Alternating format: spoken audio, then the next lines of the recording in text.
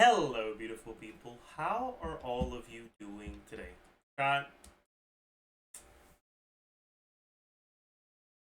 Regular chatters will know. I'm streaming early, which means I haven't slept. Oopsie. But it's okay. I'm actually not feeling too tired, and I haven't even had my coffee yet. So once I've got some coffee in my system, I should be up for a good stream today, honestly. What the fuck? My goodness.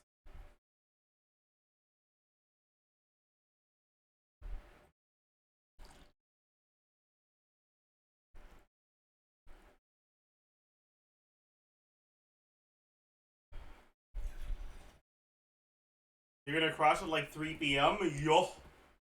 Okay. I'll just go take a walk outside or some shit.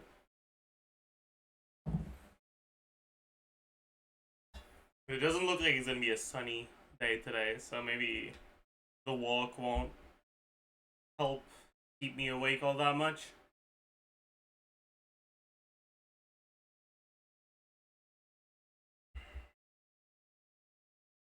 Hello! Oh shit. Oh no. Ah!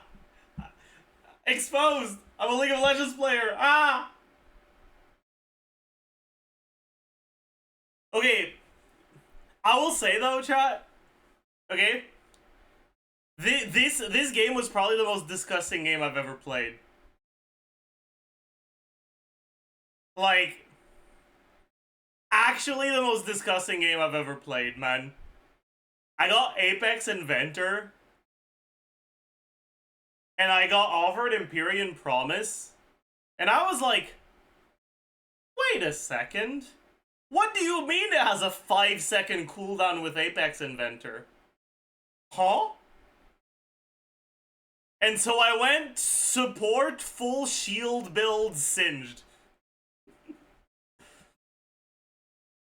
And it's really sad that Empyrean Promise doesn't tell you how much it shields. Because I'm pretty sure I shielded over 50k. Just from this item. Every 5 seconds, gain a shield for about 1,000 and shield your ally for about 1,000. Also, fucking 10-second cooldown redemption and 10-second cooldown locket. This shit was not okay, man. Anyways. Sorry. I didn't mean to League of Legends. I forgot to close it. Sorry.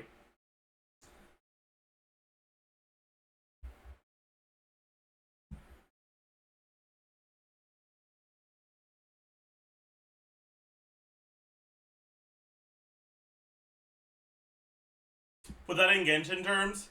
I entered a C1R1 competition. But everyone else was playing a standard character and I was playing Arlecchino.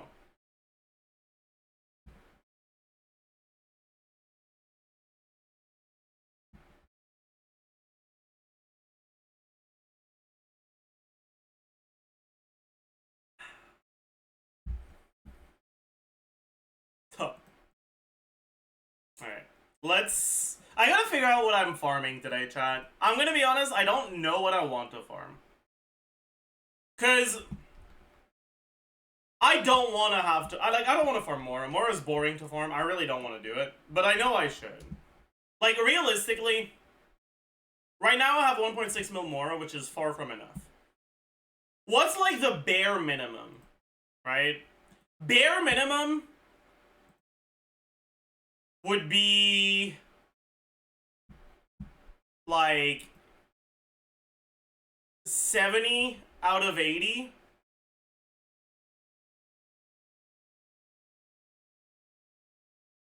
With 186. And I have enough for that, I guess. Okay. So maybe we're not in as dire straits as I thought.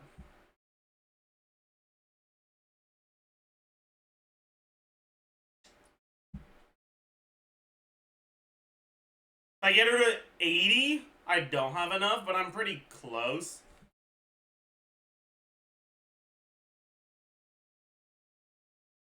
I could get that from exploration.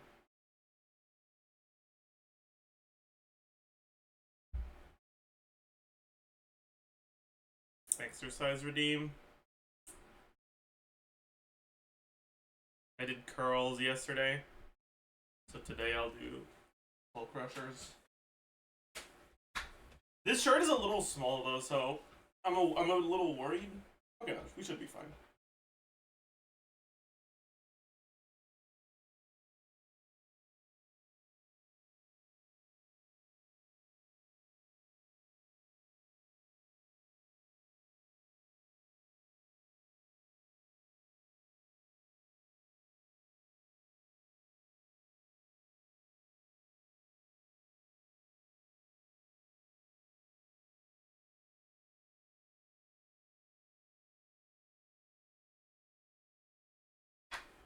Oh. Alright. We're vibing. Anyways, I have enough books for 80 out of 90. I don't quite have enough Mora yet. Definitely don't have enough Mora for 80 out of 90 with Crown Skill.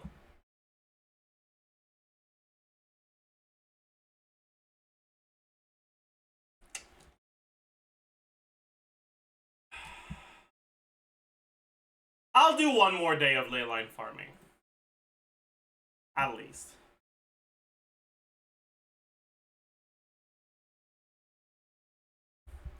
What do you think of her visual design? What, Escoffier? We've had this discussion before. He's the ugliest character they've ever released.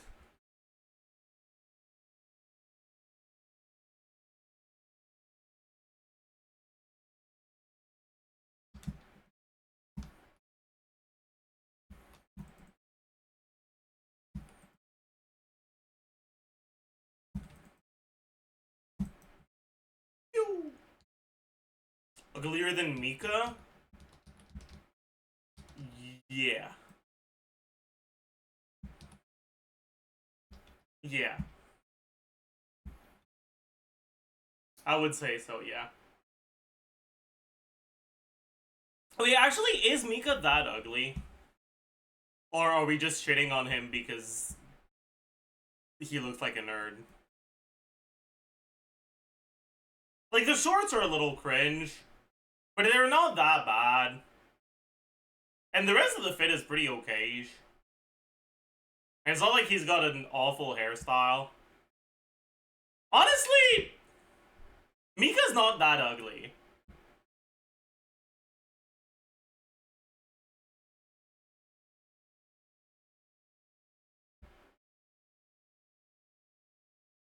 Like, Auron exists, man. Like...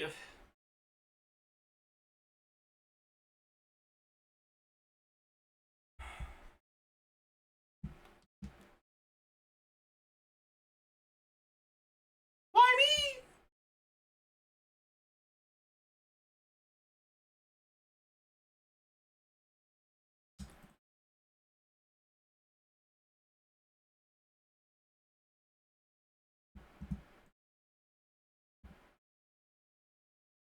I swap to Varesa now. It's gonna trigger Night Soul Burst, so I have to fucking add in a swap to a useless character first. My god, I hate Night Soul Burst with a passion. Or Night Soul Transmission, not Burst. You know what I mean.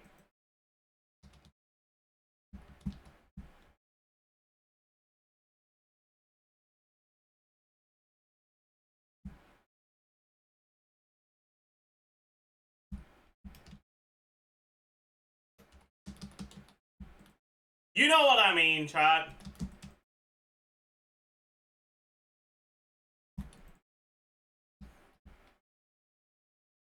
Raiden is a real carry.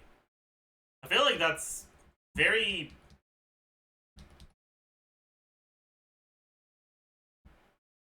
That feels out of nowhere. What prompted you to say that today?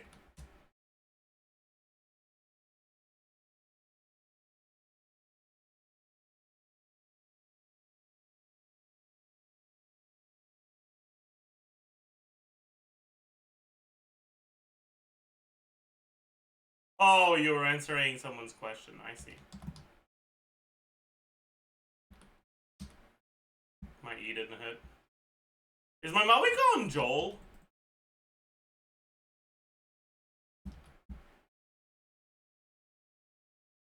is.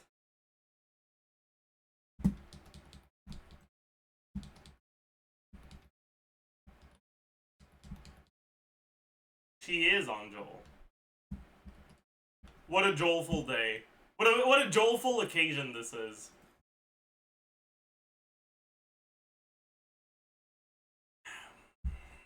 Alright. Chat!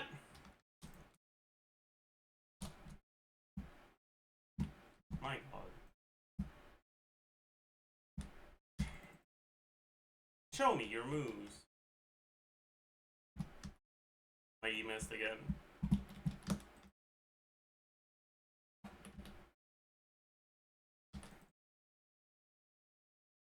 I wanted to say something, but I forgot what it was. Oh yeah.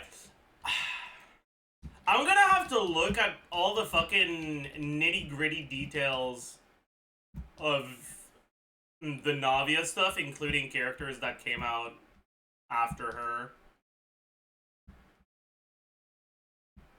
Because I haven't kept up to date that much with NAVIA teams after her release.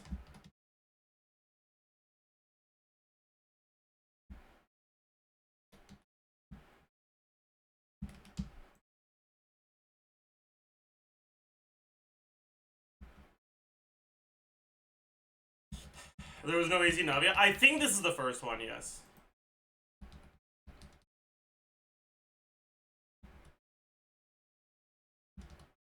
I believe so.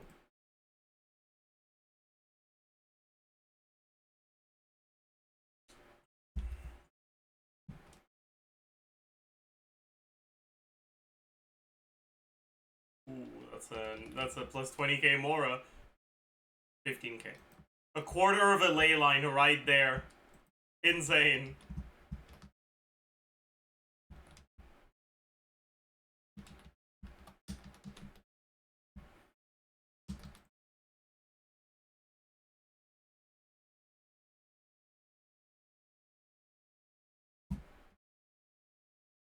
Golly. Alright. Last ley line for now. I'll do one more today. Because I've only spent 140 resin, I believe. I guess it doesn't matter because I finished my battle pass.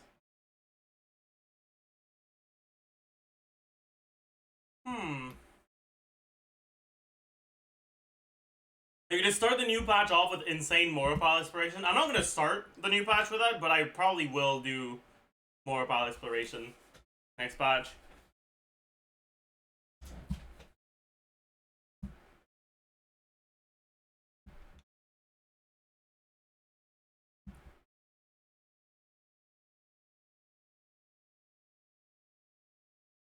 Ah.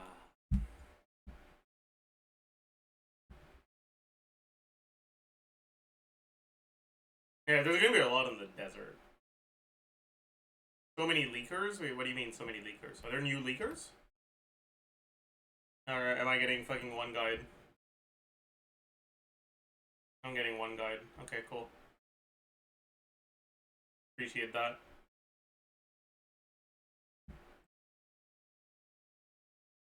Well done. You meant when patch releases? I see. I understand.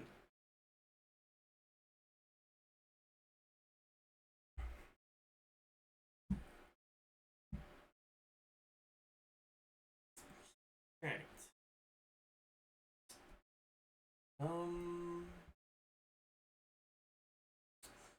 You know what? We're actually gonna do the stall early today. We stare. My goodness. We'll pound. Tasty. Patsy. Okay, dude.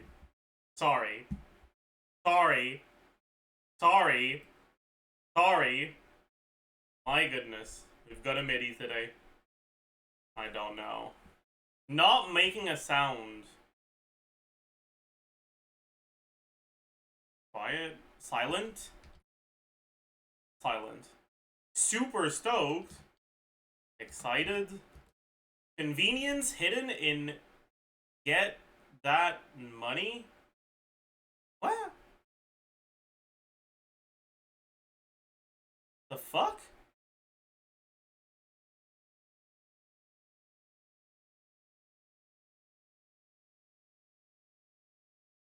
Indivisible. Oh, what's the name for that again? I forgot. 8th planet from the sun. Neptune. Chat, are you proud of how quick I got that, considering how tired I am? I didn't even have to do the fucking planets in order. I was like, oh yeah, the 8th one is Neptune. Are you proud of me? Sipped on slowly. Nibbed? Perhaps? I'm not confident in that one. Mystic with a vision. I don't know. Appropriate anagram of 5 across. Well,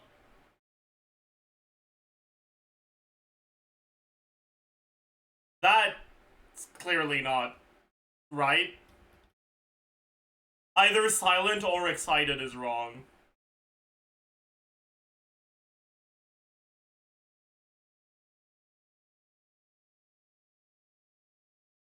Mount Olympus?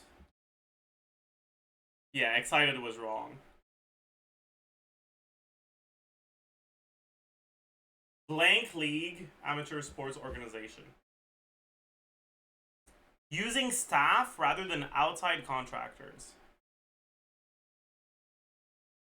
Extend across. Span. $10 bill. Tenor? Is that a word? Homeowner's document?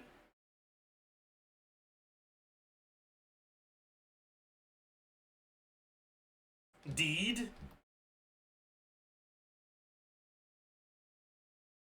Three? In Italy?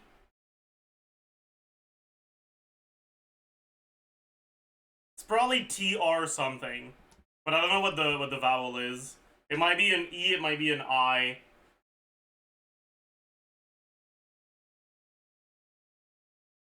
It's an E because this is a seer.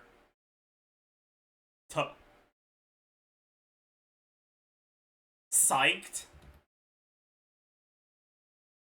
ATM, I guess.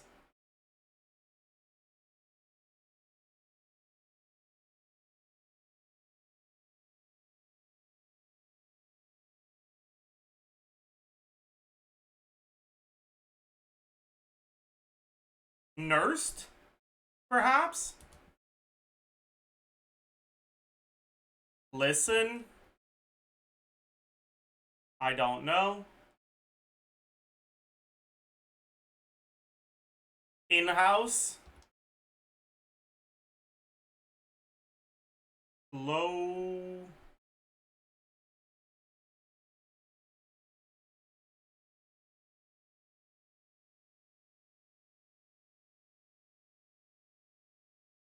Low... Low... What could this be?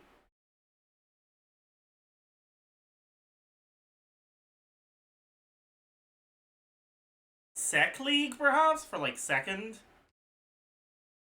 No.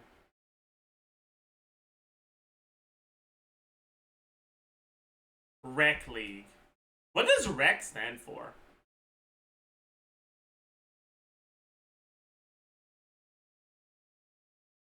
Recreational. That makes sense. Is the balls days today? No, it is not. Nahida? No. Alright, we go Mawika. It's a Natlan character. It's either a bow or a polearm. If it's polearm, I think it's only Kachina. If it's bow, it could be Oron or Chaska. So let's try Chaska. Yeah.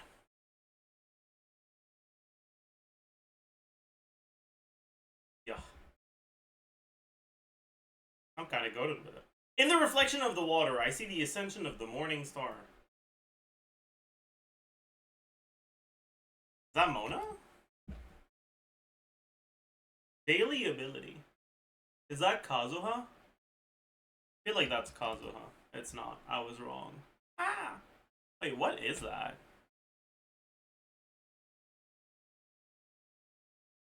I actually don't fucking know. Oh. My god. I'm actually just blind. What the fuck? Pew pew. There's a bunch of people that got guns. So, let's try one of them. Let's try Chaska. There's a hat. Guns and hats. Navia, but it's not really guns. Client. No, fries. Okay.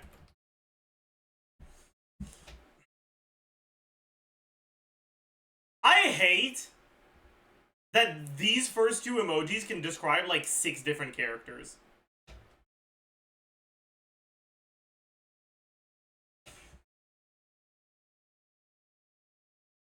Anyways. It's a bald day. It's not. Ratio. Okay, let's try Acheron. That was pretty free. How are things going lately? Work is not going well. As usual. I envy the nameless of the Express, as they can come and go as they please. No clue, actually.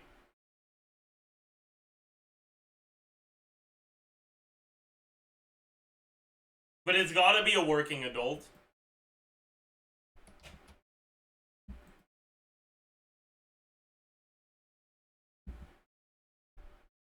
Don't know who that is. I think we're cooked, chat. My 5 streak is gone because I've got no clue. Like, I don't even have an inkling.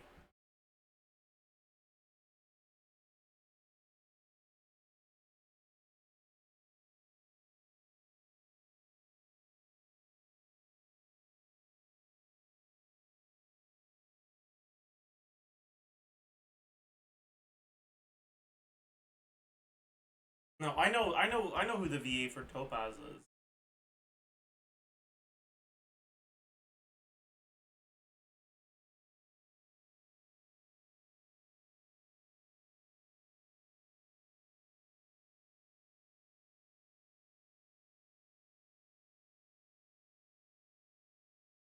Who the fuck is that?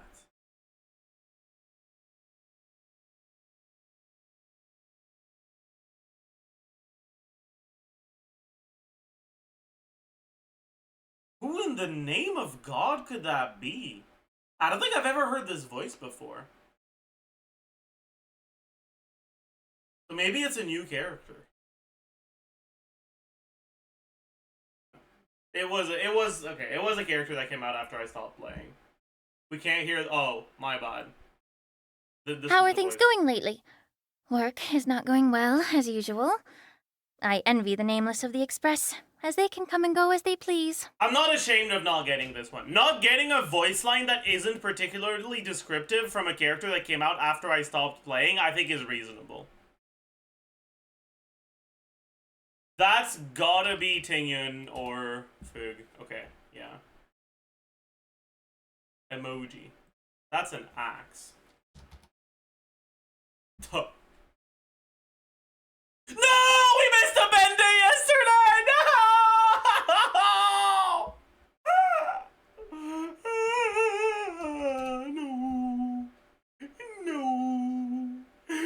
No! Fuck me, man.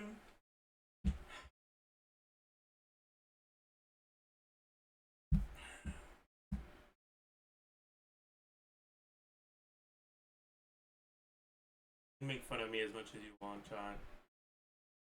I'll accept it.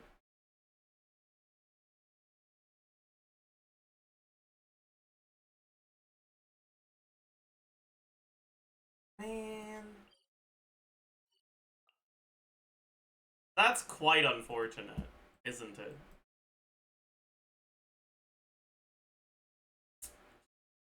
Isn't it? Chat, should we check this out for the third time because it's the official video now for this thing? Or was twice enough?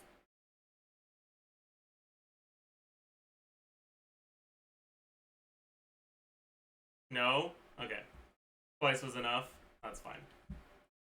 I can get behind that, honestly.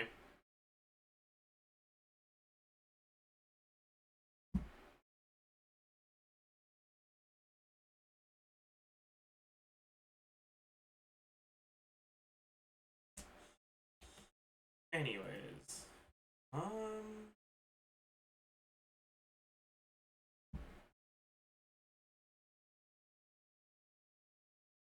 Only one said no? Yeah. And? Blood turtle? No. I don't think we'll do that today.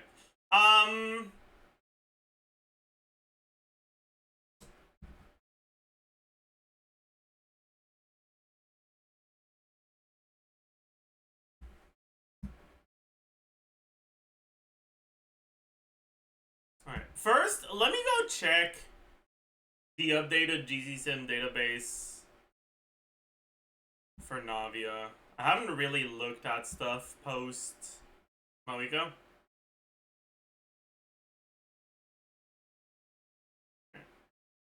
So, this makes sense, I suppose.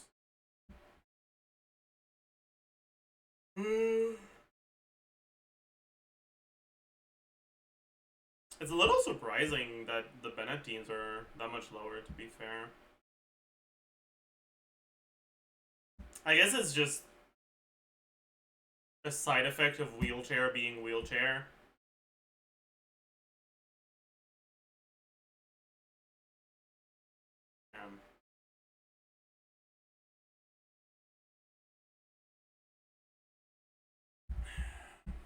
How does Navia's personal damage compare in these teams? I'm kind of curious about that too. So, Navia personal DPS 40k in this team. 56k in this team. A lot closer than I thought.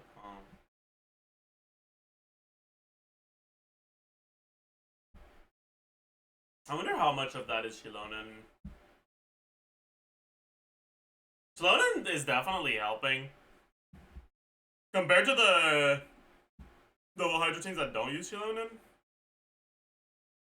Yeah. That can't be right.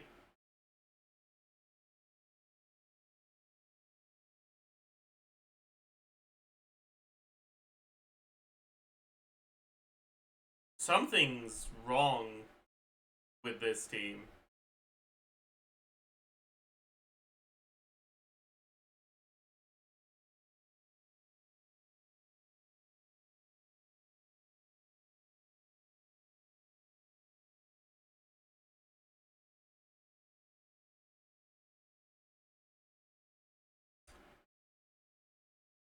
Is there a bug in the sim?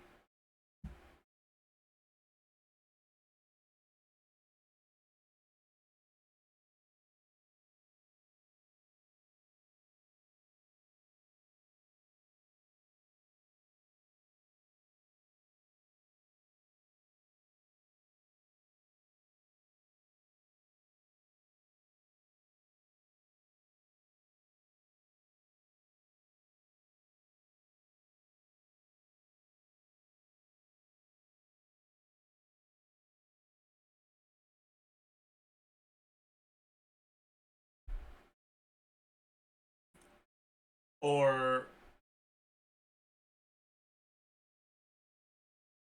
are they actually just using Shilonen without the shred?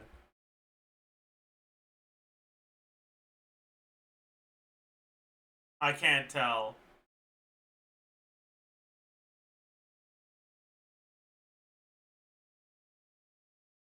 The fact that it...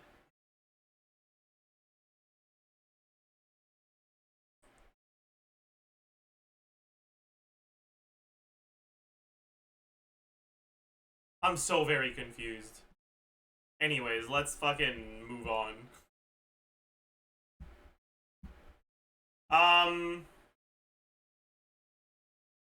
Yeah, Shilonen aside.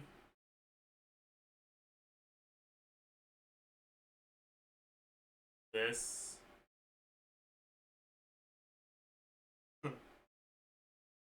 um.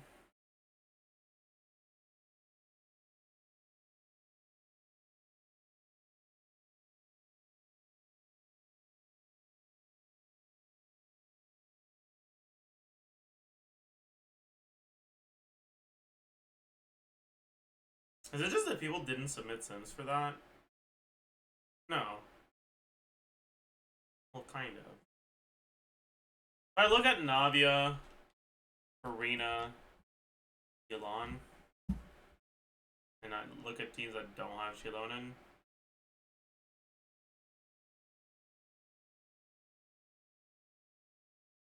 why is this one like over 15k behind this one? What's changing? Ylan on Fav instead of Slingshot. Navia build seems similar. Rotations. Arena. Shilonen. Ylan. Navia. Shilonen. Navia?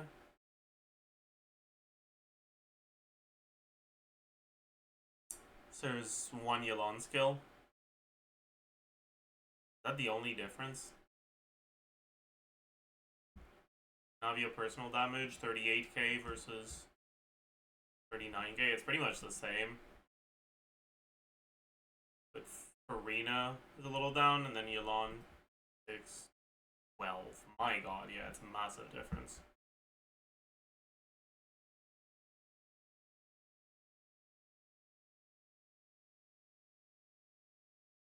Yeah, I guess so, huh? Alright, alright.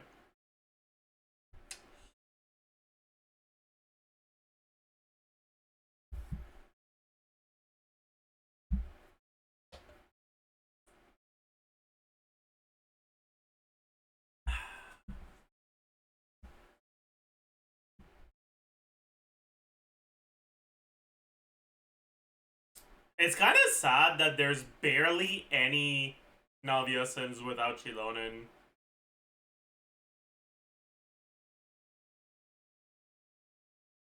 Like, it's not even that they perform that bad, it's that people don't sim them. It's really tragic.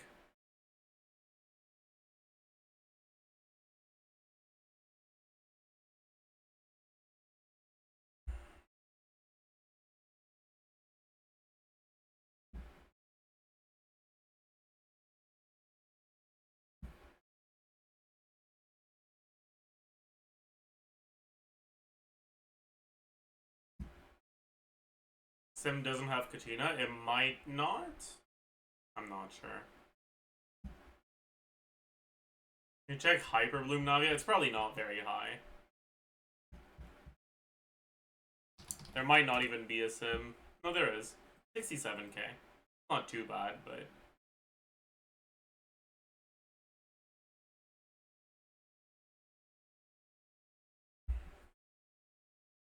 yeah, Kachina's not in the sim.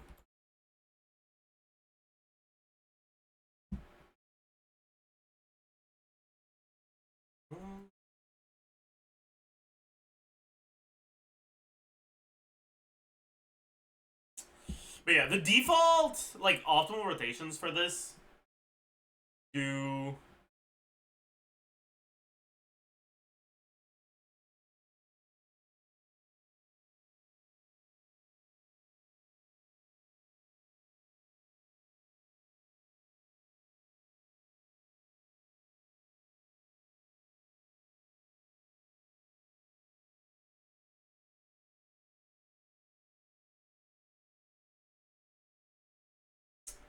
They do 2 Shilonen E's during the setup before you even swap the Navia. That's very funny. And then Navia does...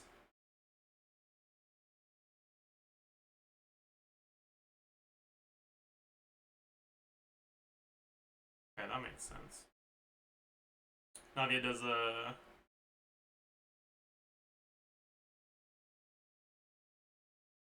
two skill default, but then you add a 3rd skill every other rotation. Kind of. My goodness.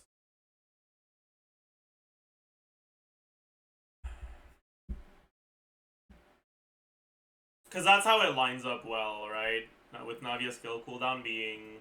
what is it again? 8? 9? 9? Otherwise you get 140 ER on Navia? Yeah. 07 Sack Greatsword. Gone but never forgotten. Yeah, Navia, Shilonen made Sack Greatsword pretty much irrelevant on Navia.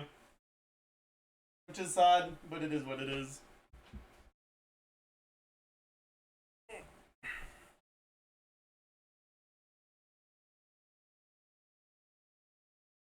Because, like, when you look at the energy requirements in your Navia team, right? Navia, Shilonen, Yelan, Farina. Navia burst is 60.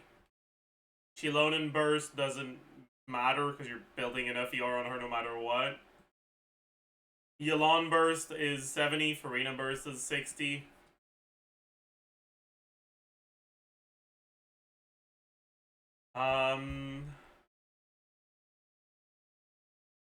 So, Navia particle generation, what is it again? Is it 4? I think it's 4. No, it's 3.5. My goodness. Fucking 2024 looking ass character, man. Imagine not generating at least 4 particles on your elemental skill. Can't believe this. That's crazy. Anyways, 3.5. And she can catch her own pretty easily.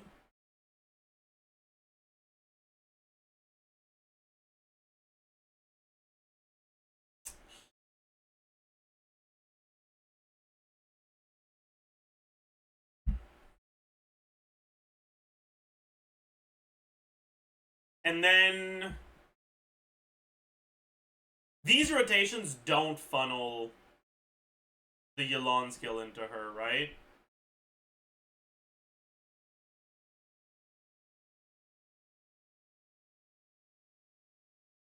Or sorry, the Shilonen skill into her, I mean. No, it funnels one of them. Actually, I mean, this is kind of a fake funnel. Like, it's a funnel that's, like, possible, but it doesn't actually happen. Like, be so for real right now. It's consistent. It's consistent, but it's unreliable.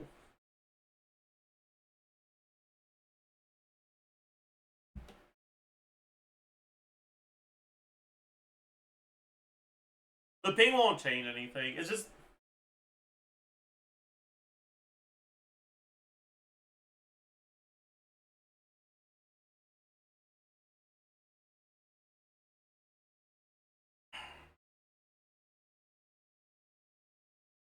in order to catch the particles on Shilonen after using Shilonen N2, you need to swap, like, right after the N2 hits. But if you swap too early, you just don't get your shred.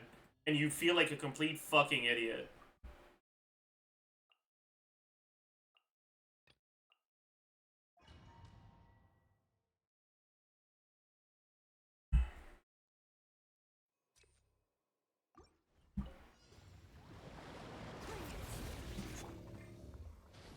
Like, it's not that it's difficult to do.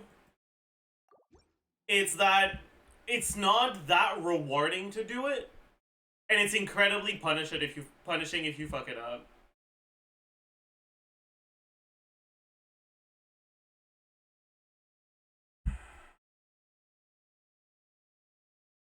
I mean, fuck it. Why not? Let's assume you get it. Sure.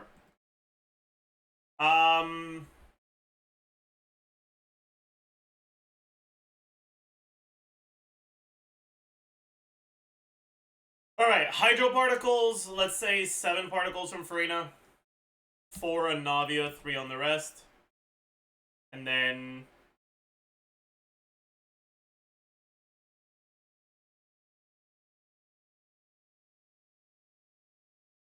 eight particles from Yelan. Clear particles, you have Fav on Chilonen. If your Fav is low refine, you only get 1 proc. If it's high refine, you can get more. But even at low refine,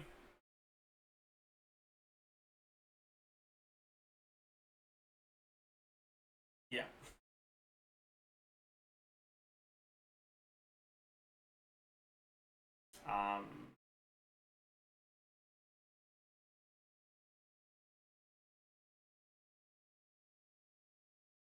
Anyways, then Yelan, energy generation. 1 plus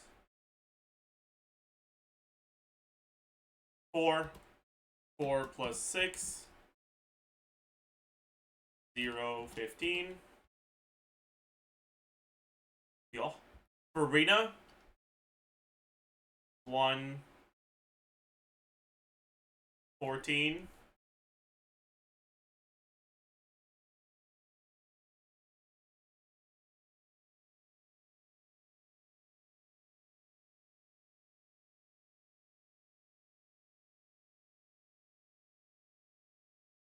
Am I an idiot? I am an idiot. One of the Yelan E's is getting funneled into Navia. That's really funny. Exactly 100 ER requirements.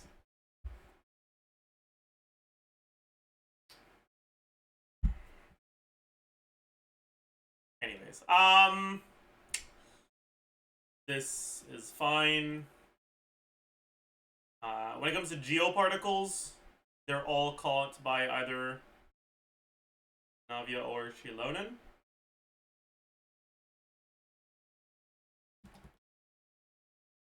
So this is also 0, 15. And then for hydroparticles, we have 8 on Navia, 5 on Yelan, 1 on Farina, 1 on Chilonen. Clear particles look like this. And this is what your ER requirements look like. So you end up with ER requirements fulfilled by festering, ER requirements fulfilled by just existing. And then on Yelan you have about 145.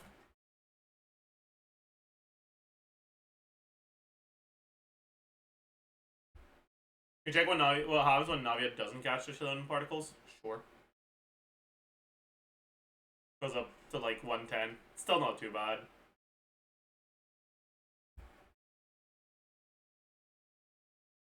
What are your thoughts on the new Ghost album? It's my new favorite. I think it's my new favorite too. I think it's their best album so far. There's so many good ones.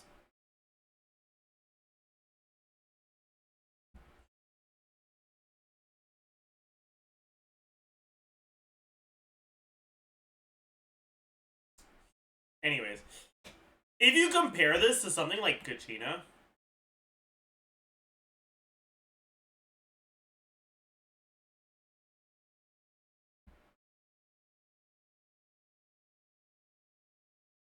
oh my god, what the fuck is that, man?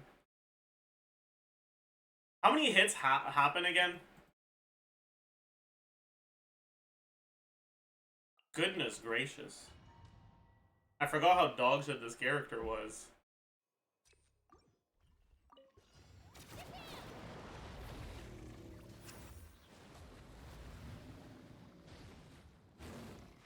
It's 6 hits, right?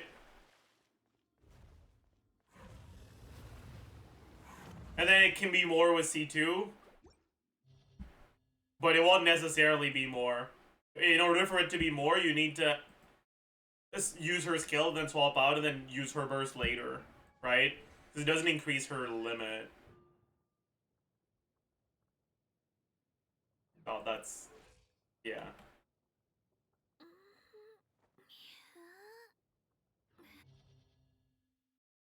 And so, realistically...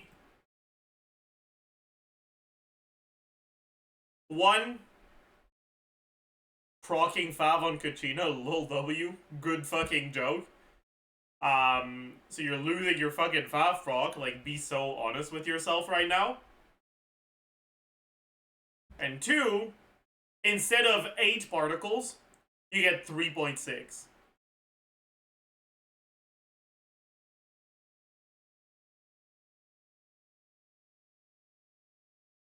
Three is going to happen often enough for you to want the ER requirements for that.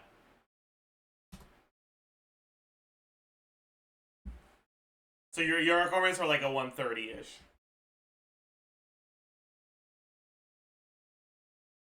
And this is a team that has a decent amount of off-field particle generation.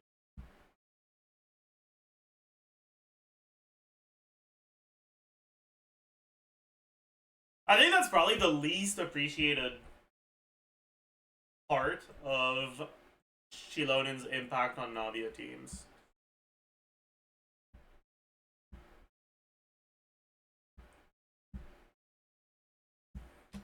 Is that Shilonen effectively completely trivializes Navia's ER requirements almost by herself.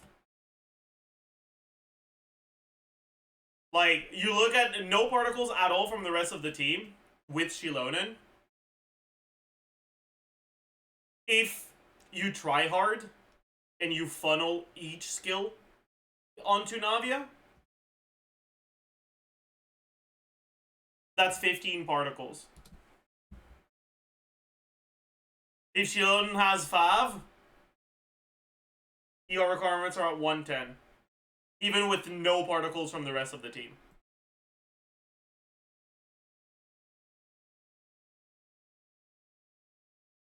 It's kind of a big deal for Navia.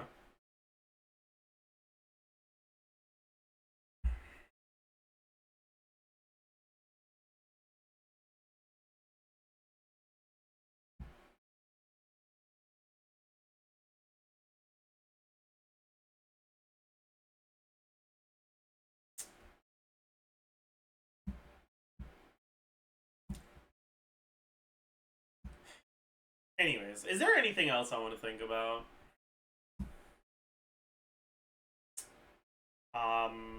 Before we get into the Ask Zajef. Difference between Marie-José and her signature set. We can talk about that as well, sure.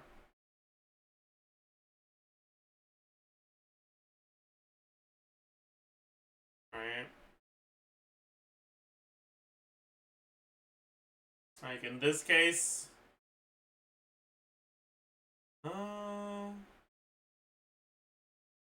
We change Navia from nighttime to Marie-José Hunter. We change our circlet from crit rate to crit damage. I think we might be a little bit overcapped now. I hope not.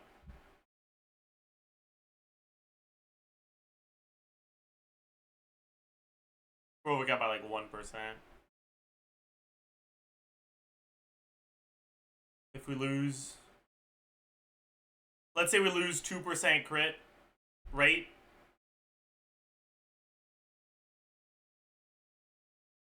%2 crit rate in exchange for 4% crit damage.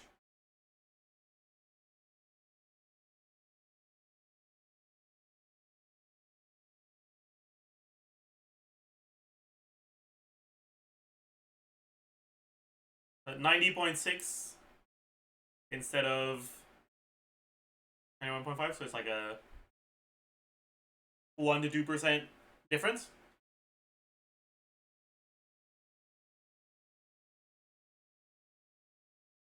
Pretty minor. fairly insignificant.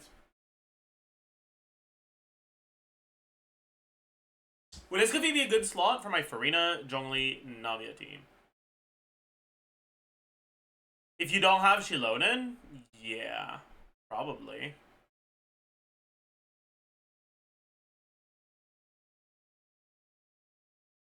Right, if you're doing Farina, Zhongli right now, you're probably doing it with Bennett, right?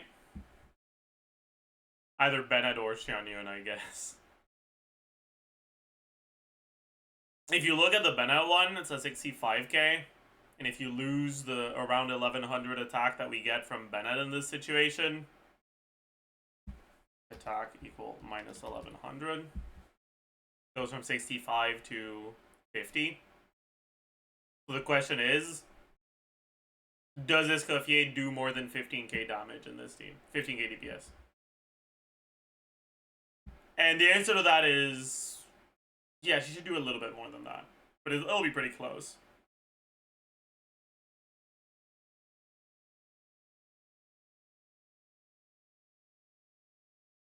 You're missing leaks right now. What do you mean by that?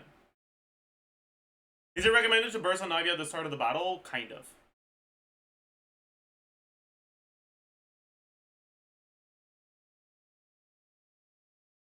Sarvel? Oh, I don't care.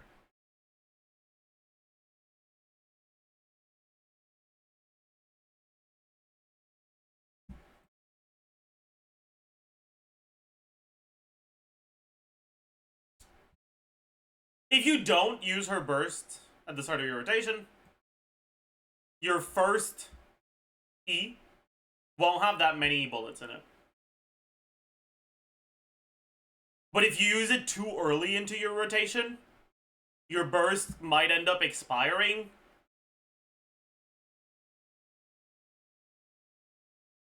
Before you start getting the bullets you need for your second skill.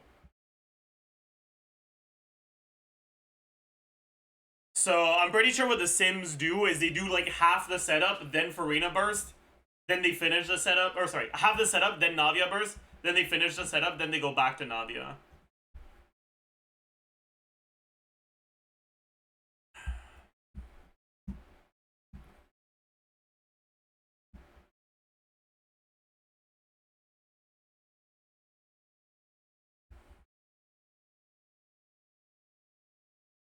Ah.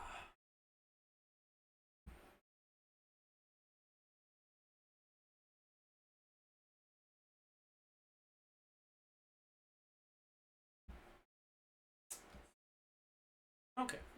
Is there anything else I need to think about before I get started with this?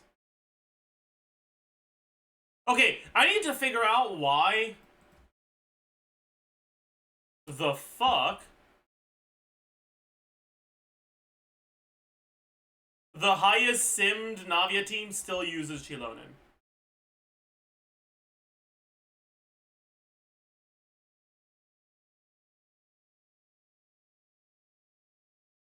Is it really just because Shilonen is too much energy not to use in these teams? And that's sad. That's actually sad, dude. My goodness, how tragic.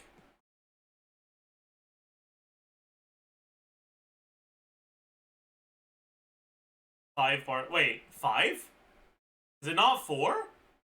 Am I stupid?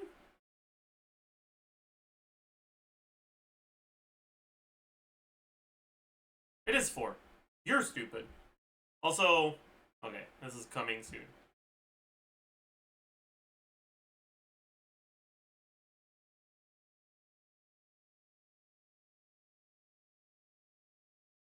My god.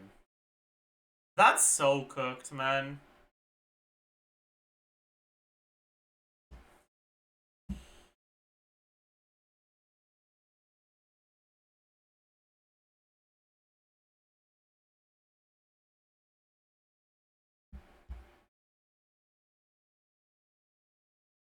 I'm actually so like confused as to how to like properly express what the fuck is going on here.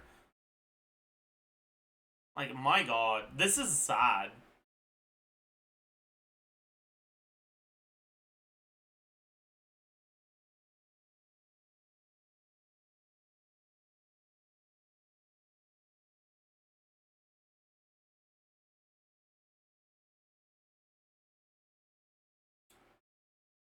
Why is this one so far behind this one?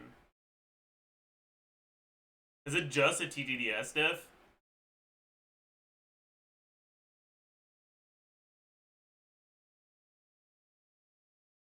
75k?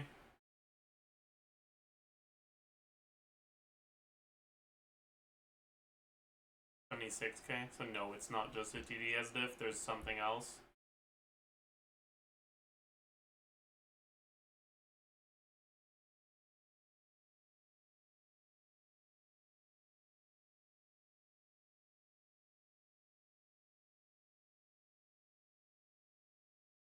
NAVIA stats seem to be pretty much the same. Yeah. Build seems to be exactly the same. Right? If I do this, literally nothing changes. Yeah, it's just the syntax of some things that's changing. The build is pretty much the same, so the only real change is the rotation, right? Or are we... This is not... This is the weaker one or the strong one? This is the weaker one.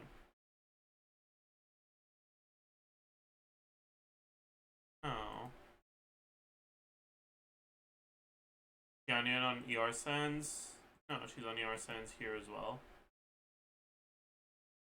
Farina, I guess, is on a different... But it shouldn't be that big of a difference. What the fuck are these rotations? Oh, okay. That's probably why.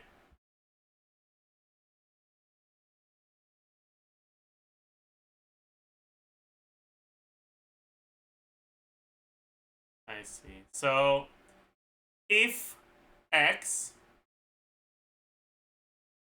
Navia... So, after the first rotation, you add one normal attack on Navia before you start your next one every time. And your rotation is Farina skill, dash burst, Kilonin, skill burst, Navia burst, Ganyan skill burst, Navia skill,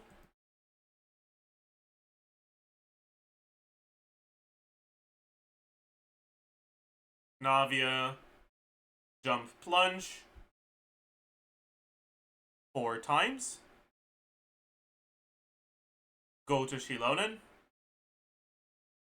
and then back to Navia, skill, and then another 4 plunges. And then, if the skill is ready again, it uses it again. What about this one? Navia combo is just skill and 4 things. Okay. I see. So, the difference here is that this Steam uses the extra Shilonen E that you get once every few rotations from the fact that 2 skills have a cooldown that's shorter than 1 rotation's length. So that's why it's simming like 10% higher. That makes sense, okay. About 10% more damage from that additional skill every 2 or 3 rotations. How often does it actually happen? I'm kind of curious. So...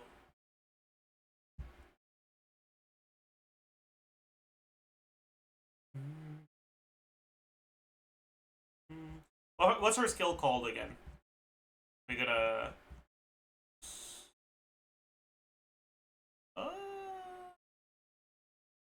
Rosula Shard Shot. Rosula. So, first one at 9 seconds. Second one at 14. Third one at 18. So in the first rotation, you get 3. In the second rotation, you get 1 at 30. 1 at 36. But you only get 2. Third rotation, you get 1 at 51. 1 at 56. And that's it. Fourth rotation, you get 1 at 71. 1 at 77. And 1 at 81. That's cheating! That's cheating! No.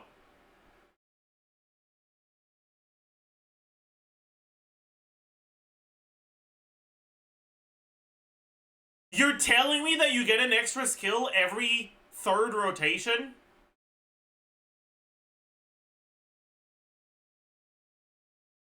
And you're doing 4 rotations? So you end up with 50% of your rotations having an extra skill instead of 33%? That's cheating.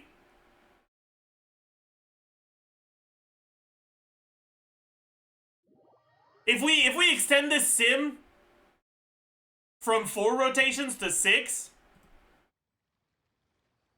the DPS goes down by like 2K. I guess it's not that big of a difference.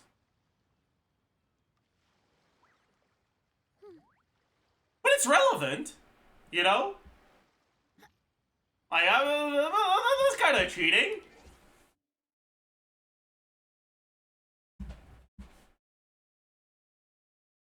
Anyways.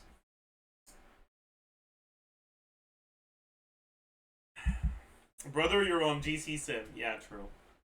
Oh boy, I can't imagine how scuffed things are gonna be once Veresa gets added to GC Sim. Every single Veresa config is gonna have a different last rotation to like cheat out all your remaining like extra stuff. That like, yeah. Oh boy.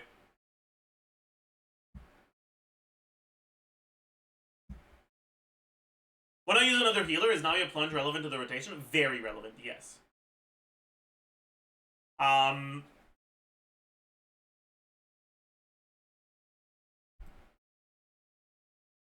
Navia's normal attacks are complete dogshit garbage. Alright? Fucking 170, 160, 180. So they're basically 170 each, right? That's ass. 1 plunge attack is worth 2 normal attacks, plus the collision plunge, plus the Xianyun buff.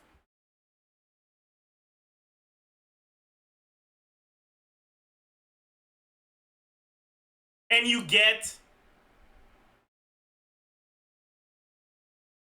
4 plunge attacks in the time it takes you to do like 5 normal attacks.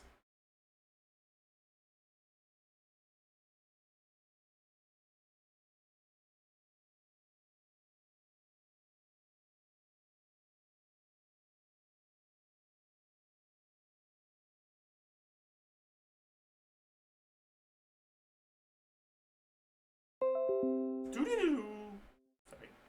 Yeah, and then obviously Xianyun can use TTDS, which is nice.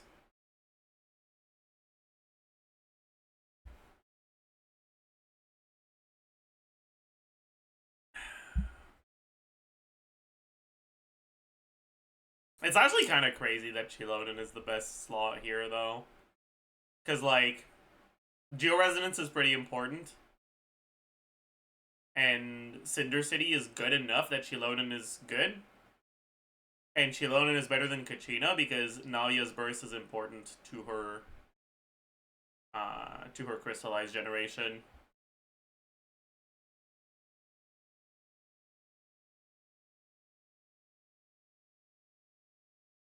Attack! Sorry.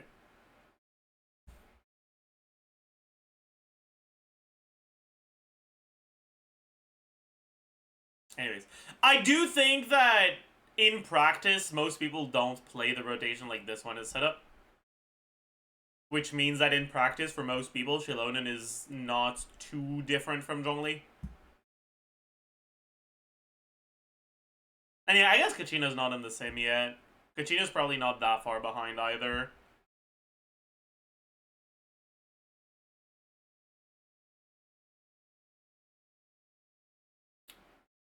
Where's Chiori? Solid 10k behind.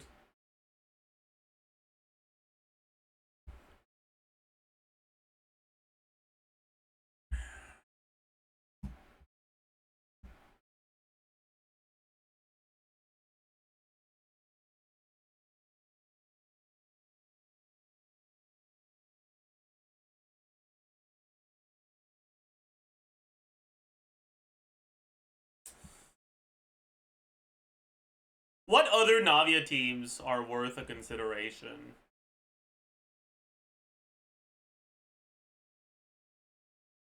I do think it's worth quickly mentioning Escoffier. But the fact that Navia actually benefits from Chilonen's particle generation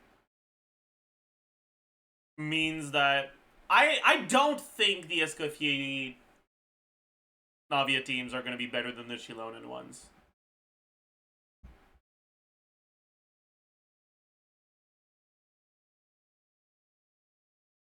They're going to be viable for people who don't have Chilonen, but I don't think they're going to be better.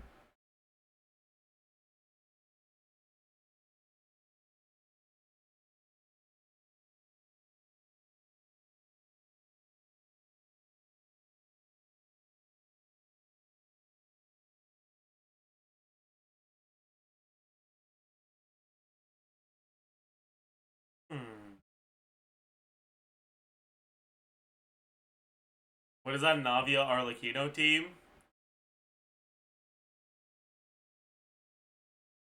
My god.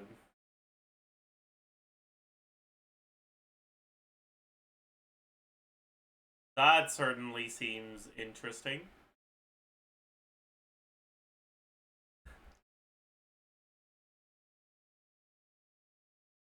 What in the fuck is this rotation? Arlecchino's kill. Chilonen.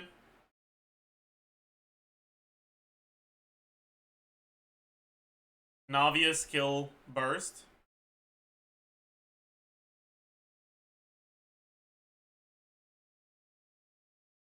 Bennett skill burst. Navia skill. Swap to Arlecchino. Navia skill. Swap to Arlecchino. That's so fucking funny. My god. That's so funny.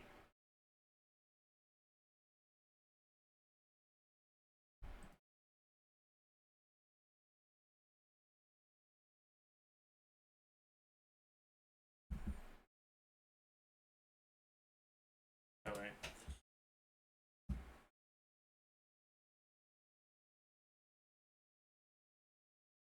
It's the 6th highest C0 Navia team. LGC Sim.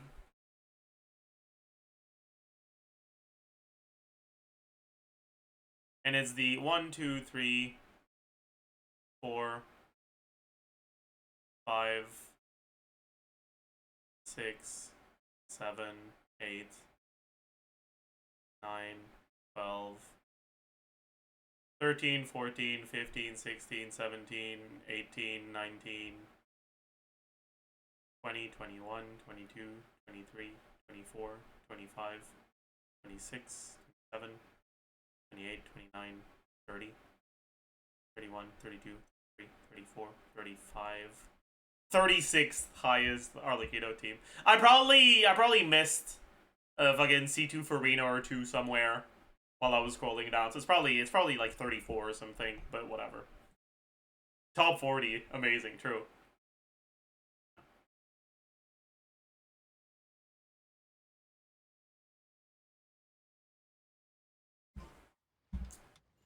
But I mean, that's an actual property of Navia, right? Like you look at her damage distribution and her carry teams outside of the cringe ass plunge teams that obviously have a different damage distribution, right? In this team, Navia's doing about 40k, and her skill is doing what, 21k, more than half of that. But what that means is that you still get more than half of your damage, even if you don't spend any field time on her past using the skill when you have crystallizes. Yeah, that's a good way to look at it, Sky Turtle. She's kind of like Tilnutty if Tilnutty had good numbers and also more flexibility.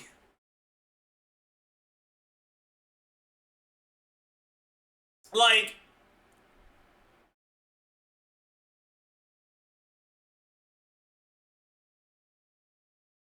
she has the ability to front load damage the same way Tilnutty does. She has the ability to have flexible rotations the same way Tilnutty does.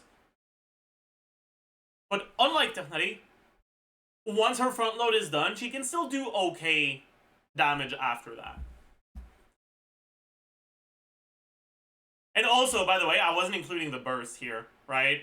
If you add the burst to this, you're now at 27k, which is like basically 2/3 of her damage, right? And you're still getting all of that, even if you spend no time on her pass just using the skill, as long as you're getting enough crystallizes. But what that means is that if your team is generating enough crystallizes, spending time on her isn't necessary anymore.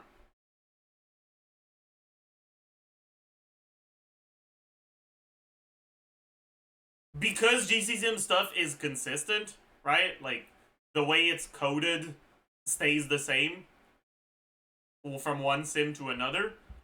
The stuff that's pseudo RNG, where like it's not actually RNG, but in practice because of enemy positioning, it won't always work the exact same way, like Navia's burst, right? That sort of stuff on GC Sim, you can effectively end up always with the right amount of bullets. You can at least reliably get 3 out of 6 bullets, which is what you need for Navia's skill to be good, right?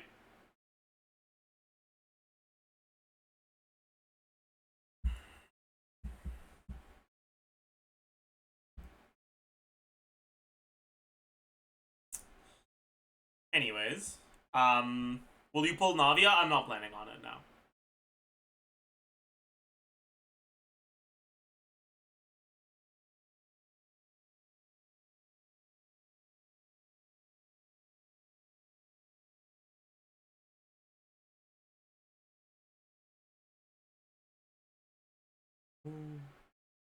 What's the rotation for the NAVIA team? The NAVIA team is not a Navia team.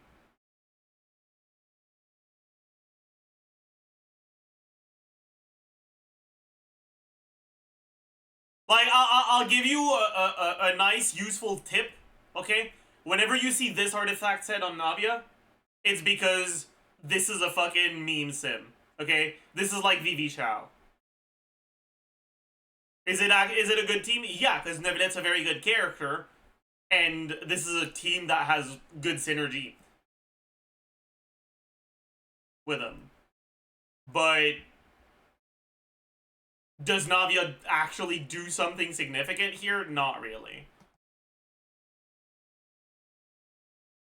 Alright, she's doing nice little 13k DPS, which isn't completely worthless. But it's also not all that impressive.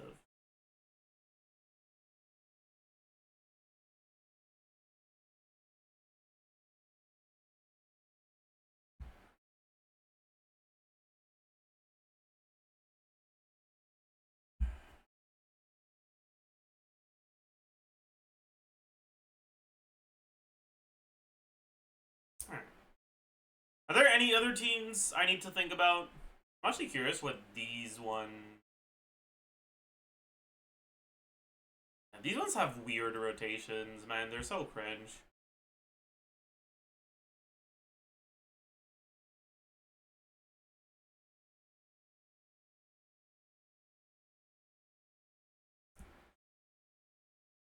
Oh boy. This one's just a little cooked, but oh well.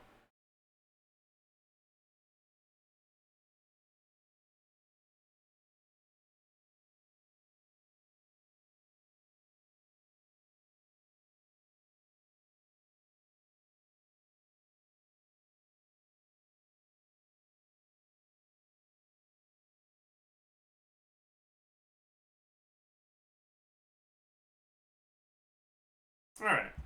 I think that's that, honestly.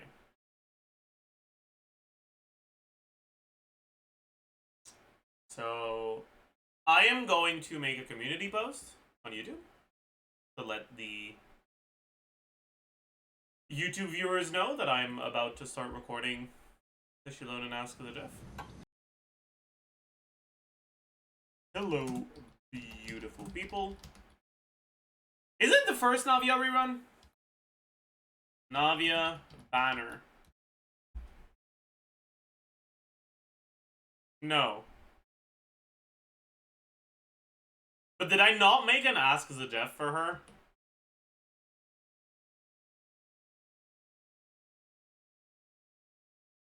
Ask ZAJEF NAVIA. I did? I did do one.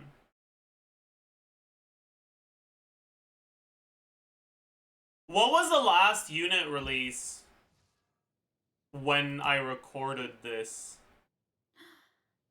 When was the what was a new character with NAVIA rerun? Emily?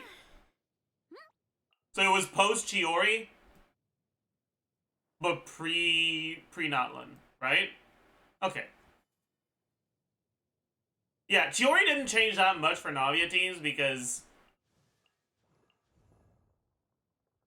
C0 Chiori Pipila. But Natlan did.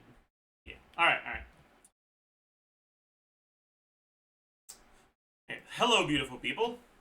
NAVIA's second rerun banner is upon us.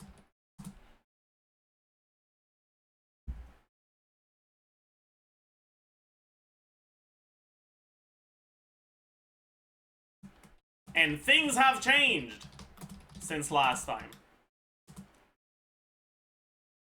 Does NAVIA still hold up in 2025?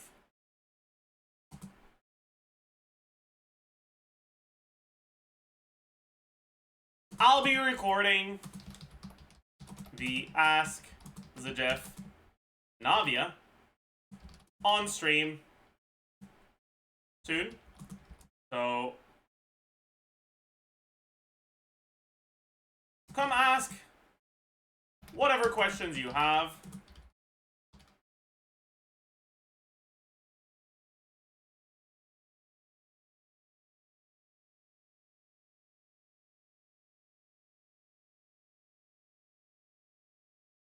You have, period.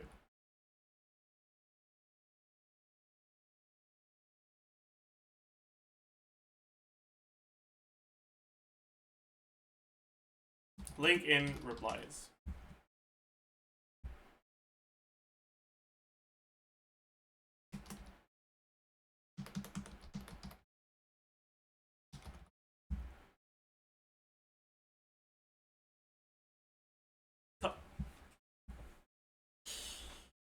All right, and we'll give the YouTube chatters a few minutes to flock in. Mods, if you can make an announcement on the Discord as well.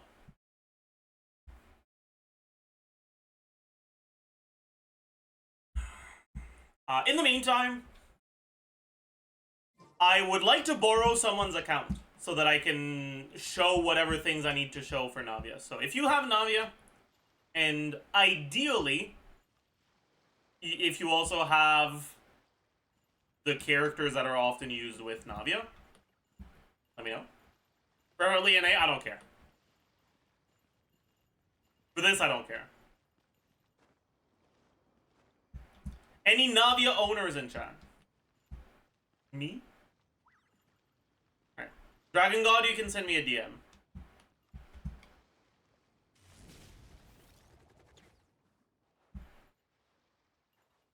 I will be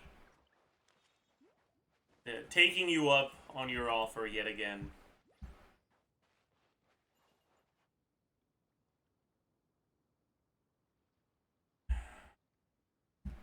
Discord updating. Yeah, I can probably just find...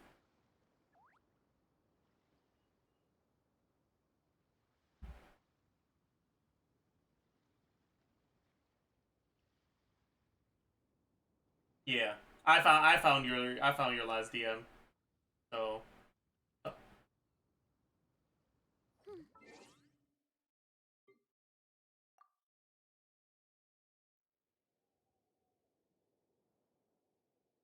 Mods, did you go make an announcement, by the way?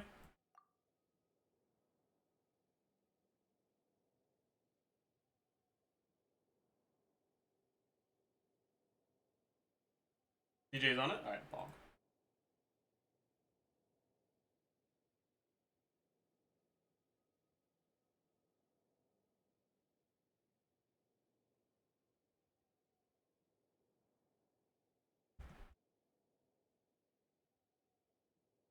What region is it again, Dragon God? I forgot every time.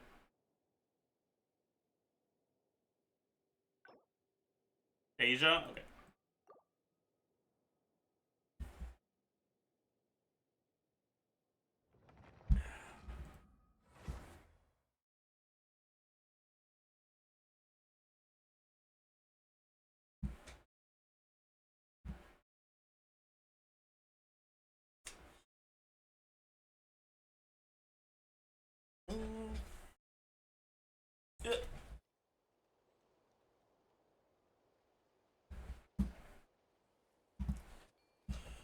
Alright, alright. So... Are there any characters you don't have on this account? There are. No Eon San, which I guess is somewhat relevant. But that's it. For characters relevant to Navia teams. Alright.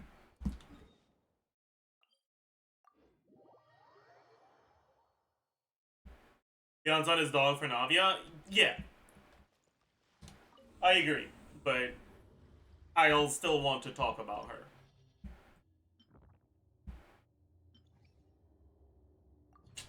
Let's do an Navia clear before we do anything else. Why not?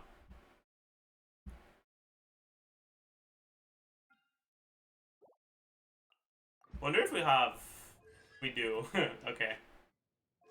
Let's do that then.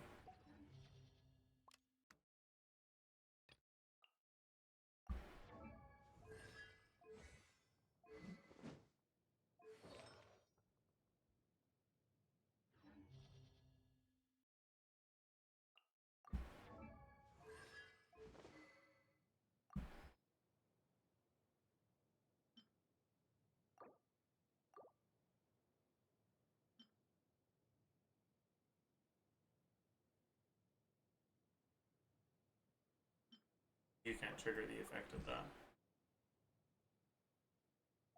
Too lazy to give her noblesse. Do you have enough ER? Sure. Too lazy to give her TOM. But I'll at least give her 5.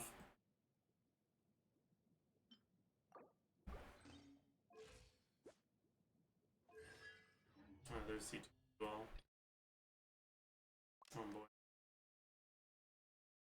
So what's the rotation they do? It's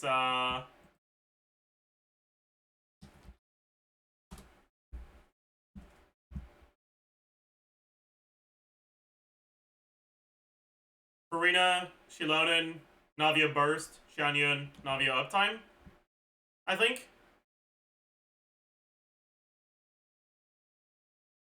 Farina, Shilonen, Navia Burst, Xianyun, Navia Uptime. Yeah, it is.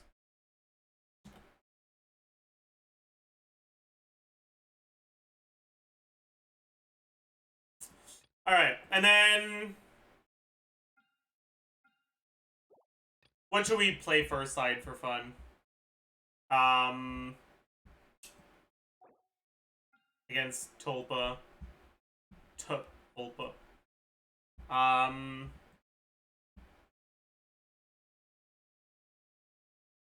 Nilo Bloom. No, I'm good.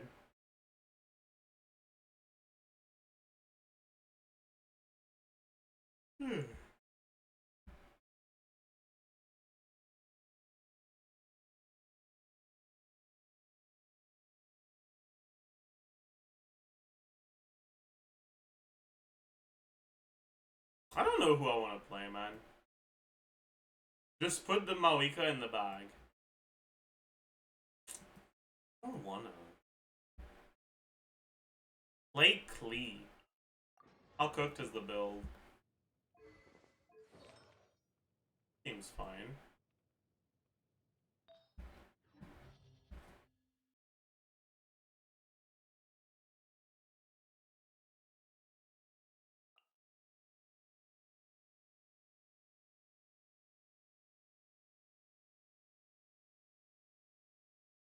Surely playing a character with a high execution difficulty that I don't own on my account and play once every 3 years against Tulpa inside Bennett Burst is gonna go well, right?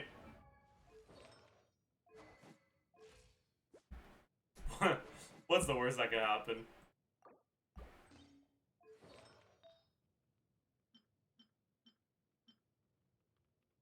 We're not having...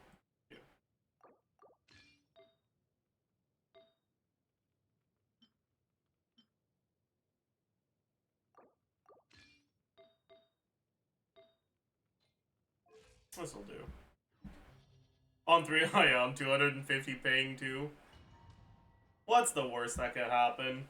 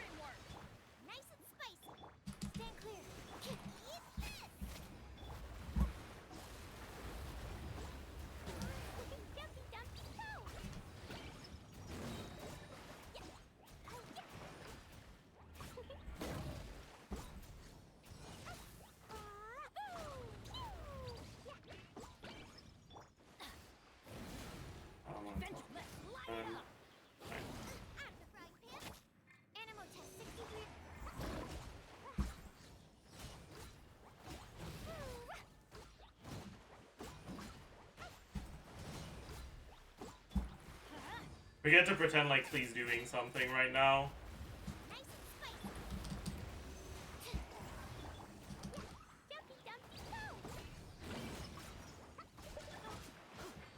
Klee's almost dead. Should have bursted earlier, but I didn't want to use my burst. Oh well.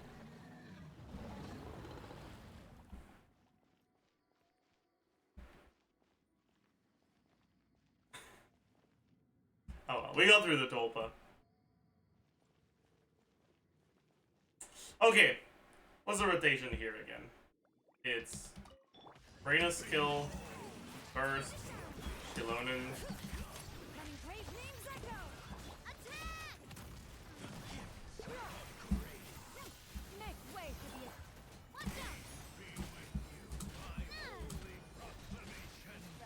I forgot to swap back to Shilonen.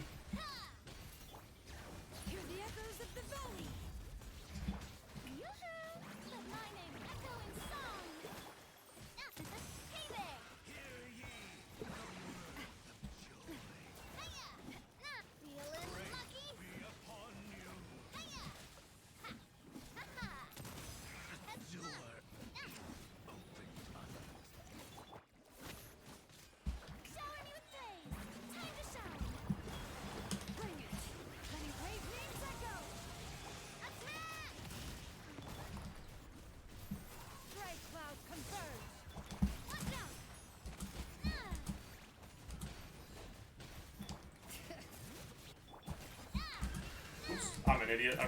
I forgot to skill.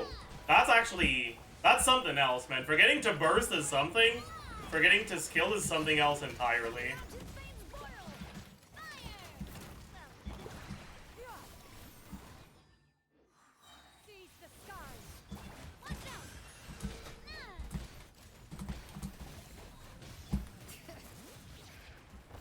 I don't really want to talk about this.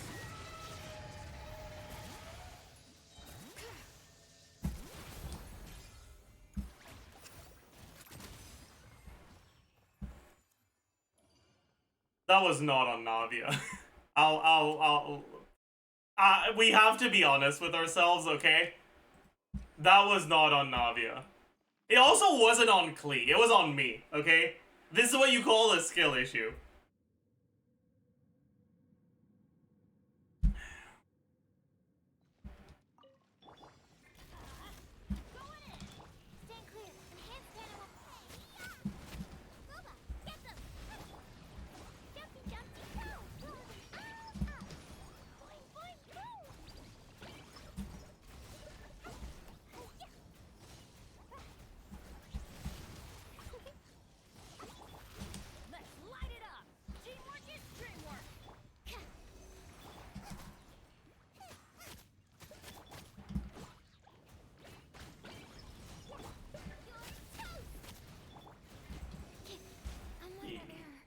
Fucking got one shot by that, my goodness.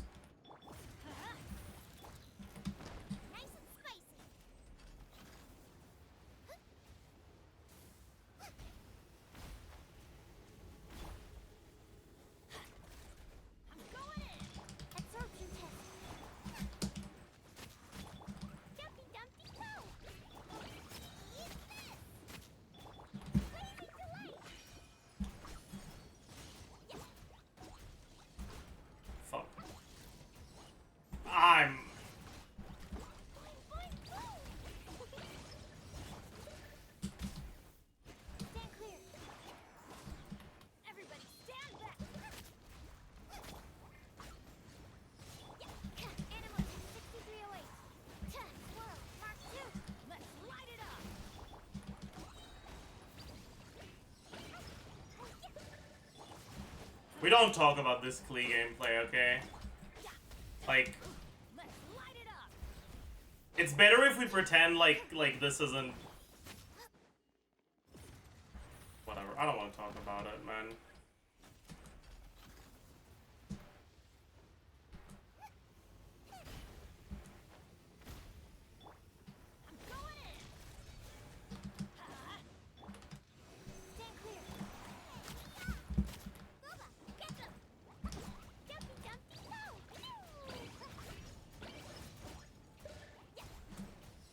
We're cooked. 45 seconds isn't enough, is it?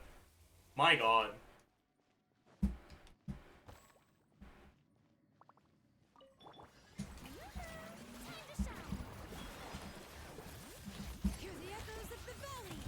I don't have burst.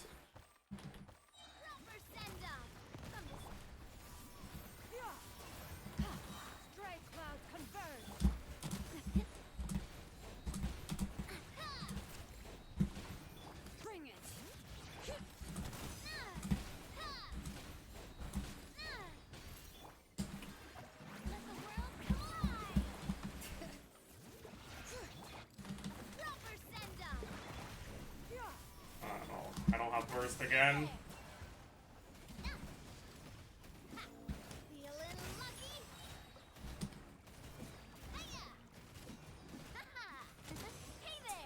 My bad. That was actually, like, close. My bad for telling you to play Klee, to be honest. Yeah. Yeah. Like, it's not Klee's fault. It's your fault for making me play Klee.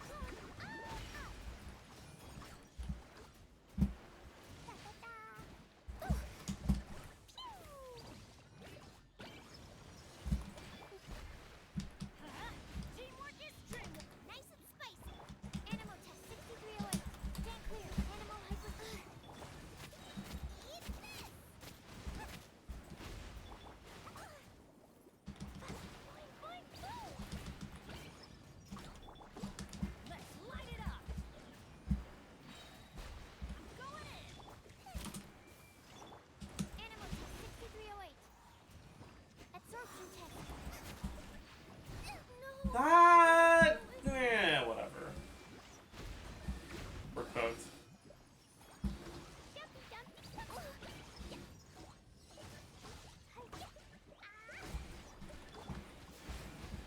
We're cooked.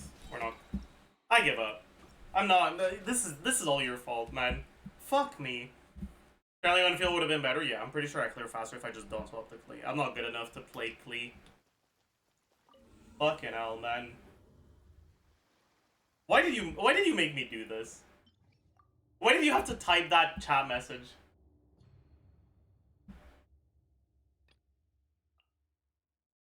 I wanted to have a chill Navia clear.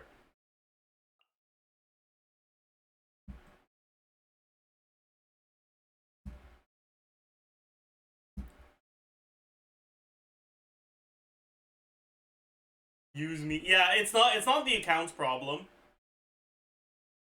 It's a mix between Klee not being very good and me being awful at Klee. And those two things together, they have a compound effect, and it makes the team look like it's actual dog shit.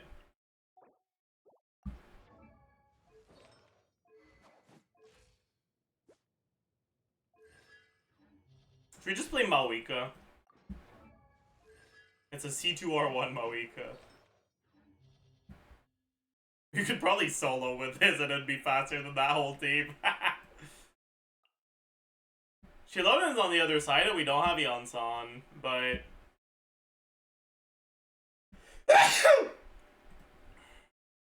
we could just use Auron.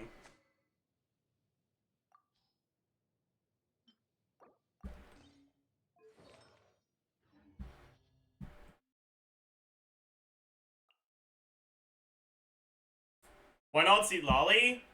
Because Zitlali don't do shit against Tolpa and Phantasms. I could use Zitlali too, though. It doesn't really matter.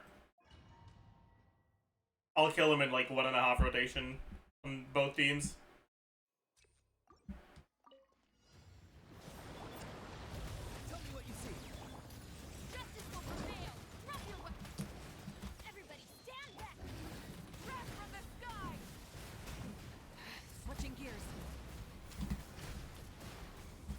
I don't know why I said 1.5 when it's clearly 1.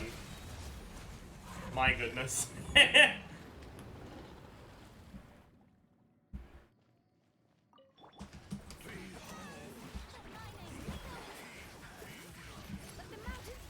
Okay, you know what?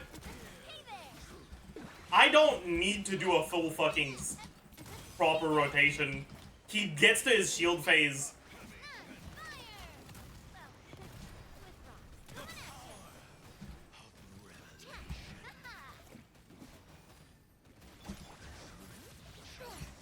Yeah, and I should probably just do this.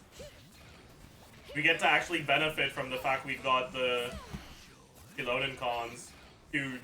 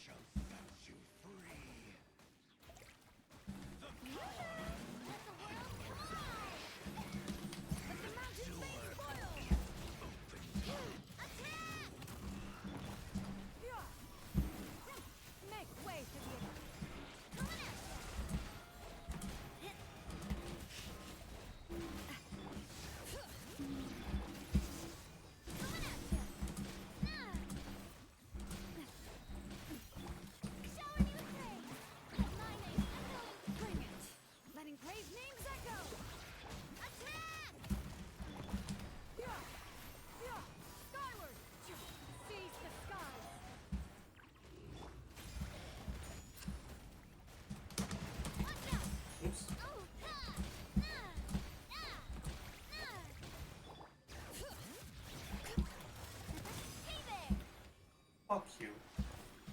Wait, I can't aim that high, right? I'm an idiot.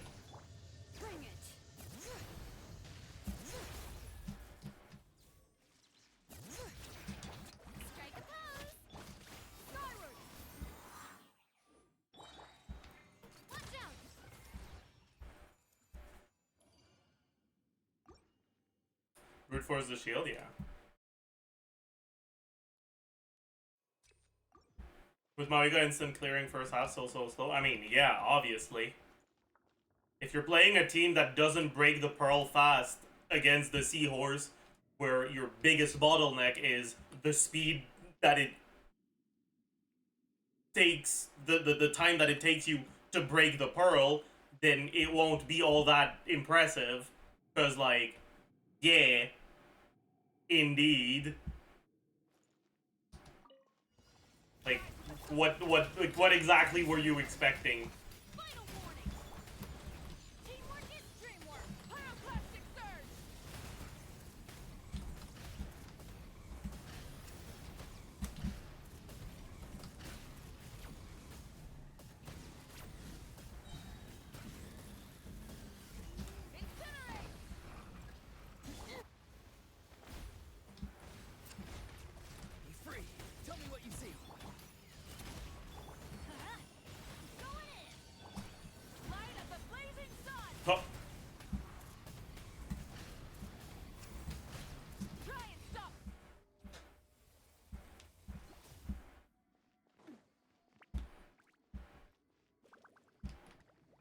Where's my Cooper's in crit? I don't know.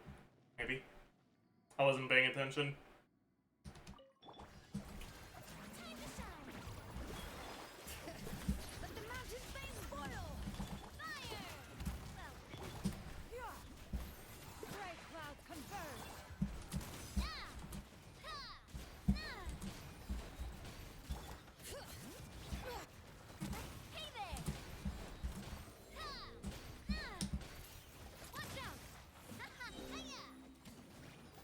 I guess that was kind of awful, huh? I guess it doesn't matter.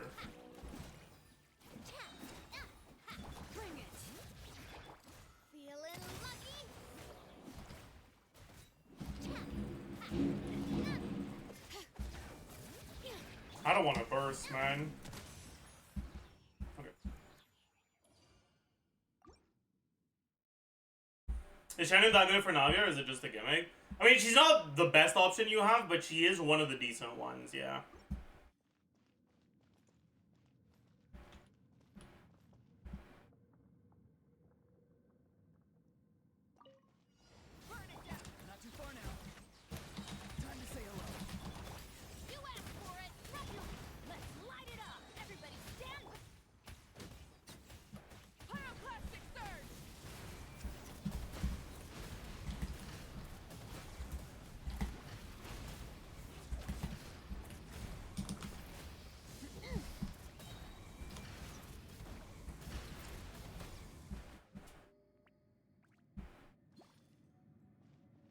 That was kind of good dodges. My goodness.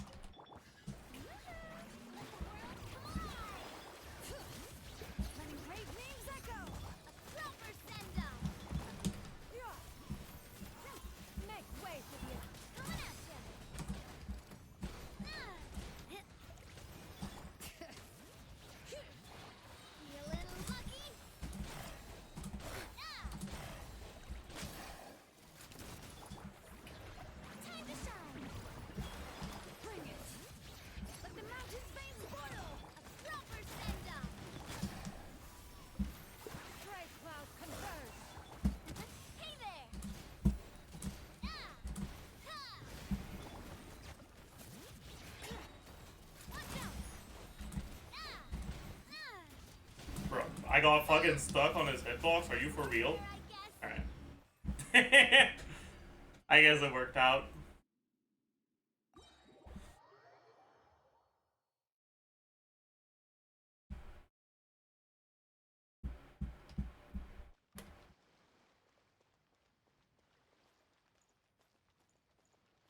I guess it worked out.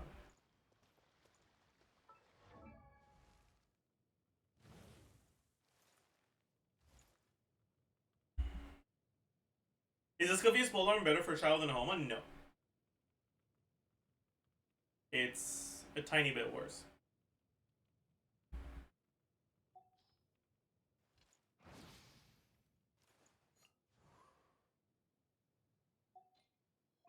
A normal Homa Shao is often going to end up around 20k HP.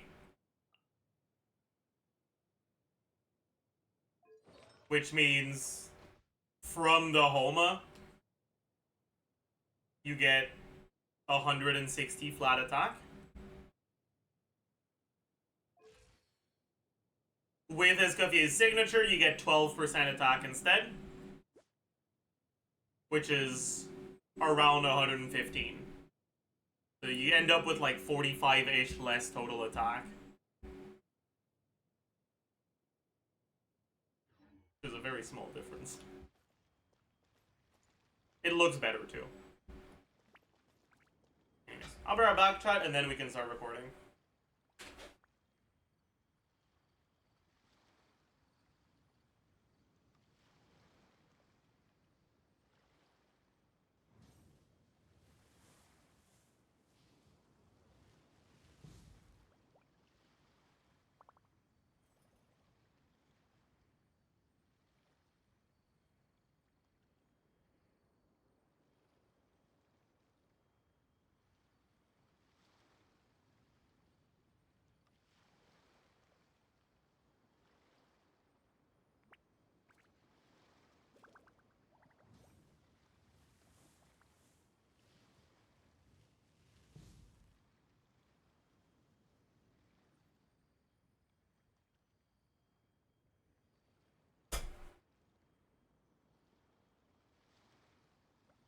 I'm back. Darts!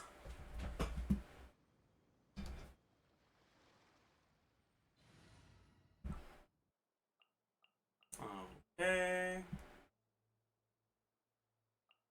The Spina's on the case. Alright. So,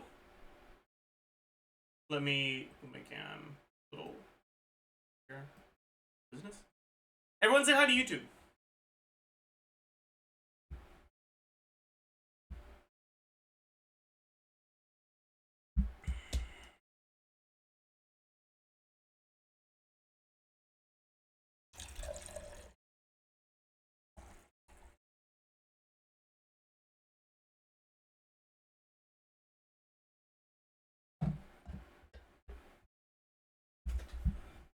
Hello, beautiful people, and welcome.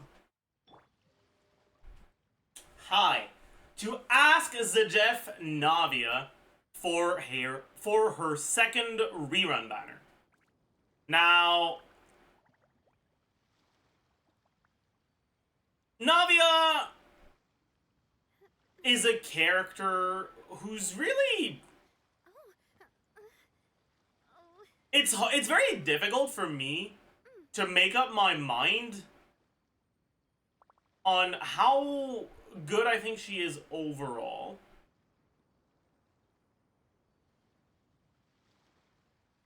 Nowadays.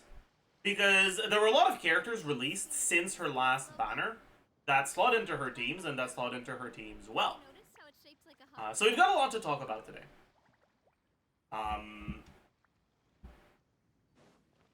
As usual for the Ask Zajef, I record these, like pretty much all of my videos, live on Twitch.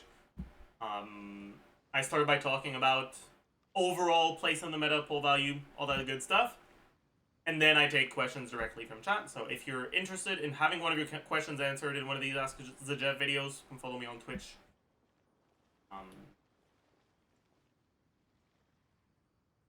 But yeah, let's just get right into it.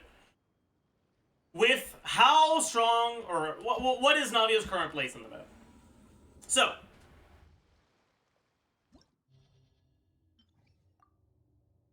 as is the case for every other pre-Natlan carry, Navia lost some value with time from, you know, overall carry power level going up. Yes, thank you, Risley Right Nut, for the message that perfectly encapsulates the sentiment. She's not Mawika or NAVIA. She is indeed not Mawika or NAVIA.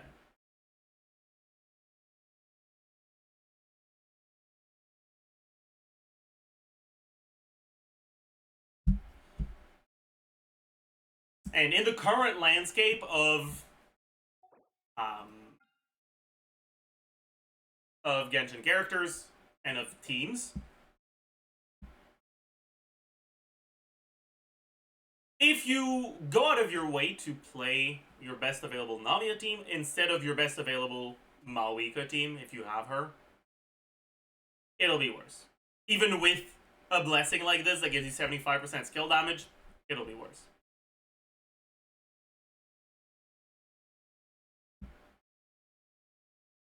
But obviously, not everyone enjoys playing only the best teams. And when it comes to teams other than the number 1 and number 2 best teams, it's still nice to know how good they compare to one another. So how good is NAVIA overall?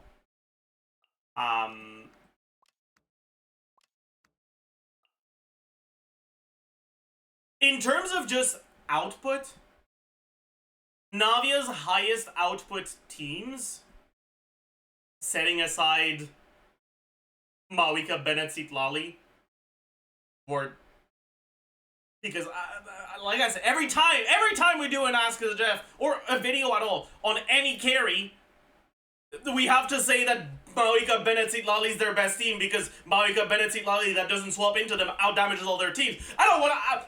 Not today! Not today! We're not. No! No! No! No! No! I refuse. Anyways,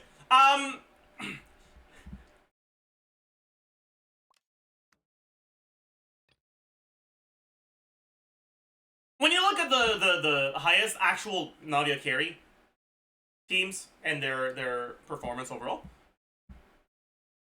they are fairly significantly behind the Mawika teams, obviously. I think a good way to like conceptualize NAVIA's strength is to realize that a character like NAVIA is balanced around the sheer amount of quality of life he has and ease of use. And NAVIA's teams don't even outdamage NAVIA's teams.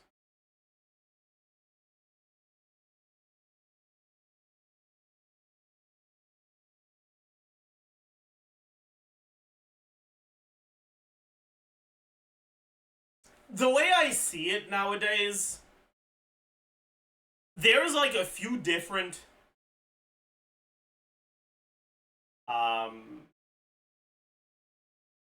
I guess steps on your DPS ladder, where if you're above or below specific DPS breakpoints, it significantly changes how valuable I perceive you to be, right? The number 1 is the fucking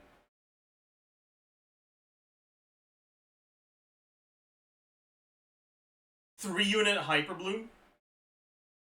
If your best team as a carry is worse than your best team using Nahida, Raiden, Singto and not swapping into your unit is completely doomed, right?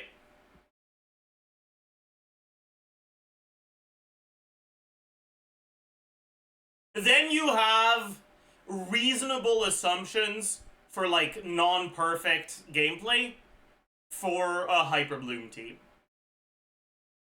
which will generally fall somewhere between 70 and 85k DPS at KQM standard investment.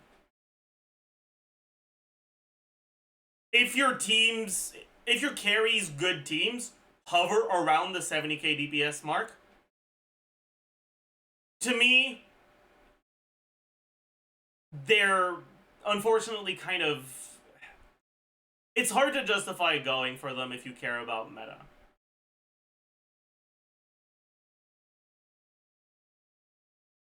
And then the next step is Nevillette's teams. If your carry's damage is below Nevillette, they won't be worth going for in order to make your two best teams. But if they're sitting between Hyperbloom and Nevillette, they're at least strong enough that if you don't like Mawika, you can consider that, or if you don't like Nevillette, you can consider that carry as your option for a second team. Or if you want to start getting ready for the leaked future future endgame content with 3 teams for a third team. And Navia, Navia actually falls between Hyperbloom and Nevillette. So she fails the Nevillette check, but she does not fail the Hyperbloom check.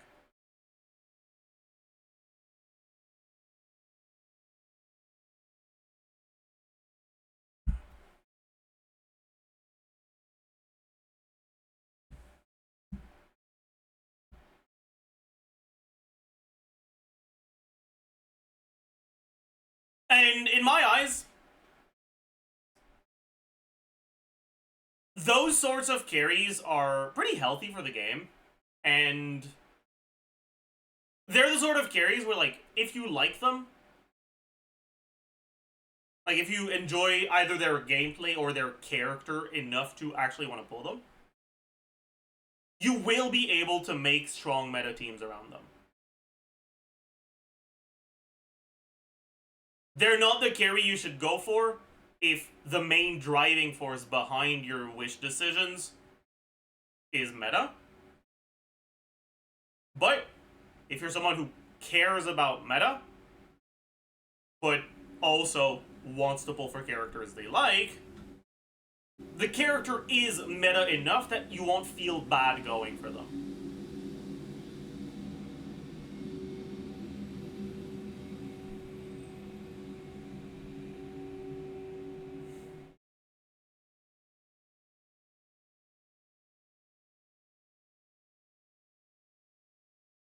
True.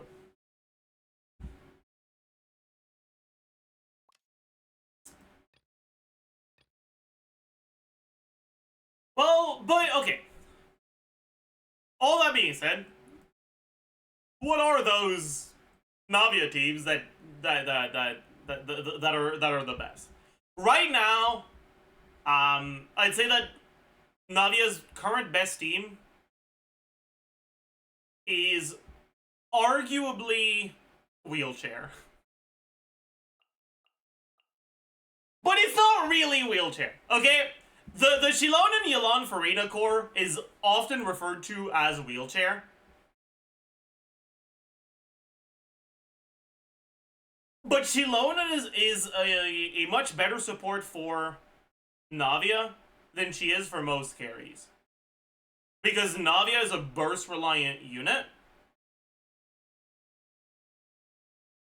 And Shilonen generates an insane amount of particles if you can afford to do 2 skills per rotation, which you can in Navia teams. And that leads to a situation where, like, you have the units in Wheelchair, but your Navia is still doing pretty noticeable damage, pretty good damage. Like, she's performing fairly well.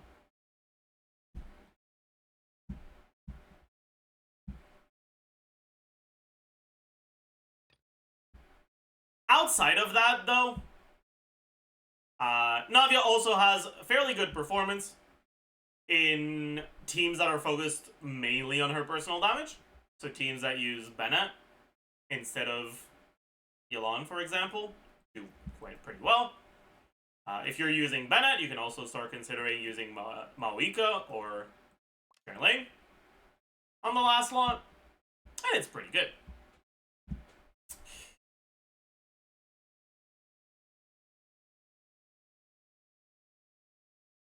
Depending on your level of investment, depending on which units you have available, which units you want on the other team, your Navia teams can end up changing a lot. And that's actually one of the nice things for Navia. If you just look at Navia in a vacuum,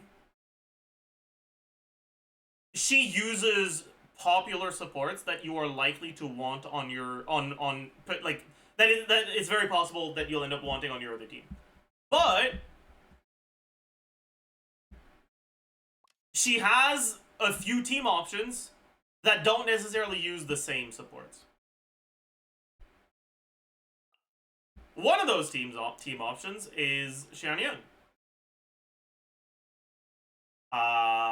And boy, is this one a funny one.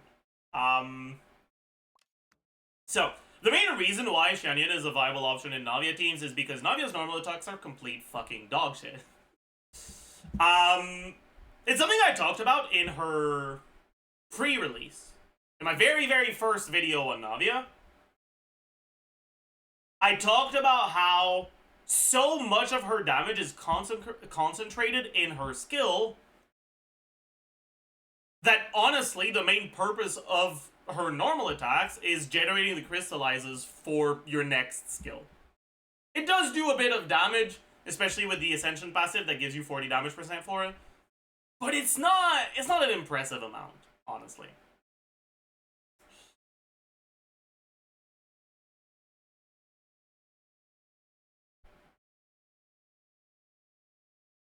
Using Xianyun allows you to do better on-field combos with your Navia, because her plunge attacks are a lot better than her normal attacks.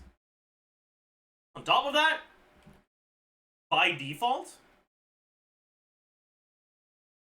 let me just get, actually no, let me get Lanyan, so build this properly.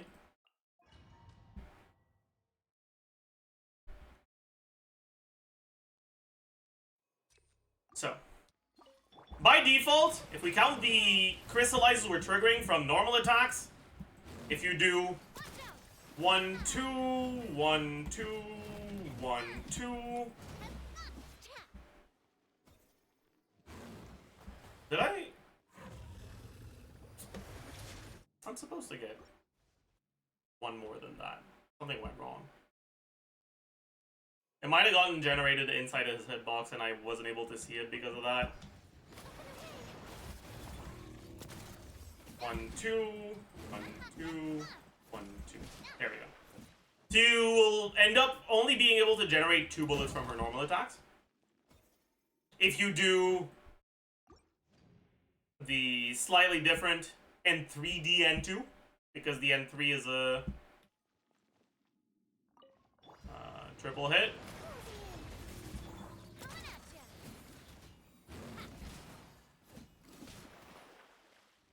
Oh, you still don't even get one more. Am I an idiot?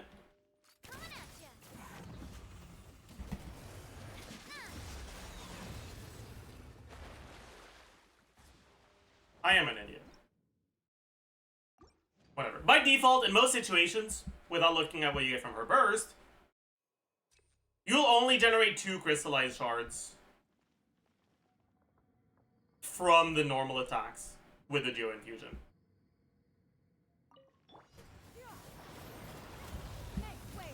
With plunges, on the other hand, because the plunges don't have ICD, 1, 2, 3, 4. I don't know why I was struggling to pick them up, but whatever. You get to trigger Crystallize on each plunge.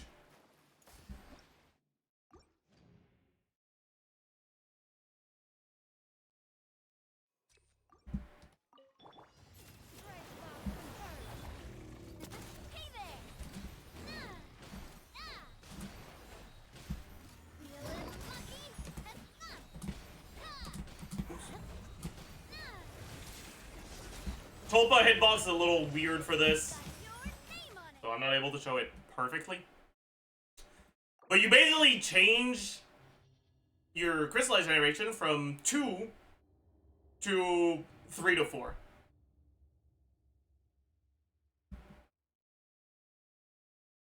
So it's an additional upside that you get from from Shenyun past just directly the damage. But even if it wasn't for that, directly the damage is pretty significant, actually, as it turns out. It's kind of nice. It's fogging.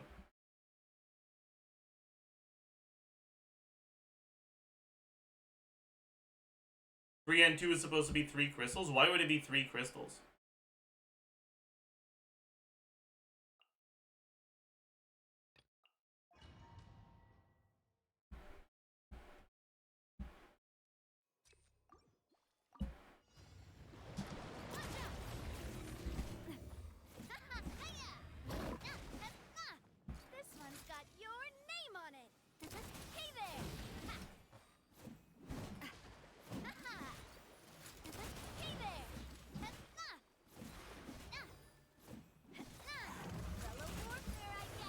You get 6 attacks with a 3-hit ICD.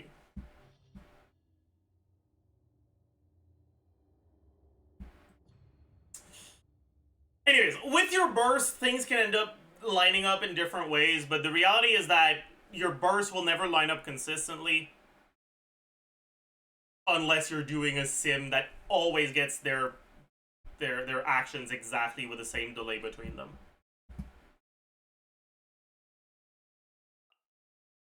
Anyways, those things together effectively make it so that Plunge is actually a viable option for NAVIA. And your last slot, generally you'll want a Geo character. And as painful as it is to say and think about, your best option here is Shilonen. Even if you don't have her C2. Because even without the Shred, Shilonen provides more than the other Geo characters because the other Geo characters are so ass. As it turns out, 40 damage percent to NAVIA and 8 Geo particles plus either 3 or 6 Fav particles depending on your Fav refine. It's kind of just the best that you can do. I think Kachina's pretty close. But I'm honestly not sold on Kachina. She's so clunky to use, man. Anyways.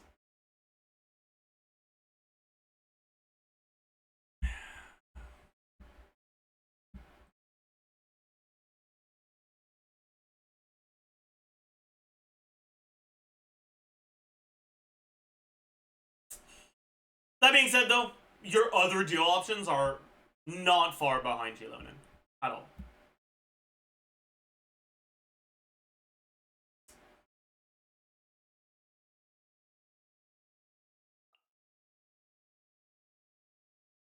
Effectively, what this means is pretty much no matter what your other carry is, it will be possible for you to make a good NAVIA team on the other side. The only exception is not really an exception, but like the only situation where it becomes a bit more rough is if your other side carry wants, like actively wants both Shilonen and Farina. Because the NAVIA teams that don't use Shilonen can't really use Moika very well. So you end up with like Bennett channeling Chiori, Bennett channeling Kachina, Bennett channeling Zhongli, Bennett channeling GOMC. And those are still good teams, but they're a bit worse, unfortunately.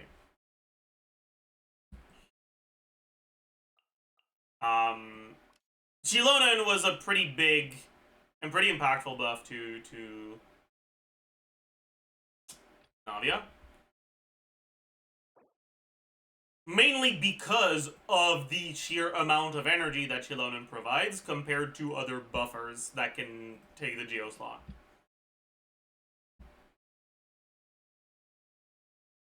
When you play NAVIA with Shilonen, always remember, if you're not doing 2 skills on Shilonen, you're not playing the team right.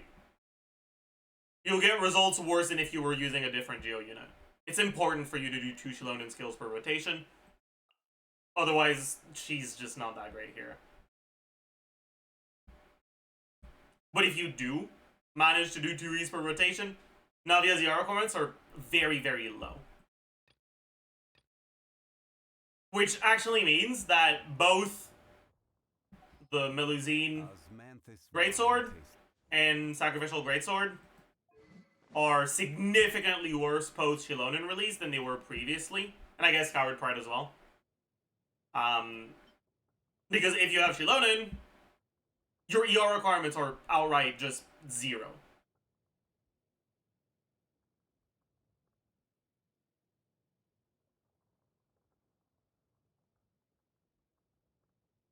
And so weapons that give you ER lose a lot of value. Because that ER isn't helping you in any way whatsoever anymore.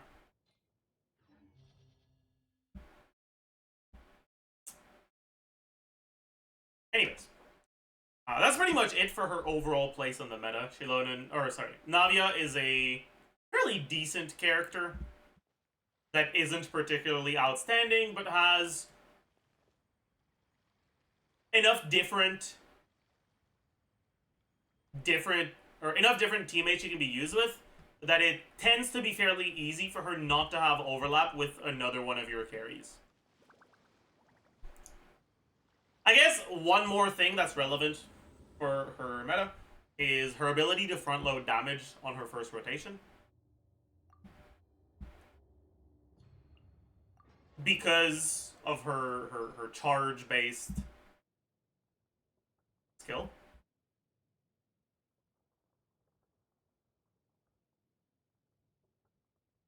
Any character that has multiple charges on one of their relevant abilities has the option of cheating. What do I mean by cheating? Well, if I use a character like Al-Hytham, I guess, that has an 18-second skill cooldown. We don't have Al-Hytham. Okay, never mind. I'll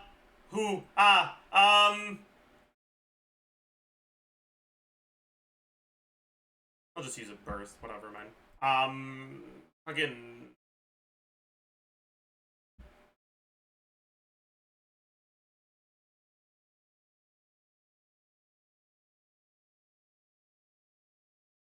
Oh, whatever. Let's just use Clyde, actually. If I use a character like Clyde,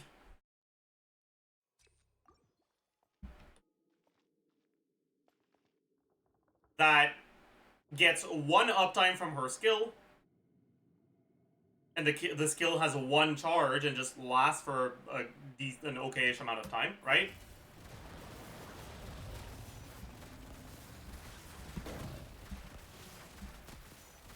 Once this kill is over, if the enemy has like 20% of their HP left,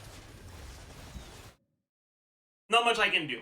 I gotta start my setup for the next rotation and wait out the cooldown.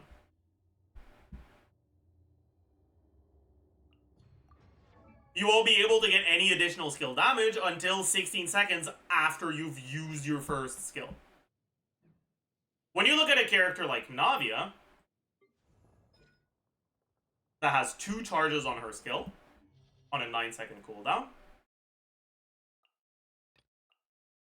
it effectively means that the cooldown for those 2 charges is 9 seconds each, so 18 seconds, right? But, because it's split in 2, she gains the ability to do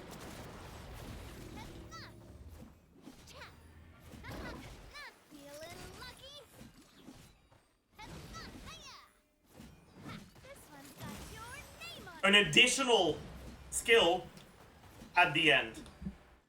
She doesn't have to wait out the full 18 seconds. As long as there's been 9 seconds since the first skill, you can get 1 more.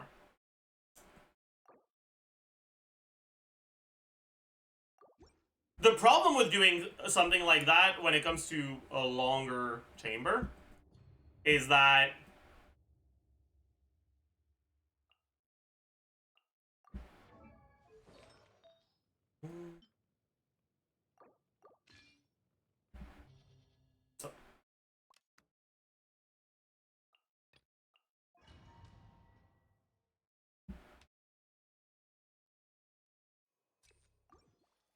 I'm gonna do a very, very straightforward single uptime rotation.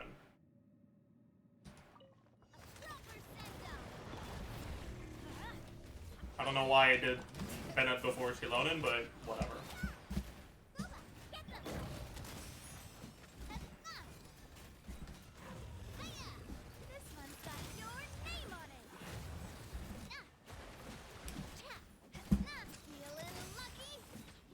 I guess I have too much damage to show it properly.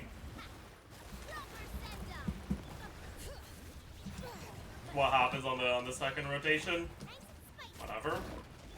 I swap back to her. I have like 3 seconds left of cooldown on my skill, which effectively means that on the second rotation, by the time I'm done with my normal attacks after the second skill, my next skill won't be back off cooldown.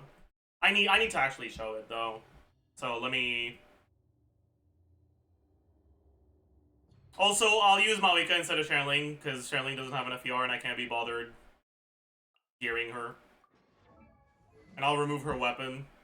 I can't use Malika because this is a fucking C2 Malika on this account, so she's just gonna one-shot. Even with a level 1 weapon, isn't she? It'll be fine, right?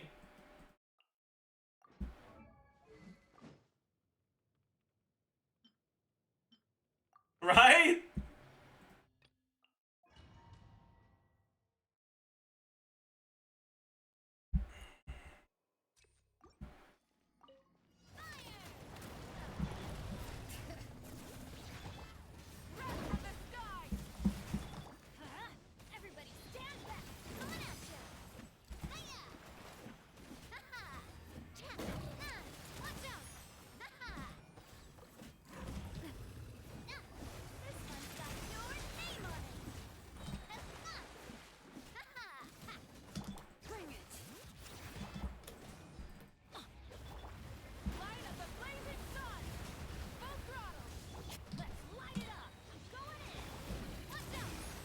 I guess my rotation was slowed down a little. Fucking hell, man. Because he moved. He moved! Colonies.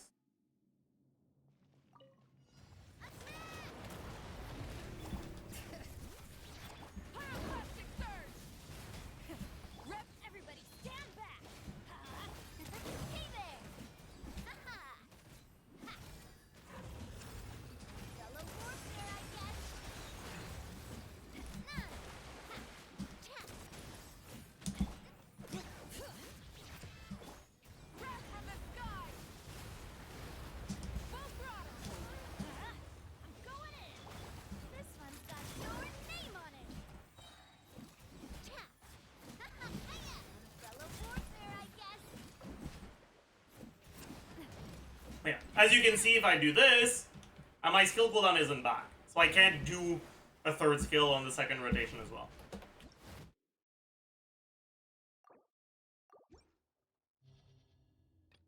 And usually, if you're doing perfect rotations, you'll get your skill every third rotation in most teams. But because most people don't end up with perfect gameplay, your rotations end up being like 1 or 2 seconds longer, which is the 1 or 2 seconds you need to get it every other rotation instead of every third rotation. Because your rotations are longer than 18 seconds in most of your NAVIA teams.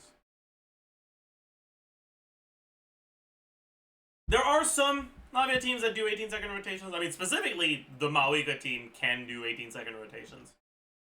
But anyways, all of this to say, NAVIA is one of the characters that gets more damage on her first rotation than she does on her second rotation. Alright, if we take a look at the sim, Can we take a look at the highest MC0 team? This one?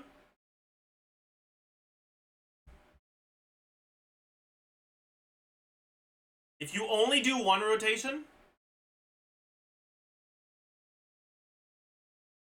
Oh wait, no. Something's going wrong with this setup.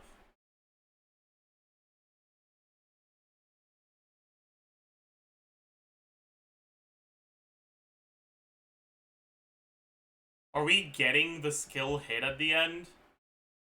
Yes. But it's 23 seconds. Why? I guess it makes sense.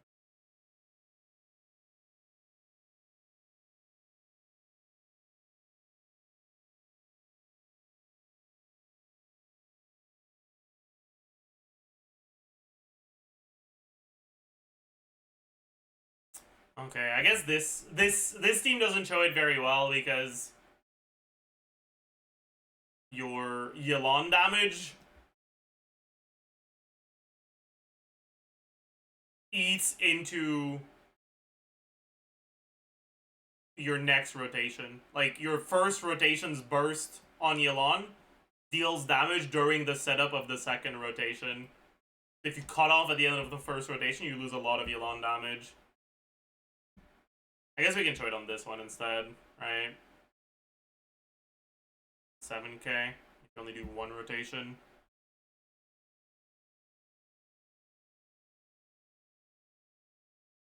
No, we're still experiencing some problems here. Okay, I'm an idiot. Whatever, I give up. It's hard to show in the sim, man. Size of cringe.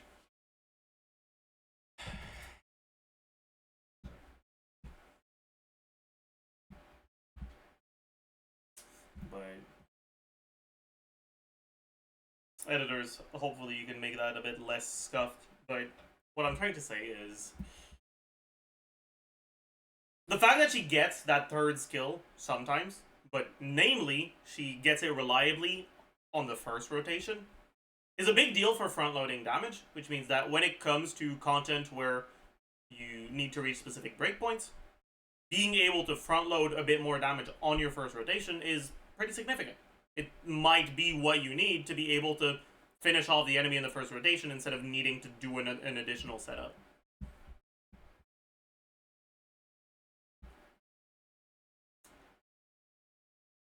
Compared to other carries that are in between the same bench, the same like benchmarks as her, other carries that pass the Hyper Bloom check but don't pass the NAVIA check, I'd say that NAVIA is arguably the easiest one to play. If you like right now, pre-Escoffier release, the carries that pass the Hyper Bloom check but not the NAVIA check are NAVIA, Kinich, which this account doesn't have, Chaska, kind of, which this account also doesn't have, Hu Tao, Veresa passes the NAVIA check though, so she doesn't fall in that same category. So does Arlecchino.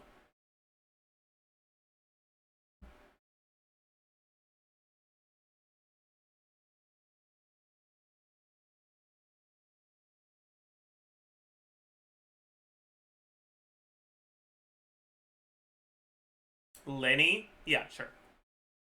Gaming? Molani?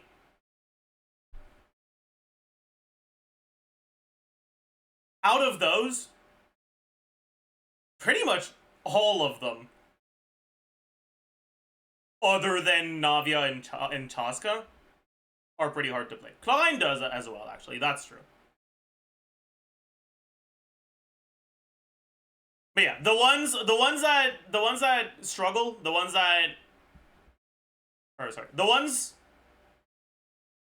outside of NAVIA, Chaska, and Chlorine, right? When you're looking at Kanich, in order to have him actually noticeably outperform the Hyperloom teams, you need to get 5E rotations, and that's hard. You look at Molani, I don't think I need to... I don't think I need to elaborate on Molani potential issues in actual gameplay. Gaming, same thing. Hu Tao has some mechanical execution.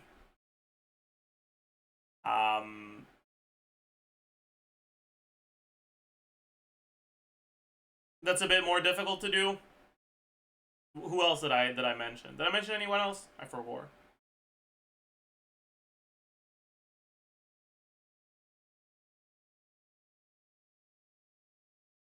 Sethos? I don't really want to mention Sethos. Kanish, I already talked about Kanish.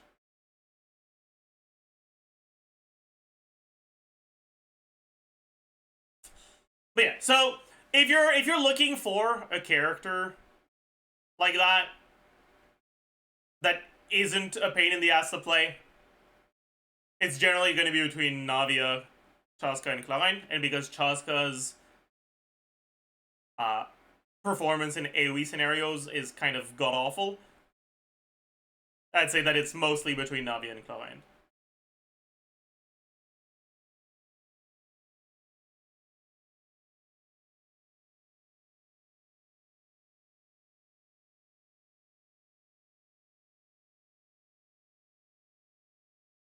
But all in all, both in terms of her overall place on the meta and in terms of her pull value, Navia's a pretty reasonable unit who is not like particularly outstanding, but is still very much strong enough that if you like her, you're not going to find yourself in a position where you can't clear because she's the carry you want to use.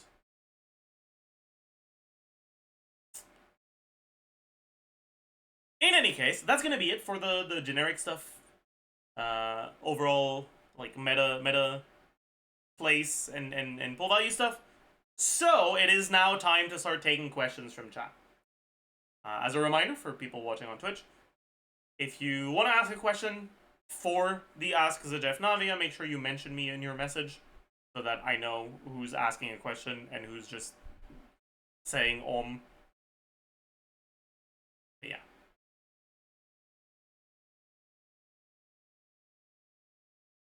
At Zajef77, how do you make sure you have Marie-José uptime in her rotations? You don't. Realistically, even with, like, not exactly perfect Marie-José, her DPS is still pretty decent. And assuming you're using her with Farina.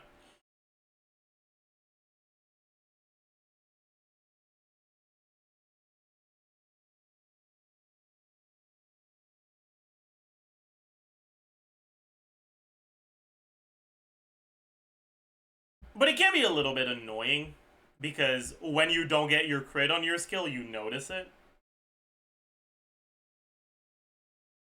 And if you're building enough crit rate that you are at 100 crit with the fully stacked Marie-José, it feels even worse.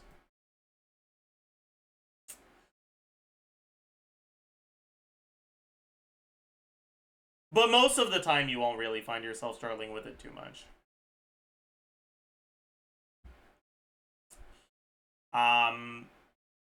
When it comes to Marie-José versus her signature set, the fact that Malika has given her more non-Farina options pushes her signature a bit.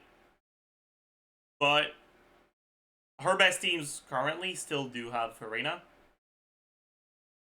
And so, as long as your Farina is available, and as long as you have Farina, obviously, if you already have a good Marie-José, you don't need to go into her domain and farm for a new set.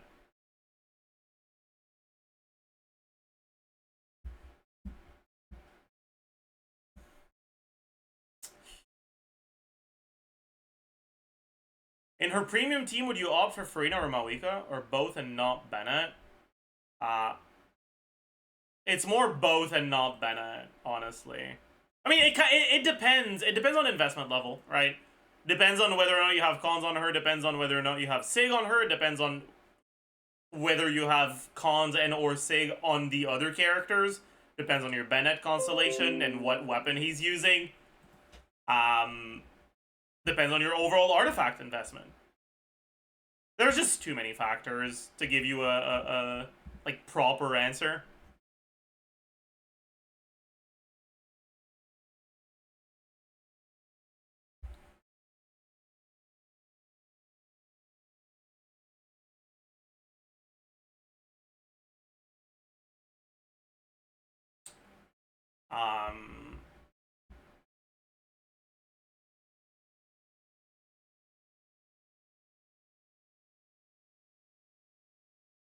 All that being said,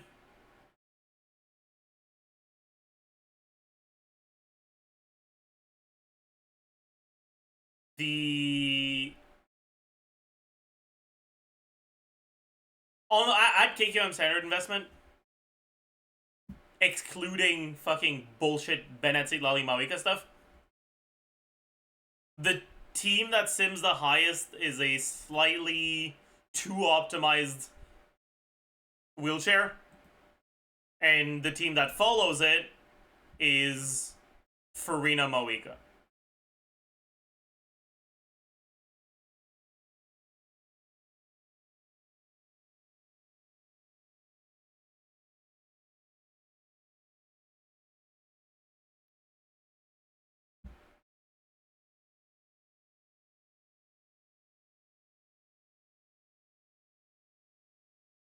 Next question. Is she more valuable in IT rather than Abyss? I mean, I don't think that's the right question to ask.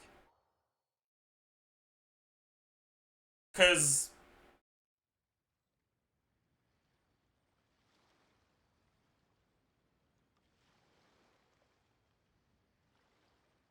no character is actually all that valuable in IT because you can fucking clear it with your eyes closed as long as your characters are leveled enough to enter it. Right? But I'll try to answer your sentiment rather than your explicit question, which is there value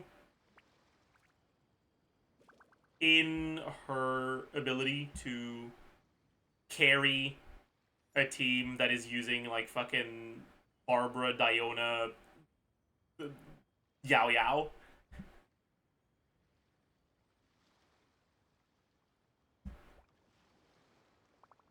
When it comes to IT stuff, sure, it can be somewhat helpful.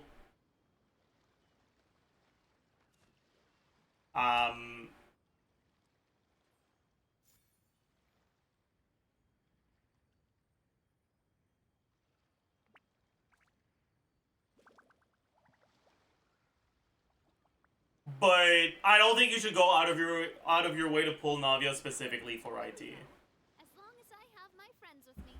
I think pulling for IT is kind of stupid.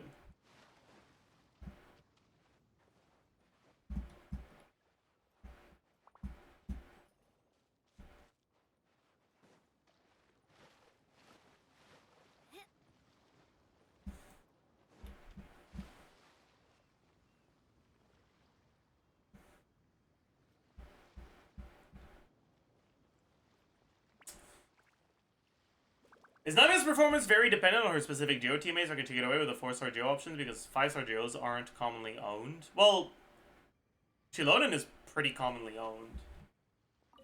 But I assume you're asking outside of Chilonen.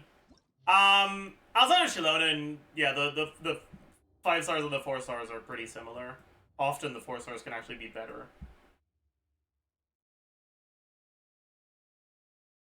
Like, in my eyes, Kachina, Ning, and GOMC tend to be better options for Navia teams than non-C1 Chiori or Albedo.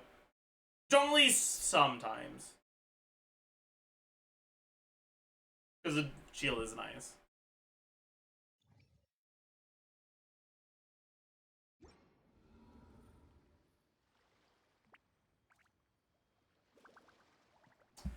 Would you consider GOMC a valid option still? Is it still a valid option? Yes. But I feel like you kind of have to realize the main thing that makes GOMC a viable teammate for NAVIA is okay-ish damage with okay-ish buffs and good particle generation. But if you're using Shilonen instead, you sacrifice the okay-ish damage for actual good buffs.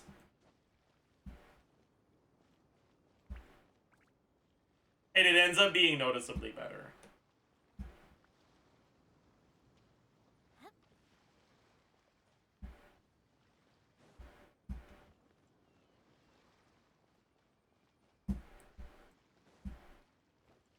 Do you think she's future-proof?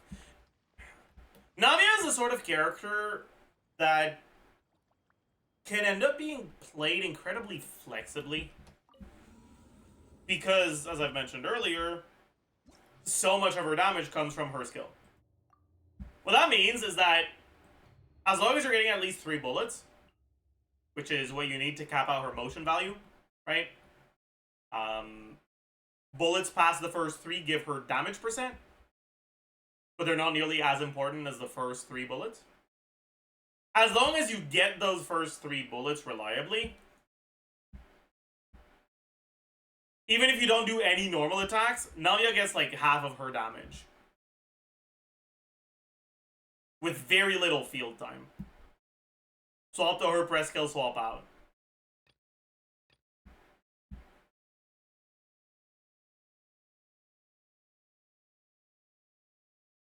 And what that means is that NAVIA is actually a viable option for quick swap / dual carry playstyles. Going back to the sim, the database here, one of NAVIA's highest sims in the database right now is a dual carry Arlecchino team.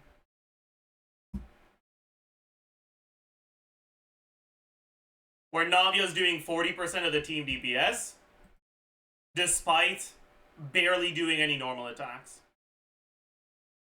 Actually, despite not doing a single... No. Just 2 normal attacks per rotation. Just from the default bullet generation from her burst, and the few crystallizes that Shilonen and her burst trigger, it's enough to get most of her skill damage.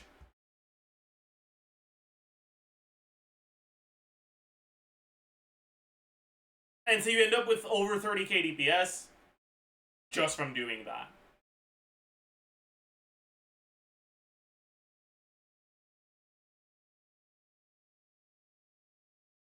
The thing is,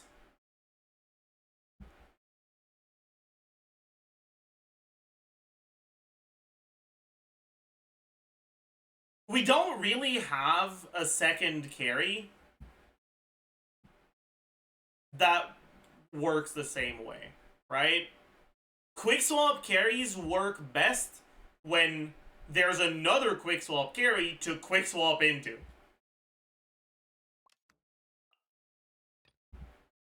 Right? What makes the Ternari Yai team decent despite both of these units being kind of dogshit is the fact that they work very well together. And they're both synergistic with Quicken. And so you have an actual other unit to swap into after you've unloaded your front-loaded damage. When it comes to NAVIA, you kind of just don't, right? If you're doing Arlecchino, yeah, sure, it's a target to swap into, but swapping out of Arlecchino isn't really necessary, right? With Yai, there's very little upside to staying on Yai past her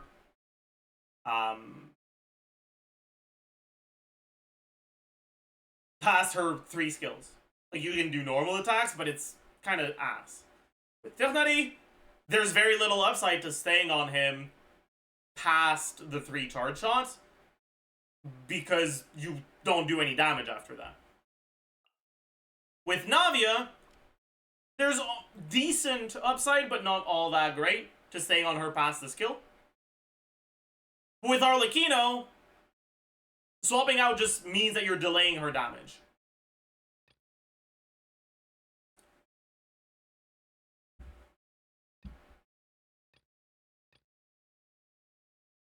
Which effectively means, while Arlecchino doesn't hinder Navia, she also doesn't benefit from Navia. Technically, she benefits a little bit, because slightly longer Arlecchino rotations that do a bit less attacks, and that have more of their damage coming from the rest of the team, allow Arlecchino to carry Bond of Life to the next rotation, carry more Bond of Life. There's going to be more leftover Bond of Life, so her next rotation starts with a little more. But it's not that significant of a change.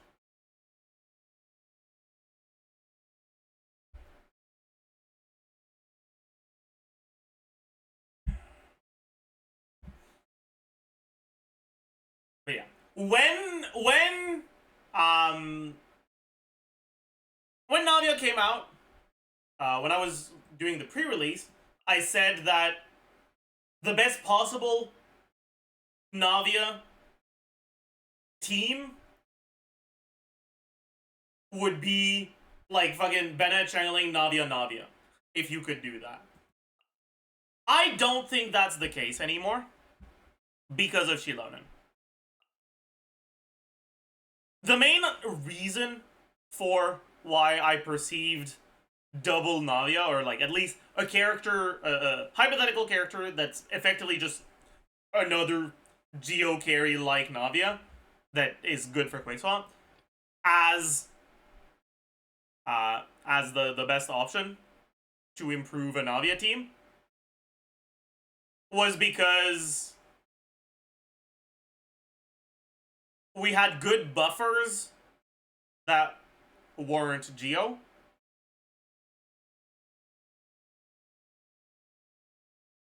But we didn't have a great second Geo. So getting that second Geo for the Geo Resonance and the Particle Generation was gonna be the best way to improve the team. And with the default, with what you're starting with, having access to Bennett, Farina, Chengling, Yelan, you were in a situation where you would just gain more from a second Navia than from what Navia ended up gaining from Shilonen. However, now that we have a Shilonen,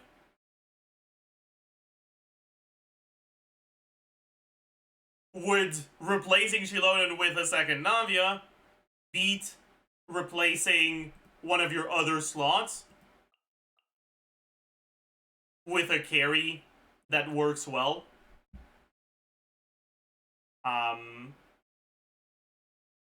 Probably not. So I would say that nowadays, the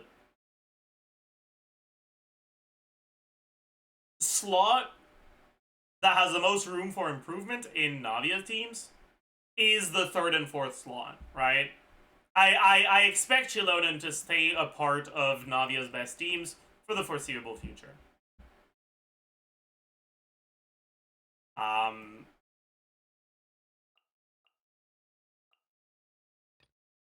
I think that it would make a lot of sense for a character that can make use of a bit of field time to appear as the best option here instead of Yelan.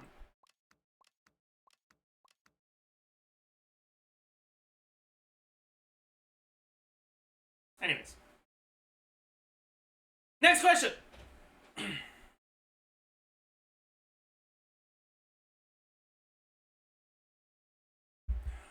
Is Yansan good in Navia Plunge? Who does she replace? So, with Plunge teams, you don't want to ditch Farina. And you can't ditch Xianyan. So pretty much your only remaining ditchable slot is the second Geo.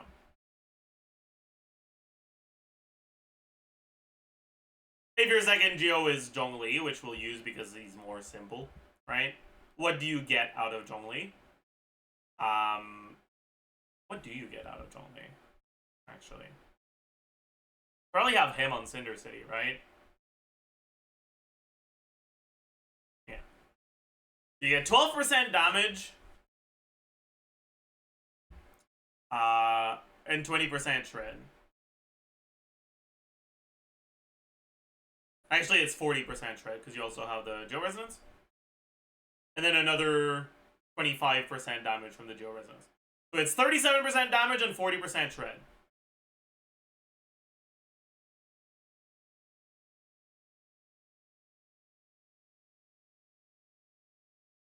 Yansan would be like, if she's C6, bit over 1,000 attack and 25 damage %. Generally, the shred will be a bit better, but it's close.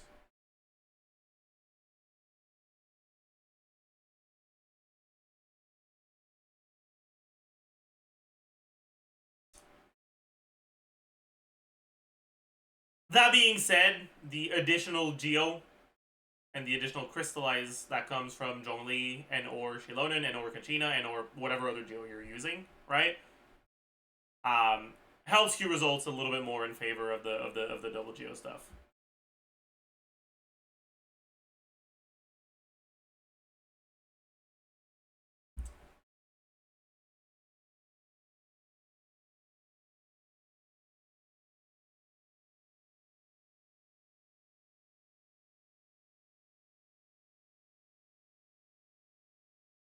What's her value for newer accounts? Question from YouTube post. I mean, it depends on what else you already have.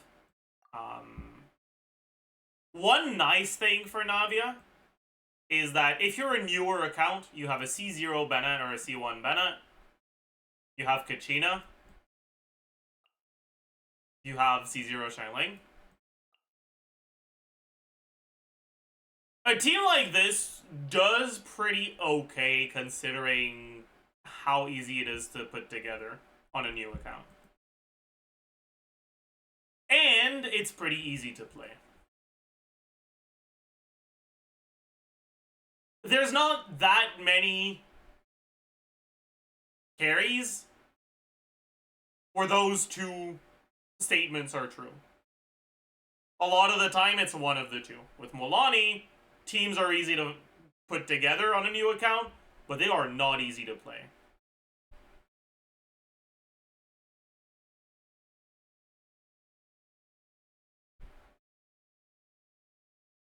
With Malika, she's easy to play, but the teams are not easy to put together on a new account.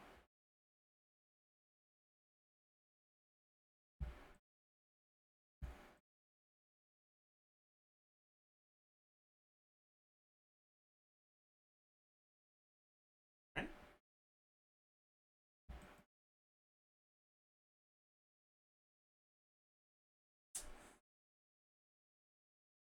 Also, one thing I haven't mentioned earlier, because I forwore. When it comes to your last slot on your Navia teams, most of the time you end up with Navia plus 1 Geo, and then either double damage dealer or 1 buffer, 1 damage dealer. The damage dealer slot can be filled by Fischl. I didn't mention Fischl earlier. I should have.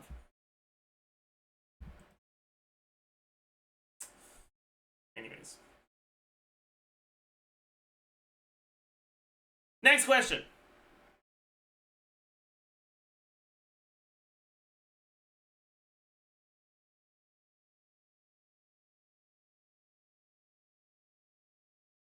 I remember on her release people talking about Ning with Navia. Was that ever a thing? Yeah. The lack of Geo teammates really put us through the ringer with her.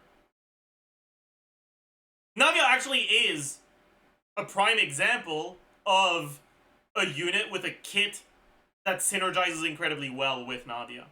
The problem is that Ning's numbers are complete fucking dog shit. And so it's difficult to capitalize on that great synergy.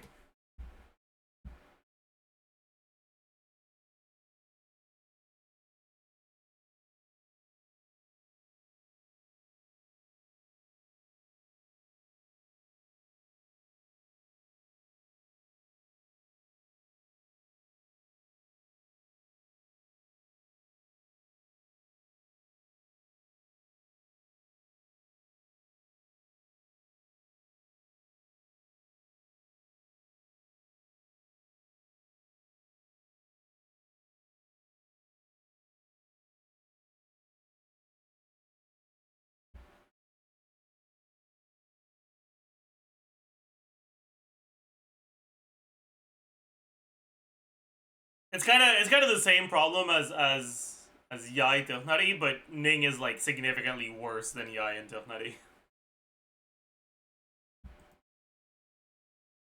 Anyways, next question.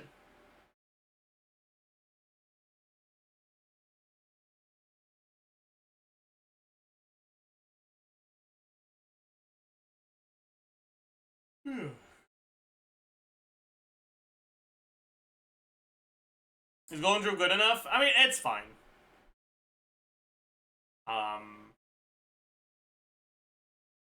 It depends on the team, actually. Actually, I mean, for example, right? We were looking at the Arlecchino one, 82,601.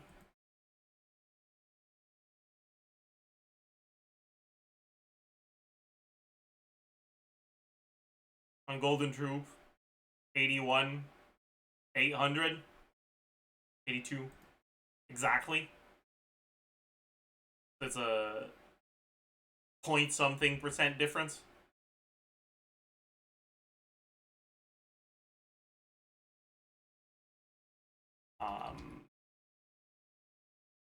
But when you're looking at teams that don't swap off of her mid-rotation, the gap can end up being bigger. So, for example, in the Double Hydra one, I'm pretty sure they don't split the uptime. Yeah.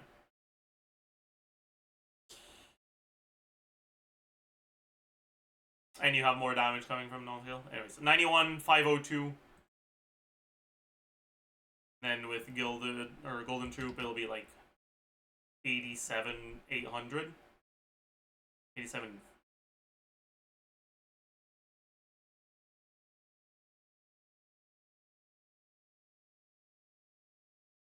Okay, that's kind of an insane guess, dude. What the fuck? Kind of an insane guess, man. Anyways. Yeah, so in a team like this, it's closer to like 5% behind. Well, that's like 2 to 3 substats. So if you have a really good Golden Troop, it's fine.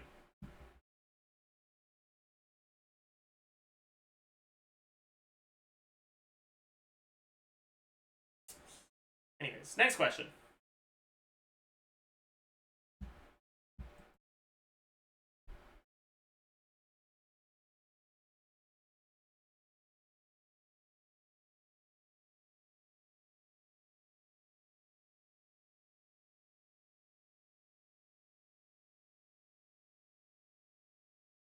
Here's a Bennett one. The Bennett ones...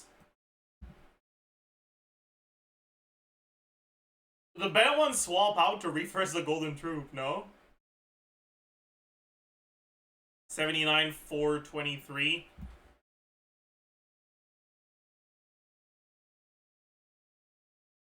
$74. But still about... Golden Troop has 3 seconds swap off need. Yeah, but you do that from Malika burst skill, or Malika burst, and Shilonen get second skill.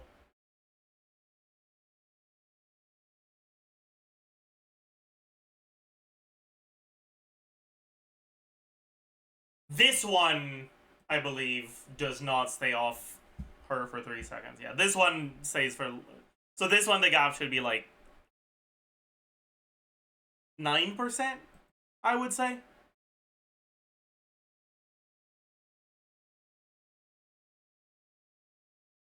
No, it's still like 6 to 7%. Anyways. It's not that big of a difference. Like, if you have a really good golden troop, you don't have to go out of your way to farm another set for her.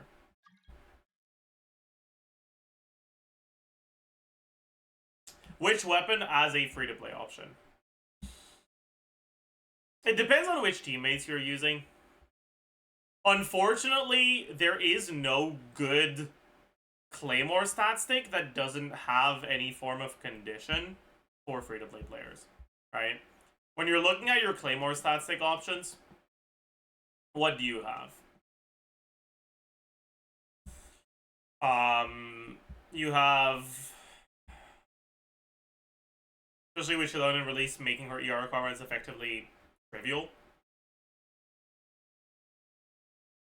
I mean, I guess, yeah, Blacklift, right? Like, Tidal Shadow, Earthshaker.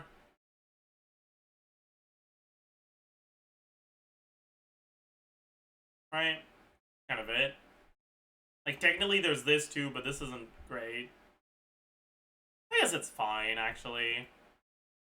Sure. Okay. Personally, I'm a Blacklift enjoyer because it looks pretty. If you can activate the effect from Tidal Shadow reliably, it'll generally be her best free-to-play option. Because it's a lot of attack on the passive, and the subside is useful, right? It's more attack than the Melusine Sword. Actually, no, it's the same amount of attack as a Melusine Sword, but the subside is actually useful instead of useless. So it'll be noticeably better.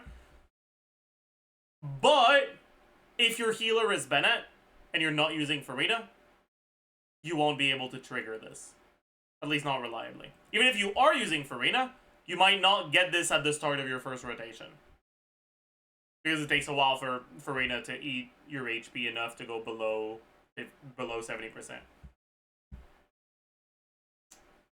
That being said, because of Shilonen, because Shilonen's burst isn't reliant on you being below a certain HP threshold, Tidal Shadow is a lot better than it used to be.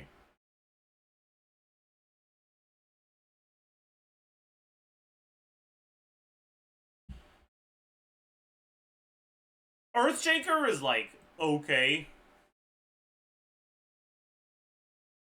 When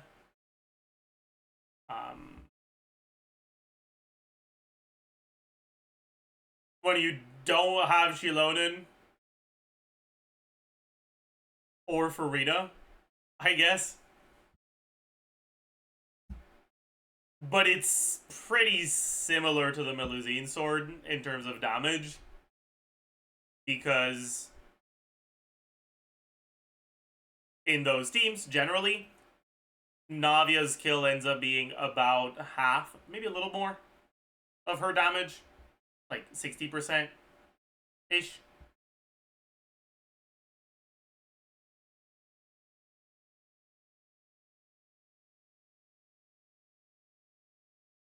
So it's the equivalent of 16 damage percent instead of 32-ish.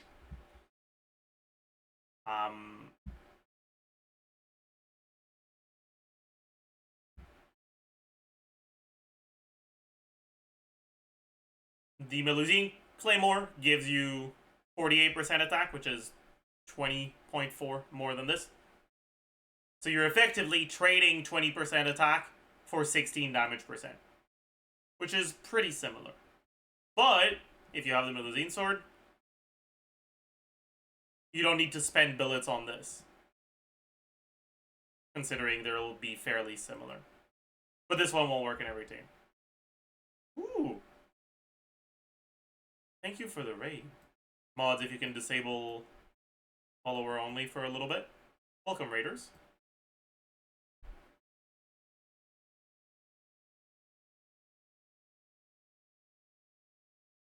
Huh? ZAJEF day? Is today ZAJEF day? Am I... Navia asks... Ah, I see. Right. I understand. That was a good one. I'm sorry. I'm very tired. I haven't slept yet. So my processing capabilities are a little delayed today. Just a tiny little bit. Hope you had a good stream. Was it update day? It was an update day in one of the games, right? Which one was it?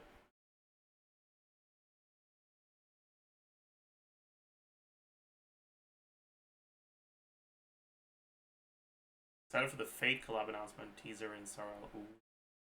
Today was the Star Rail live concert. That's what it was. Right. Listen, okay. I guess we'll take a quick little break from the recording. We're in the middle of recording our Ask Zajef NAVIA video, but we can take it. We can take a minute. Yeah. Okay, listen. Okay. Don't hate me, chat.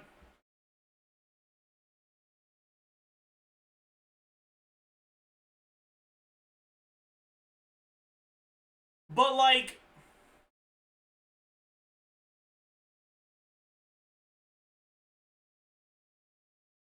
Fate's kind of boring. Okay, like, I'm sorry. I don't like it. I tried a few of them, okay? And I don't like them. I don't even remember which ones I tried. But I do remember, I clearly remember not enjoying myself. And being bored out of my mind.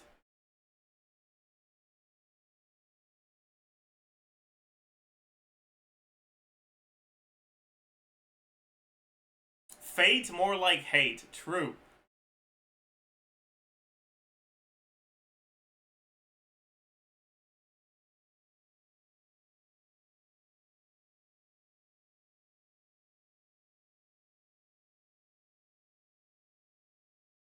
Which one did you watch? I'm not sure. I don't remember. It's been so long. You get rated? Yo. Nothing else. I found the fights really well animated and they were a treat to watch. Okay. This one might be an actual hot take. Like, not liking Fate, I feel like is a very common opinion. What I'm about to say is not a common opinion, okay? Like, I'm about to spark some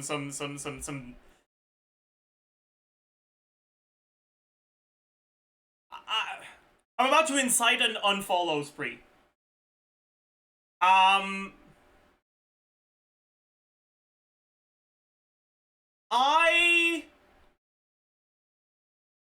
do not actually like the sort of, like, fight animation that's present in the Fate fights. At least the ones I've seen.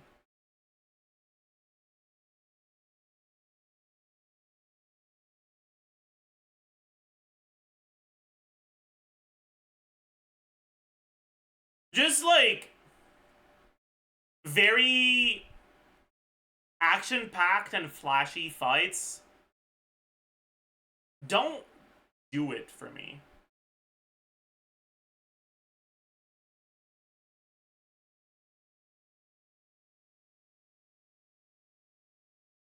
To be honest, none of them are very memorable. Yeah, I mean, there's also obviously the fact that, like, I don't have emotional involvement whatsoever. And emotional involvement plays a big role in your enjoyment of a fight. Like,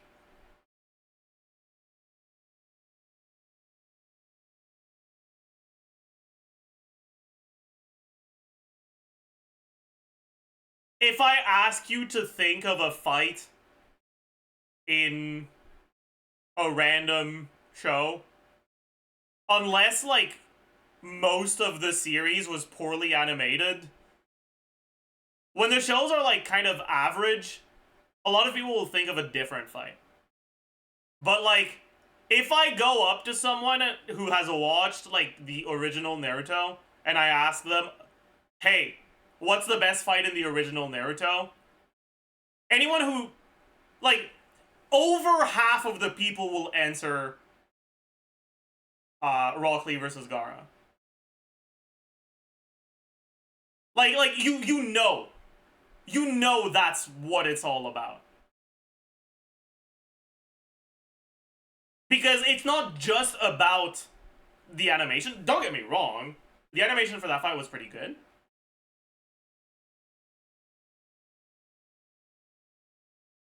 But it's about the way that the fight showcases the characters and the dynamics between them.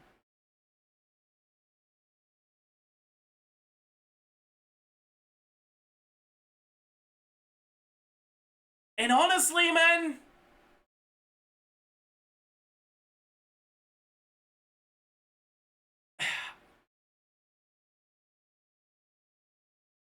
I don't know. The Fate series just, I don't know, man. It doesn't do it for me.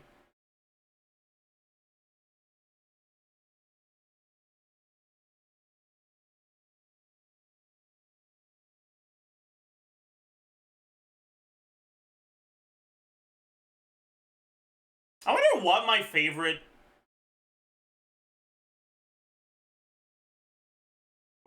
animated fight is, like, animation-wise.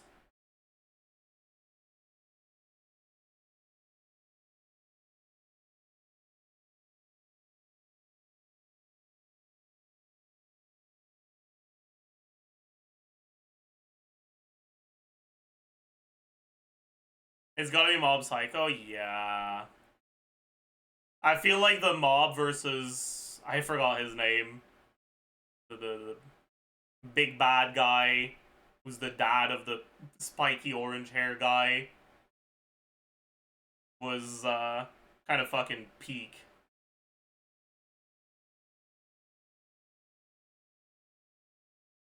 Season 2 finale? I think that was season 2 finale, yeah. Hunter x Hunter fight's pretty good.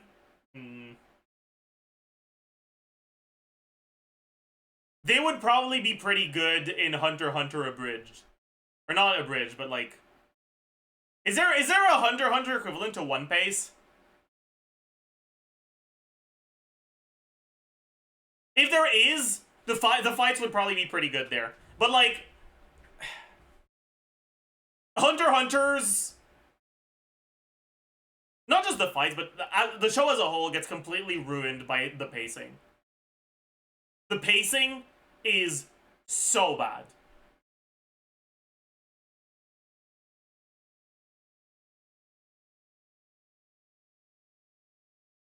JoJo's fights are pretty good. The thing about JoJo fights is they're inherently very different from most fights in anime. The purpose of a JoJo fight isn't really to showcase characters. It's not really to bring any sort of character development. It's just, hey, there are rules you're aware of and rules you're unaware of.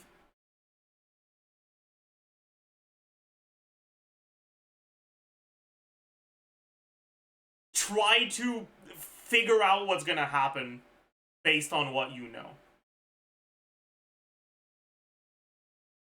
Like, it's kind of like you're playing a strategy game against...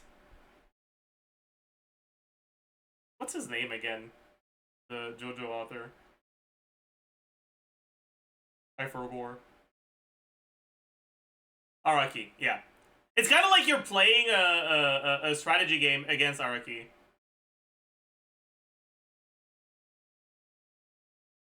Trying to figure out what's gonna happen next.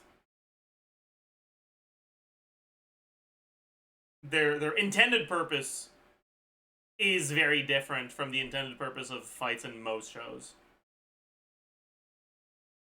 And so I don't mind the lack of narrative involvement as much.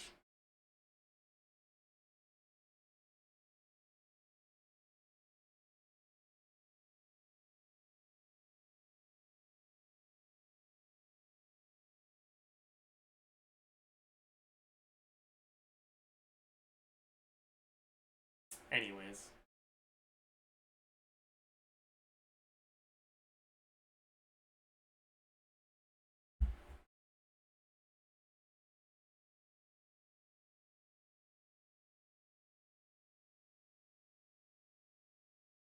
What are the other, like, really pog fights that I... Wait, let me go to my anime list for a second. I've been,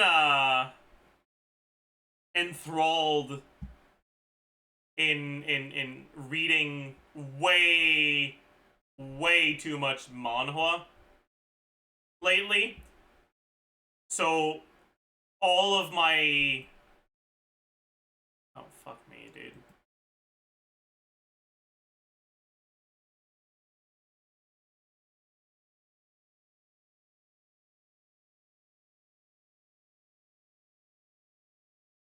I forgot my username and my password. I guess I won't be able to update my list anymore. Oopsie.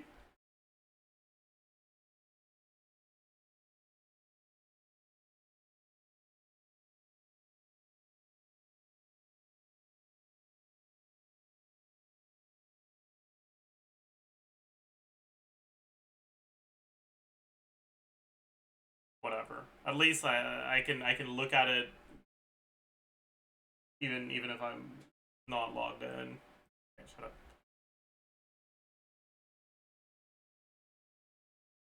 But yeah.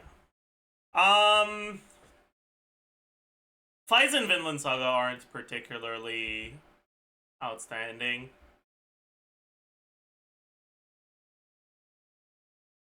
The highlight of Dandadan stuff is not the fights themselves.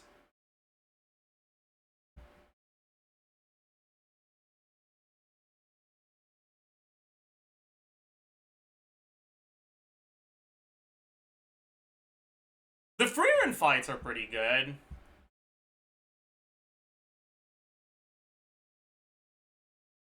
The fights in Freerun are like 50-50 between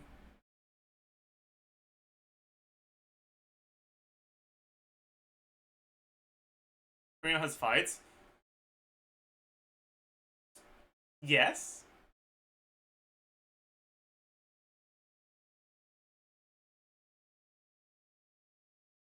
Yes, it does.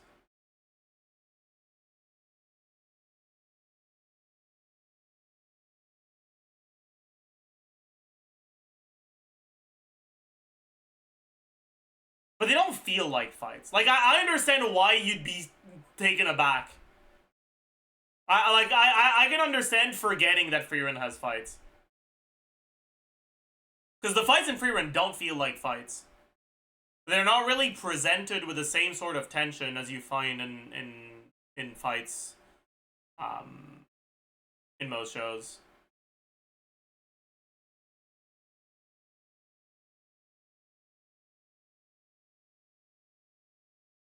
Right, a lot of the time the like important fights happen at the height of the tension. Right? They happen like they're the climax of your plot. In Freerun, it feels like the climax happens long after the fight.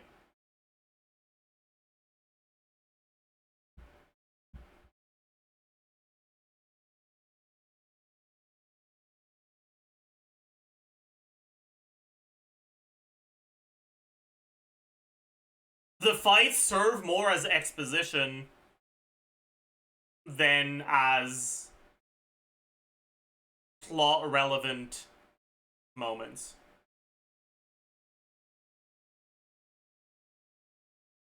Right? Frieren treats its fights very differently. And so, yeah. I will say though, I like the way that Frieren treats its fights. I don't know if I'd like it as much if every show did it, but because it's fresh, it's kind of pong. It's nice.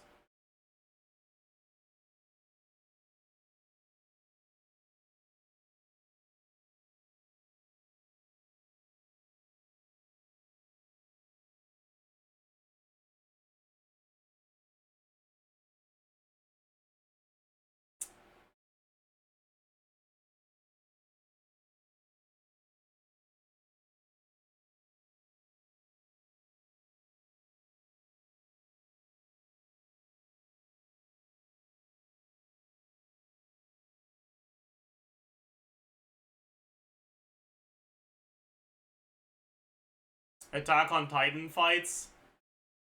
Attack on Titan fights are the exact sort of fights. Well, okay, it depends. Early season Attack on Titan fights are the exact sort of fights that I don't care for that much. Flashy, crazy animation, but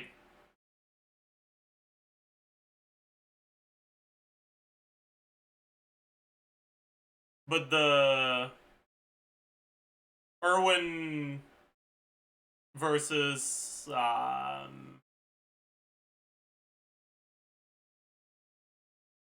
don't remember his name. Beast Titan guy. Fucking best fight in the show by far. Zeke, yeah.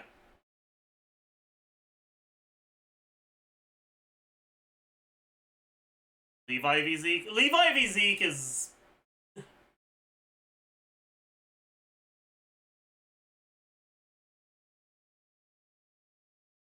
Levi v Zeke is the narrative conclusion and the result of all the work that was put in by Erwin v Zeke.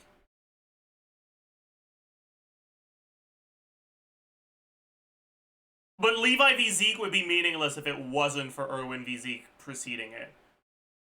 And all the quality writing went into the Erwin v Zeke. Levi v Zeke is just fucking, ooh. Sword Gobu. That's what Levi does in the story, man. That's his purpose, okay? Levi exists to give satisfying payoffs to the story arcs of other characters.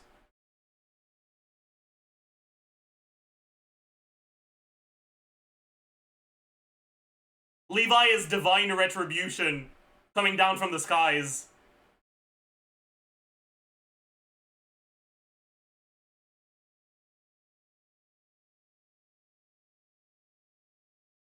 Anyways.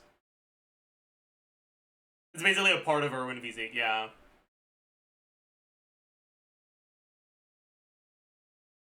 He's the rat from the sky, exactly. You get it. You get it.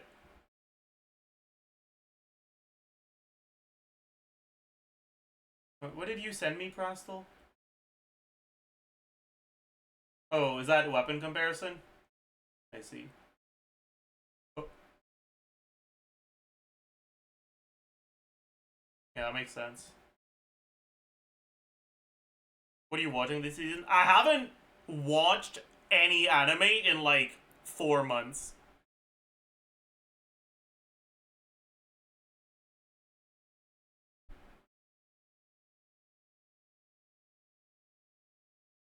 I've just been binge reading trash manhwa.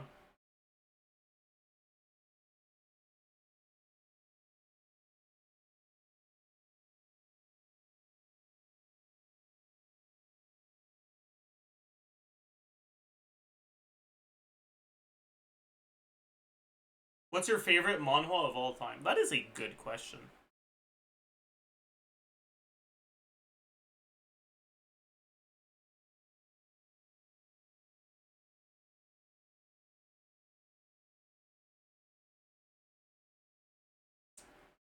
I think the one that comes to mind instantly is probably Charlotte's Letter.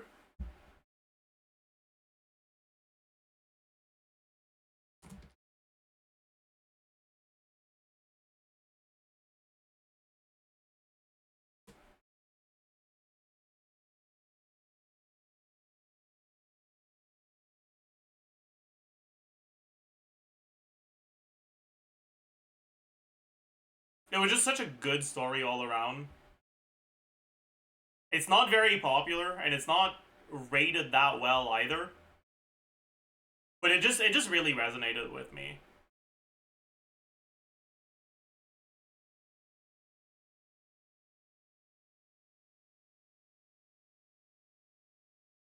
Last time we did Ask ZAJEF NAVIA, we got sidetracked like this as well. Oopsie. Oopsie.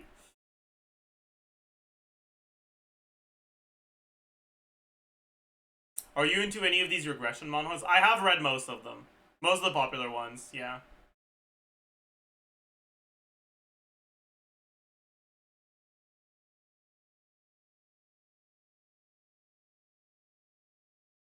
Usually when I read something that really sticks with me, I talk about it on stream, but then I forget the title later. So, do you guys remember any manhwas that I mentioned at some point? That I said were really good? Or that I really enjoyed? Do you think of this emote? Meh.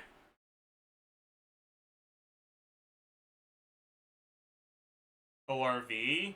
I talked about ORV, but it wasn't because ORV particularly stuck with me. It was because ORV was popular and I knew people would want to know what I thought about it. ORV was pretty good, but it wasn't...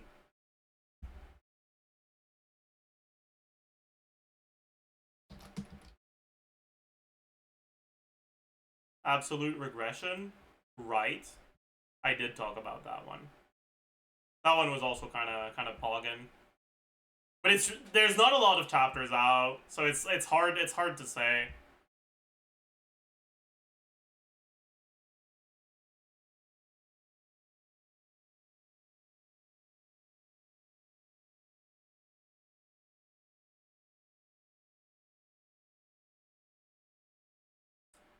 ORV has its flaws, but it's good, yeah.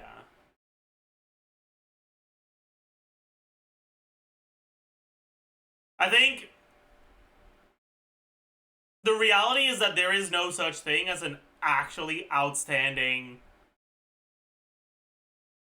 dungeon/hunters manhwa.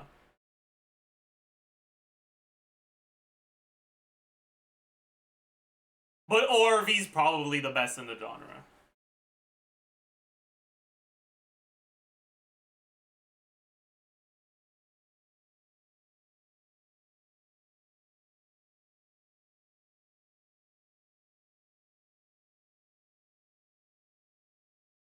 And, like, it actually borders on... It definitely does border on, like, actually good.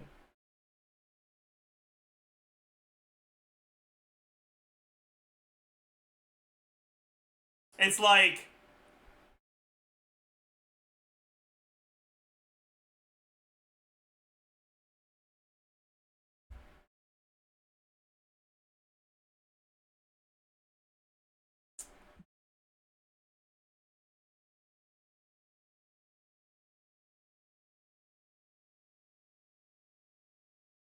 To me, ORV has the same sort of quality, or the same level of quality as, like, Assassination Classroom. Where it's like... It's not attempting to do something groundbreaking enough to particularly stand out. But it's a good read, and it's pretty enjoyable.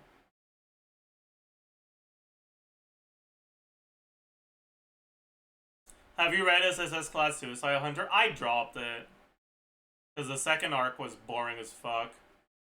But I've heard that the third and fourth arc are really good, so I might pick it back up at some point.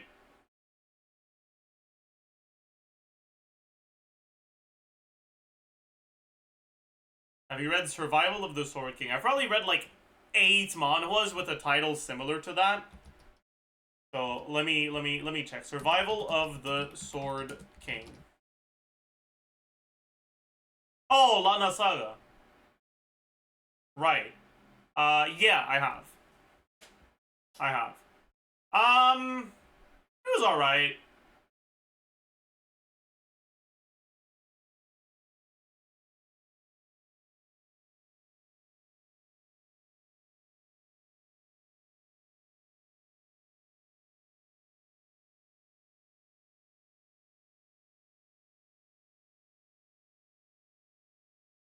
Lana Saga is good enough that I'm not angry that it got so many chapters, but isn't good enough that I will ever pick it back up now that I'm caught up. Right, like, I caught up, like, a couple months ago, but I have no desire whatsoever to keep up with it. Like, from now on.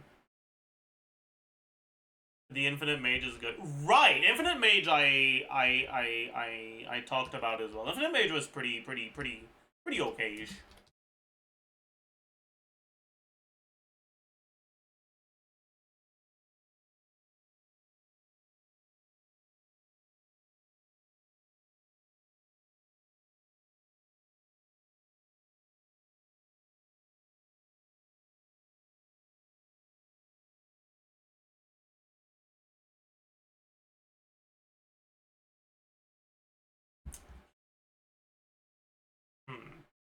Maybe I should start actually rating manhwas that I've read. Because I feel like I always forget them, man. Pick Me Up is a nice okay read. I did not like the first few chapters, so I dropped that one. I gave it a shot. Right now I'm reading, what's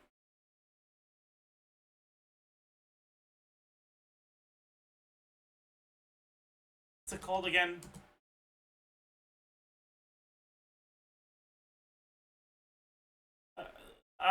The Strongest Florist.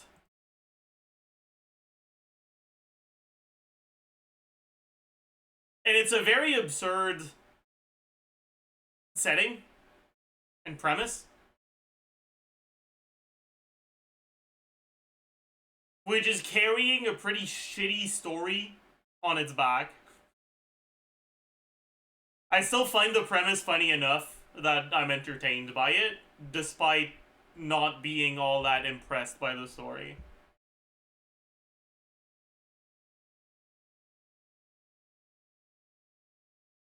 Have you read Webtoon Protagonist Nanka Lim? No. I have not.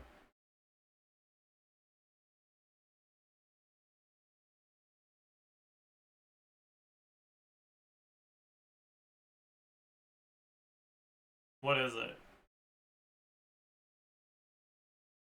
Harem Slop. Oh. Oh no. Oh goodness.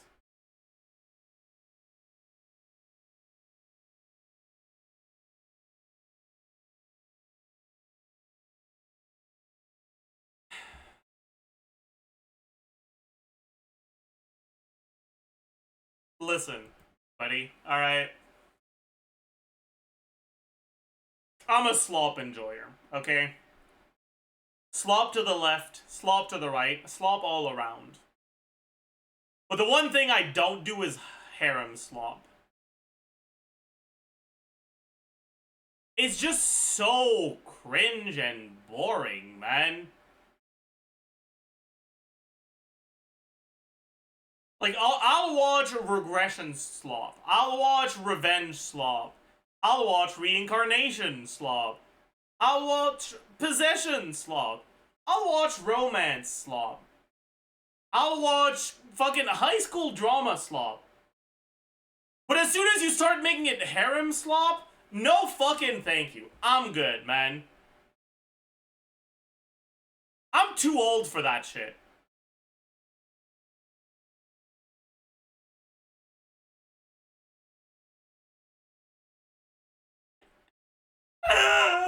Oh, this is probably the funniest fucking comment I've ever seen.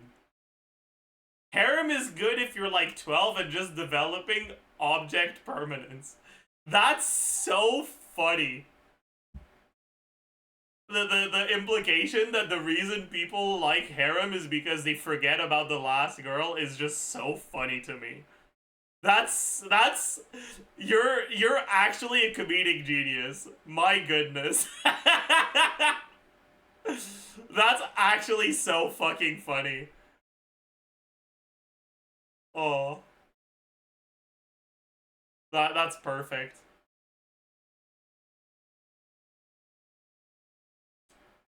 Anyways.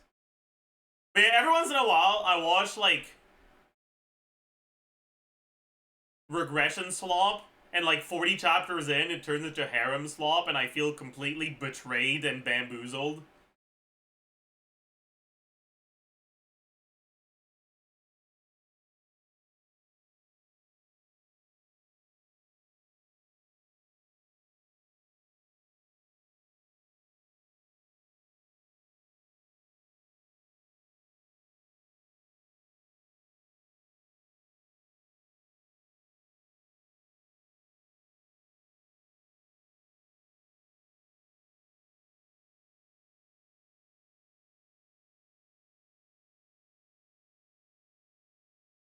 That's how SAO got me back in my early anime days, man. Man. I agree, but what did you expect from slop? I mean, you can commit to your own slop. Try Academy's Undercover Professor. Is that one I've read? I don't know. Let me check. Academy's Undercover Professor. I don't think I've read that one.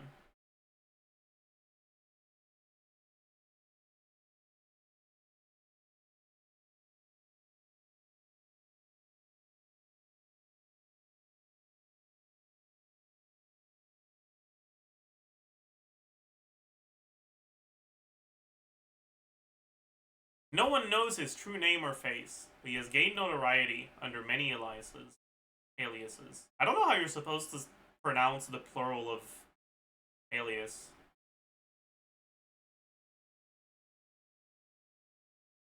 Oh well. From Gerard to Machiavelli, his newest identity is that of Ludger. I think Ludger is funnier. Sludger. Can I get a sludge in chat?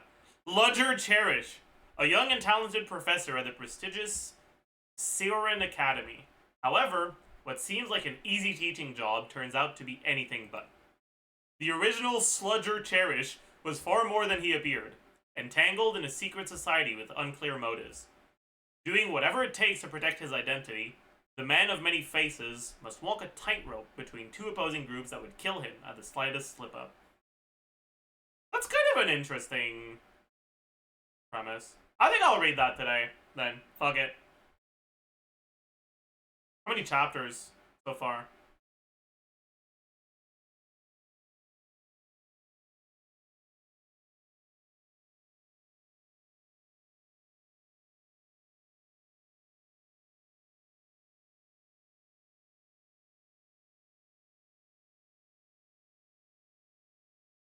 This one is actually good, Pog.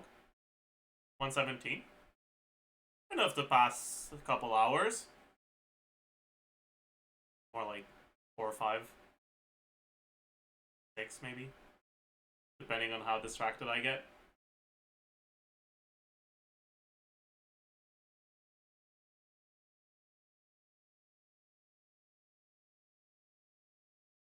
But,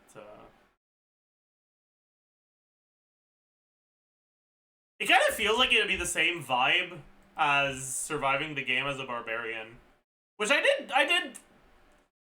did find to be on the upper end of the reincarnation slop.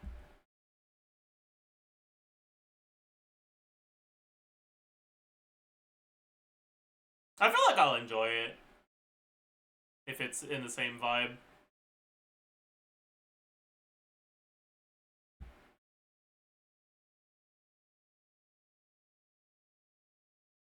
Anyways, that's enough distraction. We need to get back to talking about Genshin Impact. We've been talking about anime for like an hour. Let me put a stream marker down so that the editors know when I have resumed the Navia, yeah. But yeah, so if you have any additional questions about Navia, sorry for distracting you. No, it's okay. It's a good thing, honestly.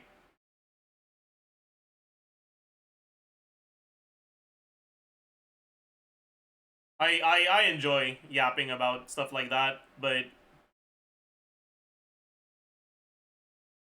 I kind of forget. Like, my brain doesn't connect thoughts. I very rarely end up talking about things unless I'm prompted to. I'm an answerer of questions, not an asker, you know? That's how it be.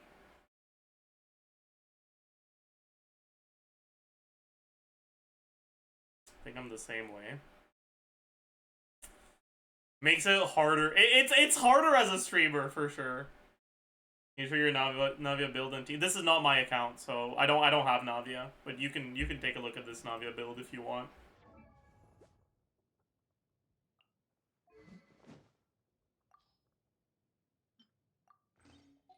I was trying to show rotation, so I changed her weapon earlier.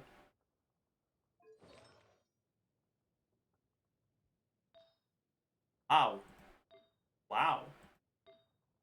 Wow. Wow. Wow.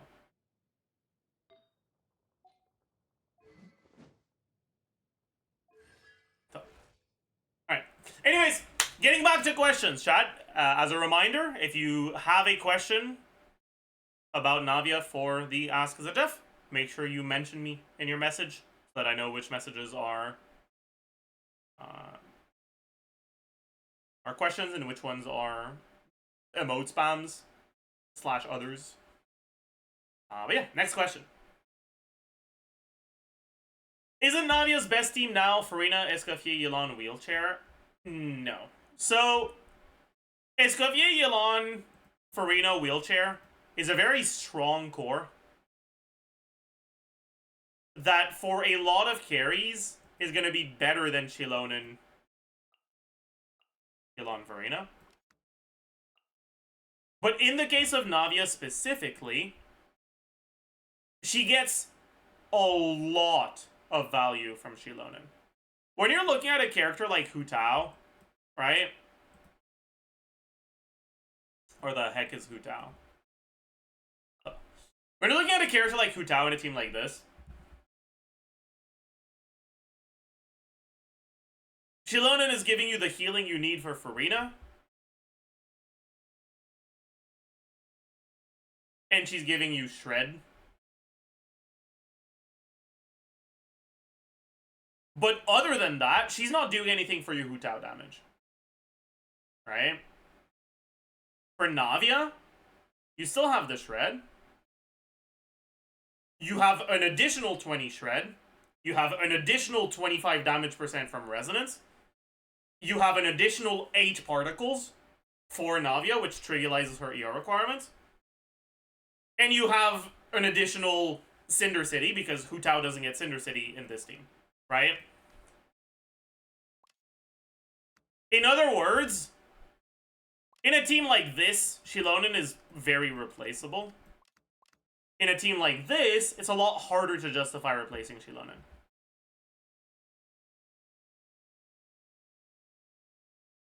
And so I don't expect Shilonen to be an upgrade in the Navia teams.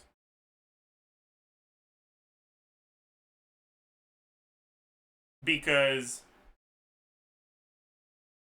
Geo-Resonance plus Cinder City plus Particles is just too much, basically. What are your thoughts on Sack Navia now that some time has passed? I think it's still reasonable if you don't have Shilonen, but with Shilonen, it's not very good. Next question.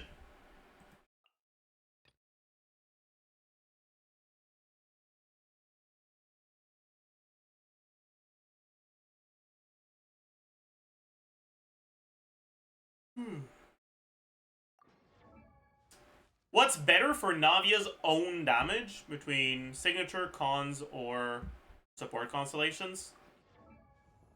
What's her C1 again?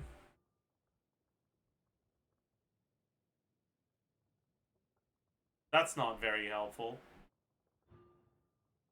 What's her C2?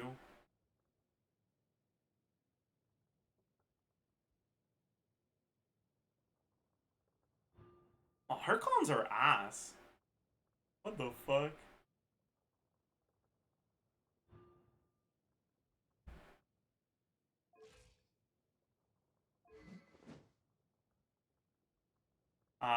In that case, it probably depends on what weapon you're starting from.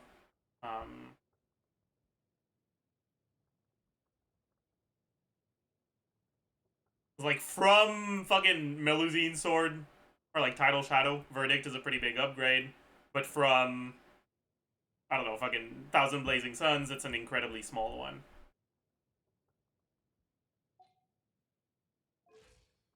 So it depends on what you're starting from. But it's gonna be between weapon and support cons, most likely. But not Chilone and C2. Farina. Farina cons.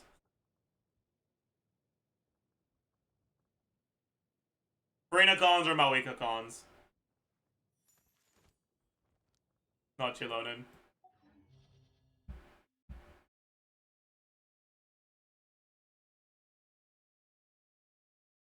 Anyways. Next question.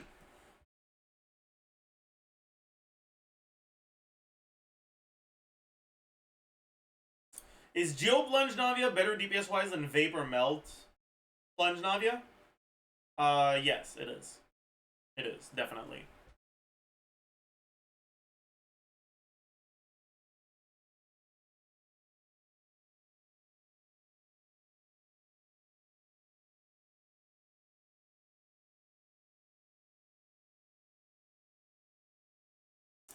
Do you think Navia will be part of Premier Geo teams moving forward, or do you think Geo needs a new DPS? I think both could, like, either could happen. They could release characters that are meant to work well with Navia.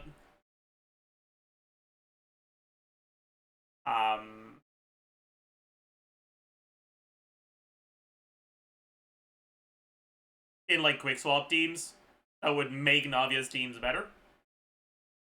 Or they could release an actual good version of Ito, along with a dedicated 4-star support that heals, so you get to actually fucking play Farina properly. Or you could end up getting a fucking. I mean, fuck. Supposedly Dahlia is supposed to be an attack speed buffer. If we end up getting a defense scaling geocarry that is actually normal attack focused in the future, maybe their best team is fucking Shilonen, Farina. I guess it wouldn't even need to be defense focused, but whatever. Shilonen, Farina, Dahlia. Like, who knows, man?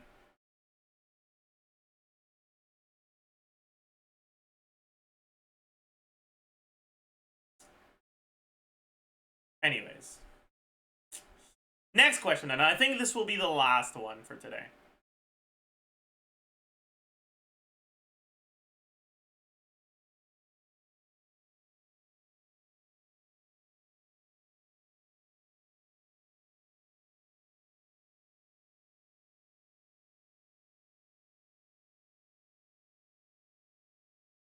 Do you think we'll have a better support for Navia than Shilonen? I don't see that happening anytime soon. Maybe we could get a support that doesn't replace Shilonen. Like, you could get a skill damage buffing support that's Pyro, Hydro, Electro, or Cryo. That replaces one of the slots in the Navia team. But I would see that happening before I see Shilonen knocked out of Navia teams, at least for now.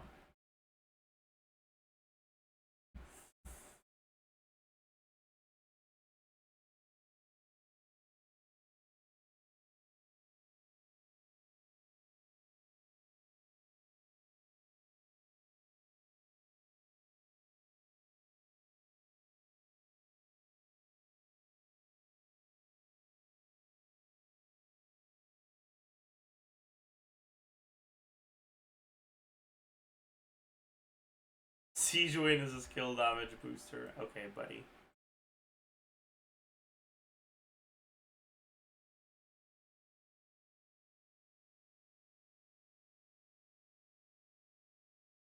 Who would Navia main if she played Genshin Impact? Klein.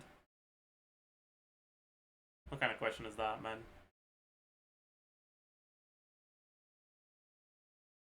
It's like asking what color is the sky, like, buddy, man. Like, buddy.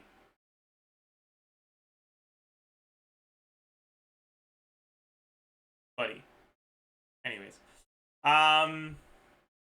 Who would Navia main if she played League?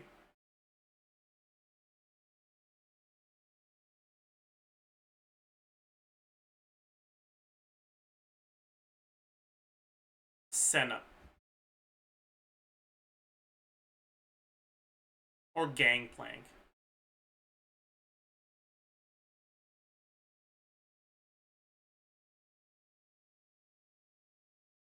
I played a Senna game in Arena yesterday. I finished the game with like 1200 range. It was very fun. I won against a 3k AP Vladimir with 12,000 HP.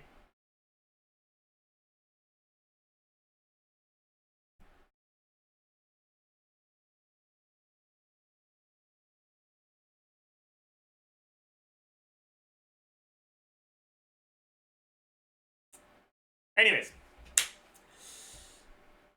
Just like that, that's gonna be it for today. Overall, Navia is a character that I think of somewhat positively, but not impressively. Overall, she's all right. She's vibing. If you like Navia, you can get pretty decent performance out of her. So that's pretty cool. As usual, leave a like, comment, subscribe, do all the good old YouTube stuff. I hope you learned a thing or two. I hope you enjoyed, and I will see you guys in the next one. Bye, YouTube. Okay, business.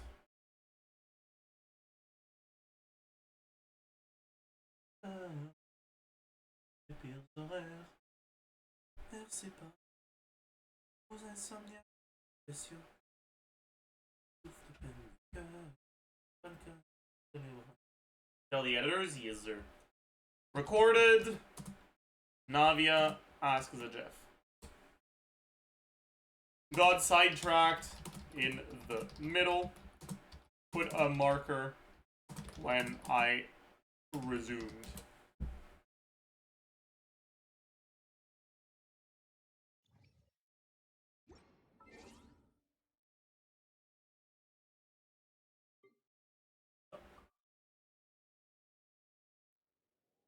Remember Bellacho? No, I don't think I'll do any variety on stream today.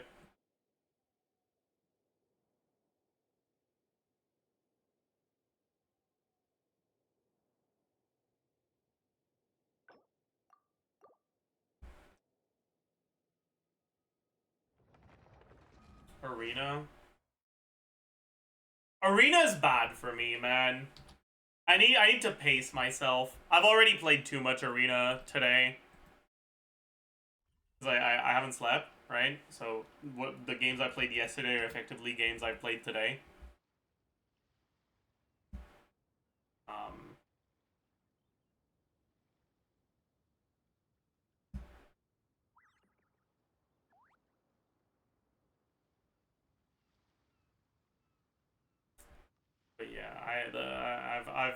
yeah. I've played a lot in the past few days, man. It's kind of cooked. Yeah, this was a Senna game, dude. It was hilarious, man.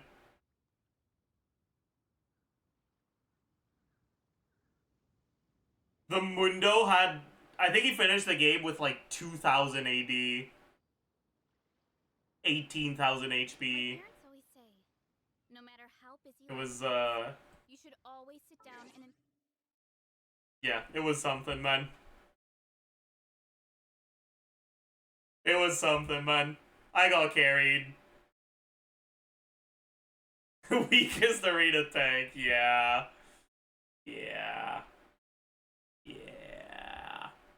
And then this one was really fun, man.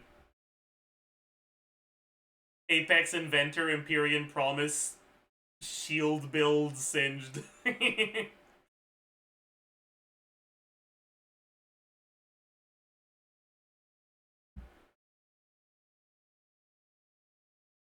Okay, fuck, man. This is all your fault. I want to play League now. This is your fault, chat. I'll do one game.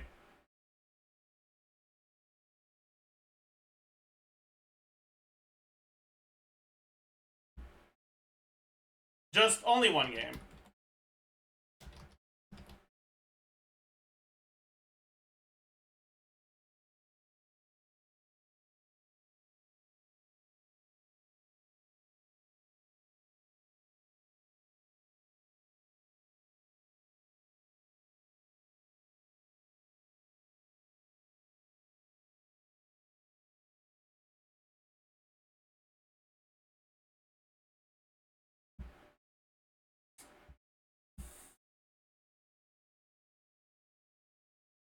Want to rank? Because actual League of Legends isn't fun. But Arena is fun.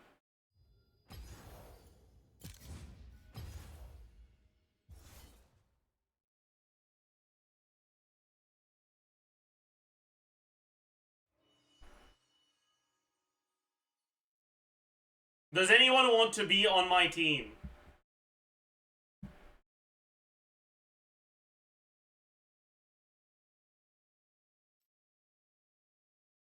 No. Okay. Sounds like a plan. Ask is good. I don't know if he even has an NA account.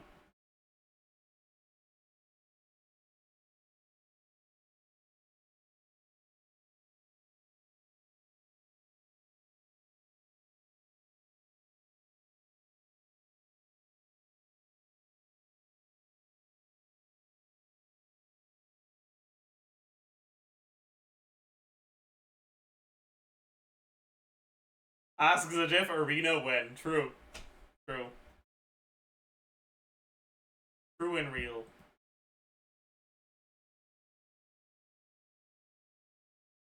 How clean are you from solo queue? Have you relapsed? No, I haven't relapsed. Don't worry, I'm fine.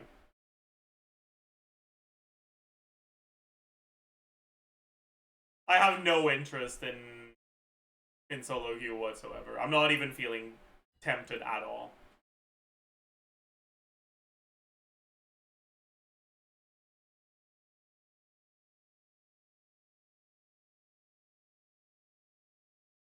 Give me the best vape team for brand. True.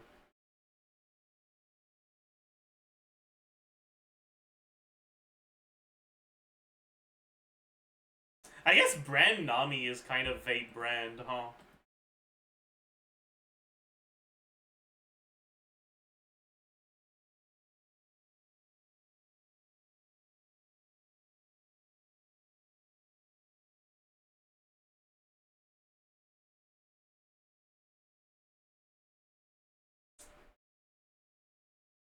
Personally, I'm an Ivern Hyperbloom enjoyer, true. Jeff's favorite champ? Probably Rengar.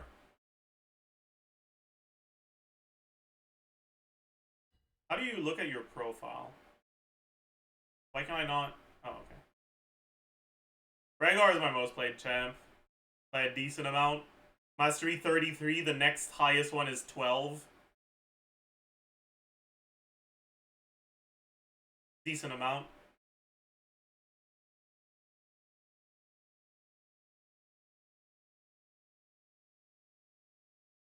Bro, why is the queue so long? I guess it's noon in my time zone, so no one's playing.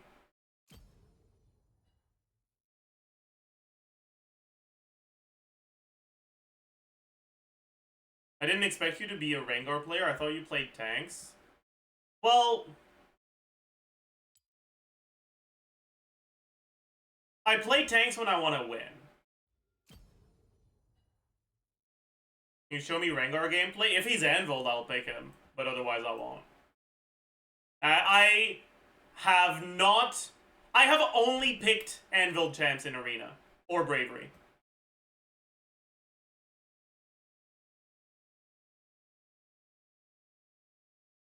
What's your peak rank? Low diamond.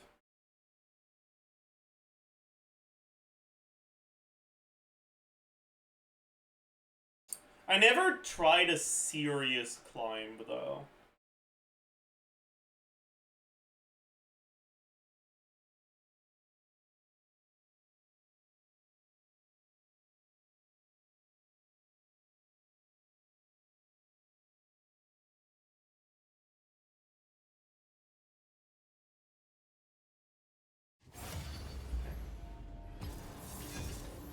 What's your thought on Emerald? I don't even know. I haven't played ranked since they added Emerald, so I don't fucking know, man.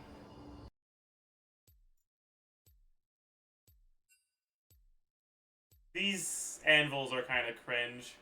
Am I gonna be a tank abuser? This is looking like a tank abuser angle, honestly, chat. It's okay. We'll play later. Like, I don't like Victor, I don't like Yone. I really don't like Heimer.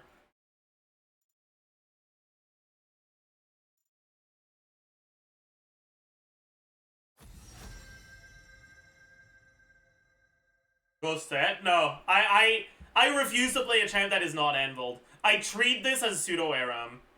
I think it'll be boring if I always pick the same champ. Trundle is not Anviled, he's just favorited for some reason.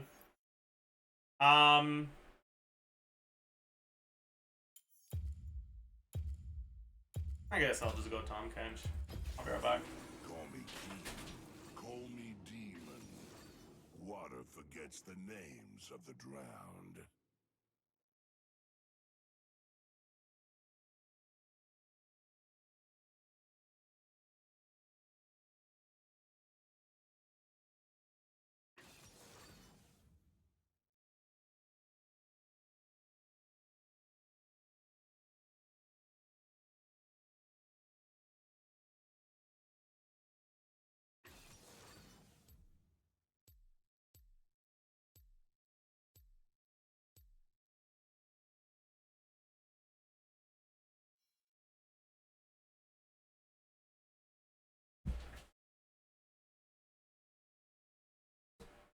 I'm back.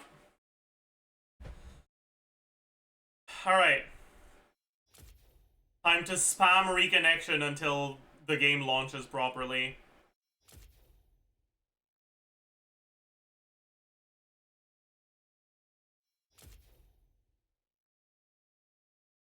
There we go. It's launched.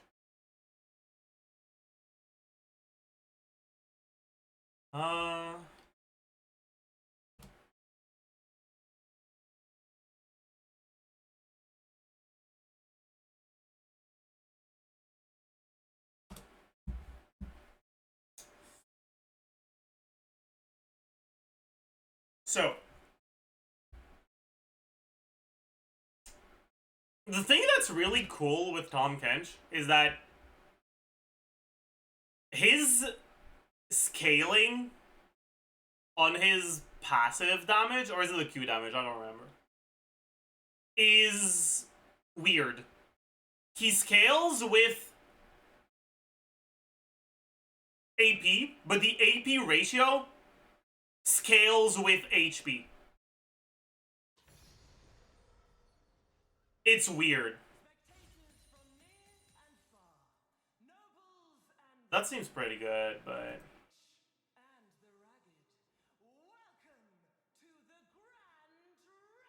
Does that work on his E?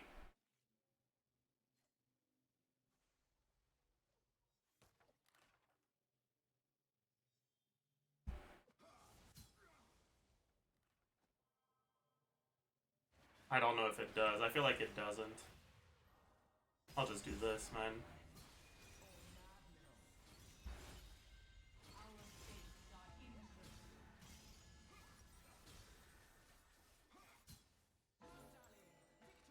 Oh, I didn't manage to use my thing in time. Fuck. It is my mouth into which all travels in.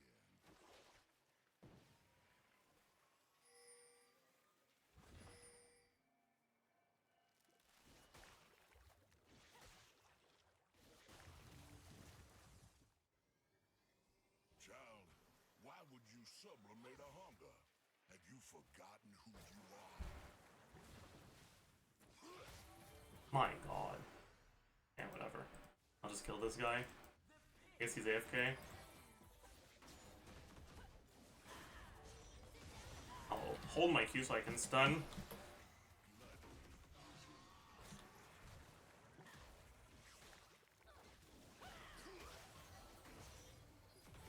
Oh.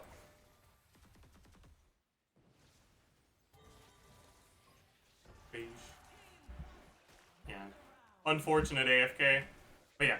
His... Yeah, AP ratio is equal to 1.5% per 100 bonus HP.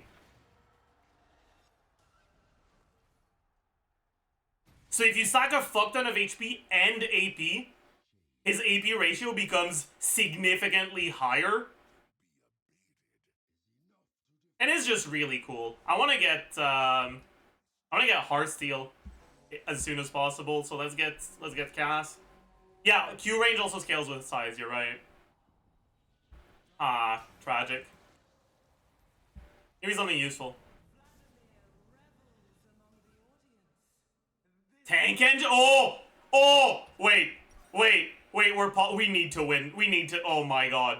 We need to win this. Oh, we are not winning. Fucking Scopius weapon Fiora, Giant Slayer Lilia. My god, it's cooked.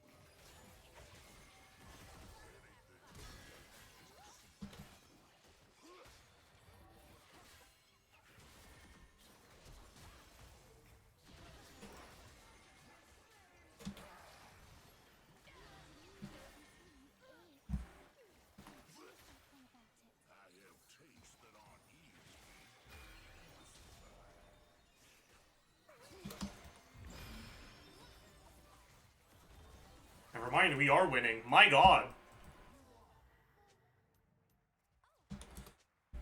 Dude.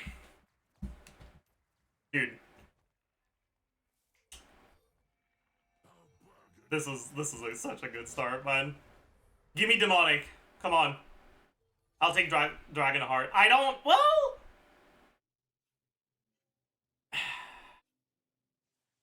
I mean.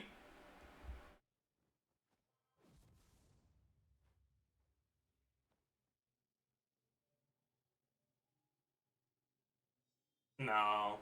It's a bad idea.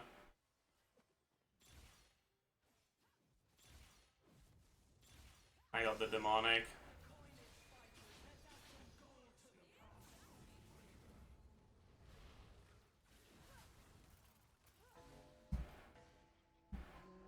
Demonic is too good.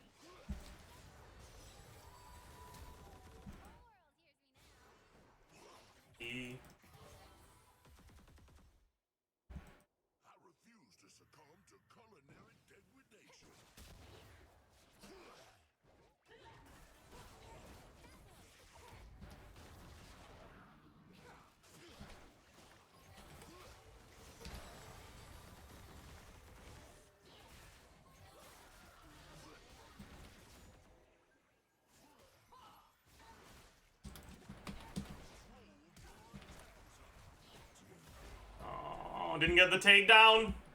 Fuck. Fuck. Fuck. Fuck.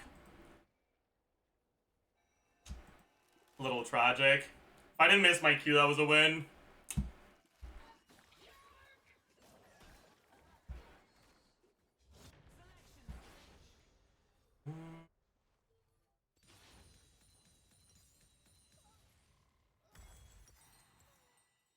It's definitely a hard steal game.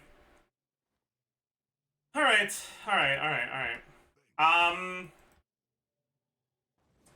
And probably Riftmaker second. And then just stack as much HP as possible.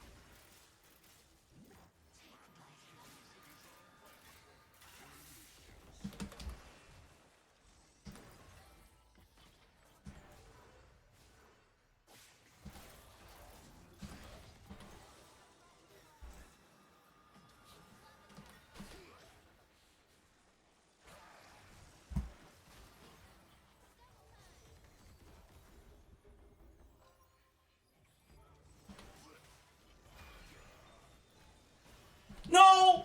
My heart steal! Fuck. Want to get the proc, but I didn't get it in time.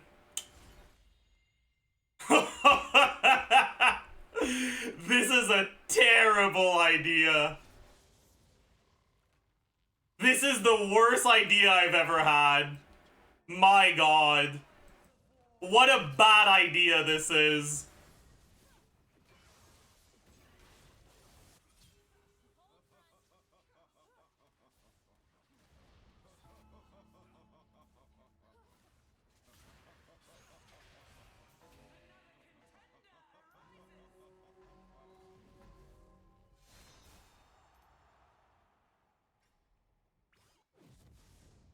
Oh, this Swain is a little scary.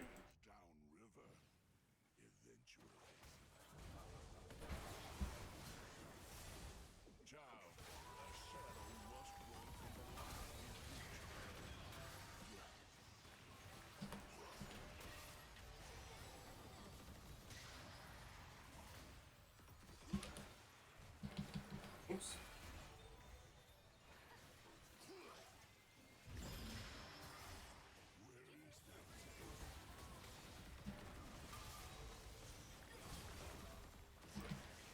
I guess I should probably run to make him lose his thing, right? Oops.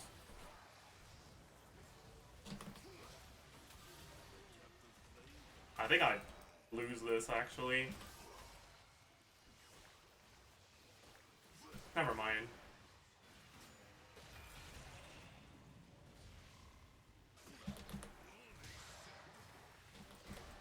I'm vibing. I don't lose this. I forgot I have an ult, man. There we go, Riftmaker next. Alright. And from now, I guess I'll go Rabadons actually, instead of stacking HP. Yeah, right now my AP ratio on the passive is 53%. We need more. Seraphine seems useless? No, she's doing a lot.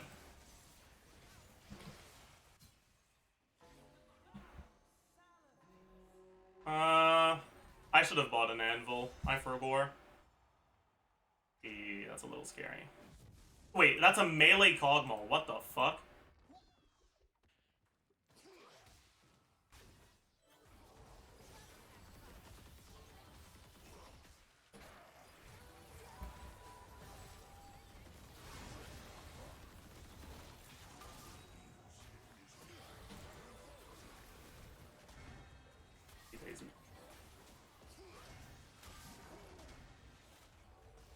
I ran it the fuck down there. My goodness. But I guess I kind of outranged them.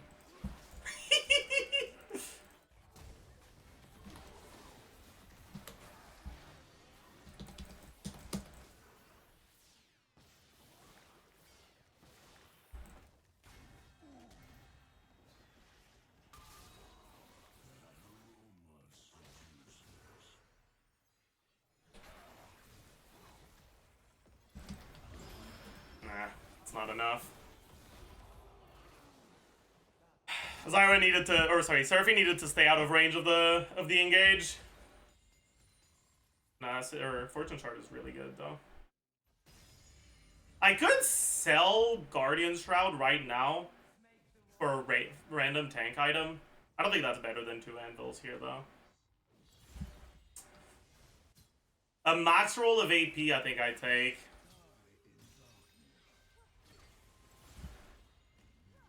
Two random stats. 2 AD! Ugh! That's bad.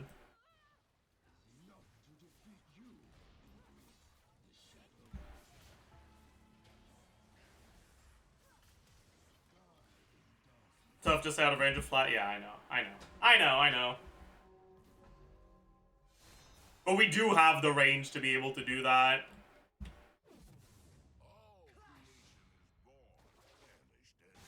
Oh my god.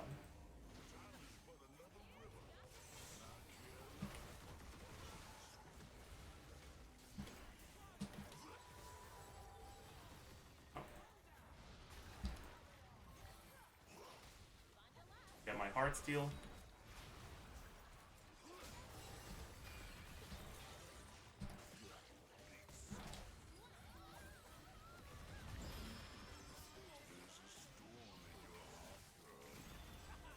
Get another heart steal.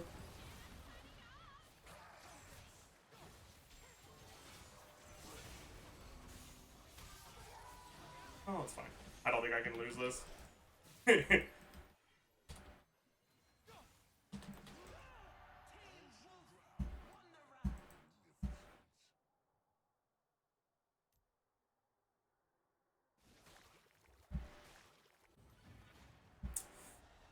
Death Realm, I don't think is good.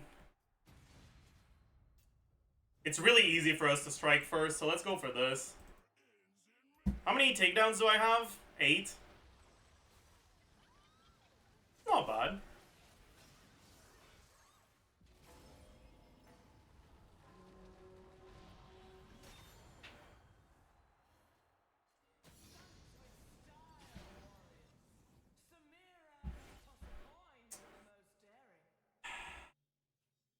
These are pretty bad. Oh. That seems funny. Let's take that. Oh boy.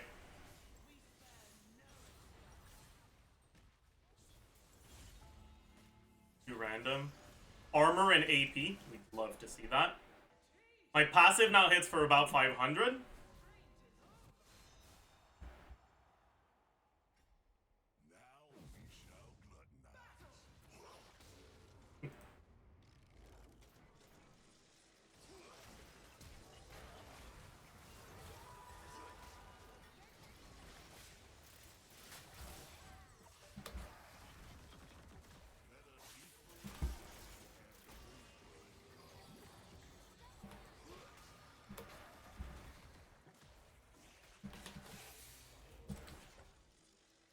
Oops, that is not what I wanted to do. I thought I still had Ghost.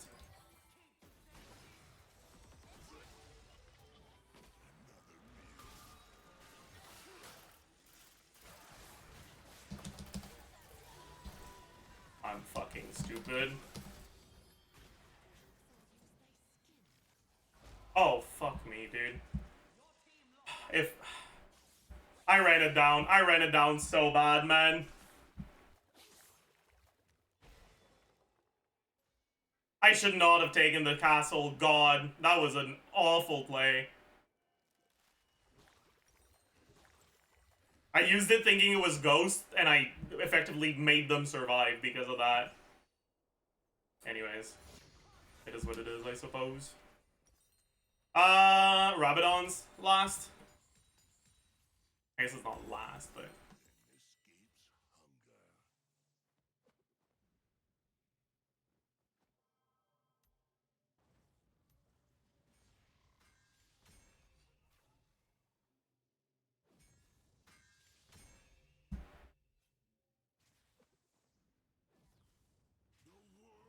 How many kills for Spat? 4. We're not in the best spot. We outrange like crazy. Late, slow.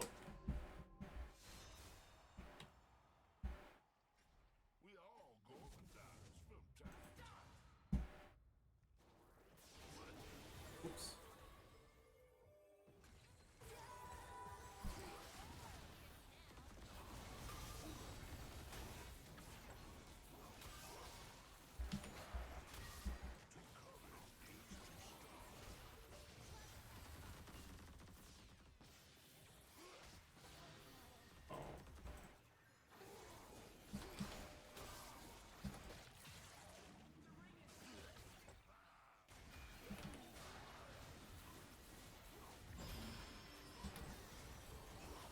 I guess we're cooked. We're a little too cooked. My god.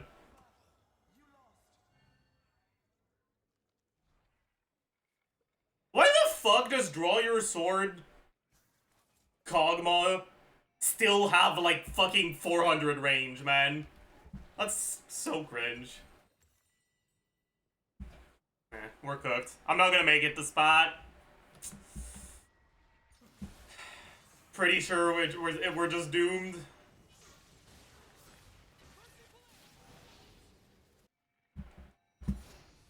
We need to win 2 rounds now, but I don't think that's happening. Oh. Health is good. My Q range is pretty big now. We could beat the Echo.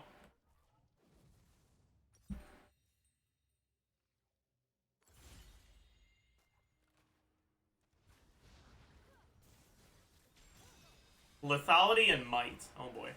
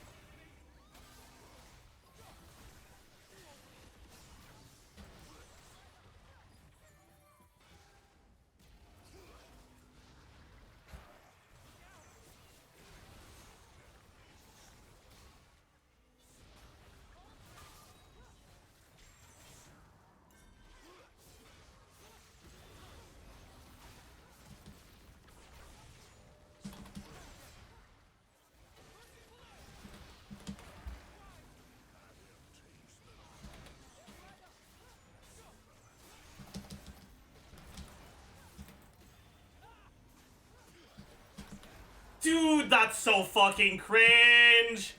I hate this game. I hate this game. Why did I take the spatula, man?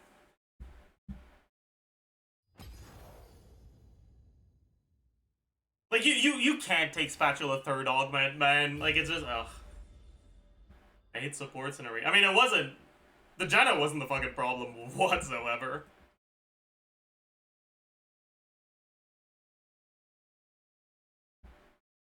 I'm doing another one, I don't care. I don't care. You can't stop me.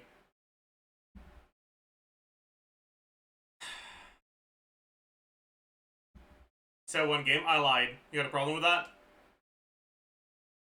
You weren't able to take more than 2 steps at a time towards the echo because of her? But I don't need to be close to the echo. My range is bigger than the screen, you know? The problem was that Seraphine kept dying.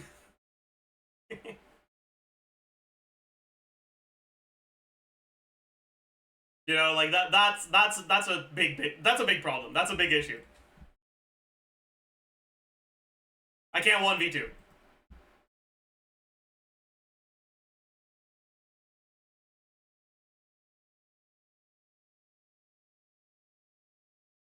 Yeah, like I don't really know how the Seraphine was playing so far forward that she kept getting engaged on. But it's okay. Happens. It's not the end of the world. The only annoying part about it is queues are so long right now.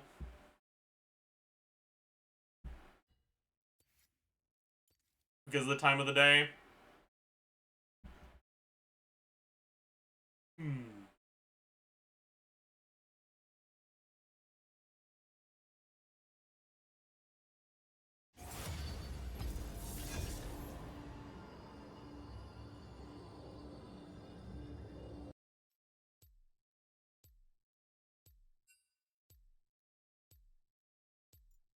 Alright, who's Anvil? Aatrox, Amumu, Twitch, Yone, Zeri. Oh boy. It's okay. We'll play later. I'll hover Zeri in case they want to go Yumi. But otherwise, I'll probably go Twitch.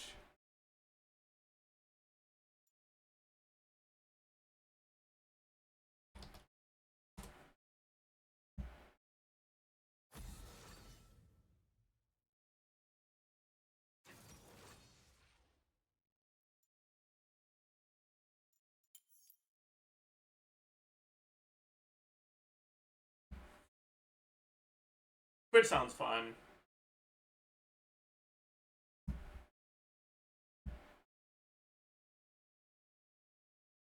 Not bravery. Okay, listen, buddy. Alright? Clicking on bravery means that I might end up rolling into Scion. Or fucking Nunu, or fucking Sejuani, or Nautilus. Like, is this really what you want to see? Like, really? Is that really what you want to see?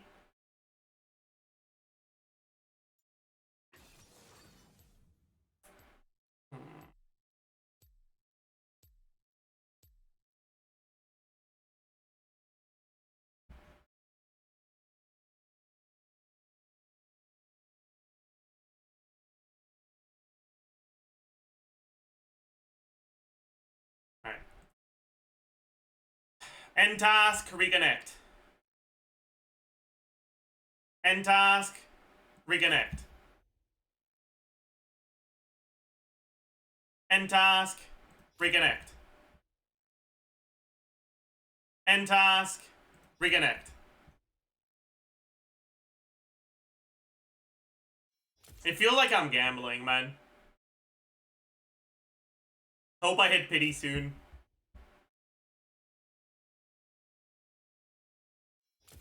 I hope I hit pity on the loading screen soon, man. There it is! Feels good. We got it early.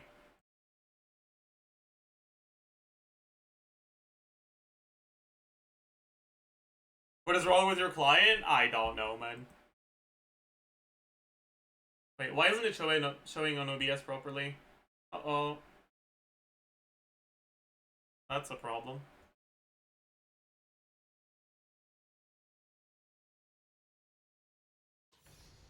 Why isn't it showing on? Oh my god.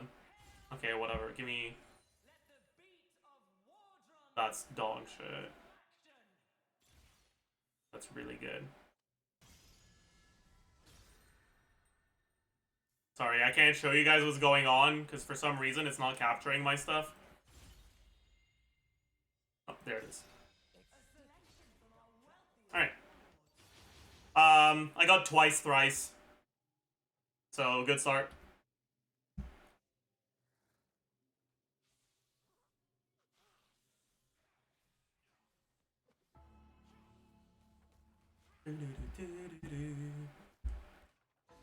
Is Zajef a kite master? No, I am not. Phenomenal evil seems annoying.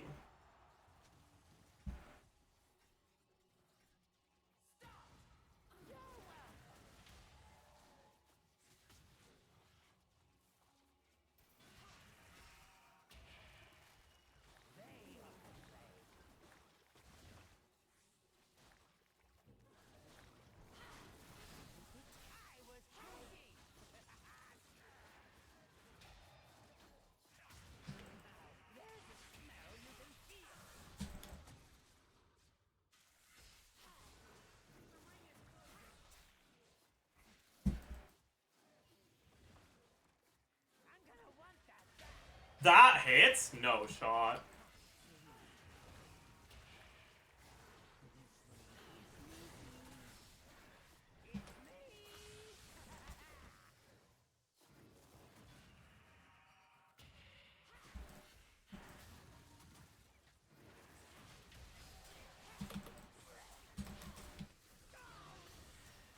Think we lose this. Unless... Oh, yeah. So close. At least we got the money, so it's fine. My...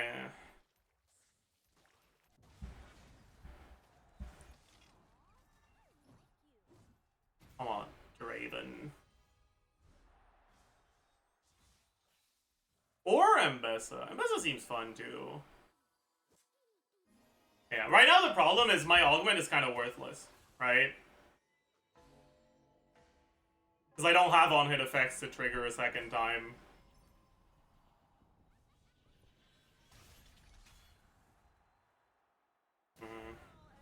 Do I go Prismatic? Yeah, I do. I'm gonna go Prismatic because there's so many good Prismatics on Twitch. I feel. What boots do I want? Do I just take the Zerkers? I feel like I do, yeah.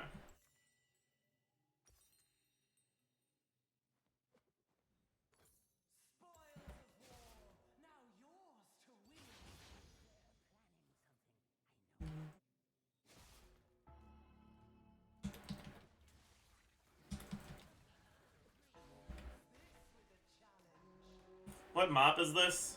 Desert Oasis. Alright. Let's make sure we get the money at least.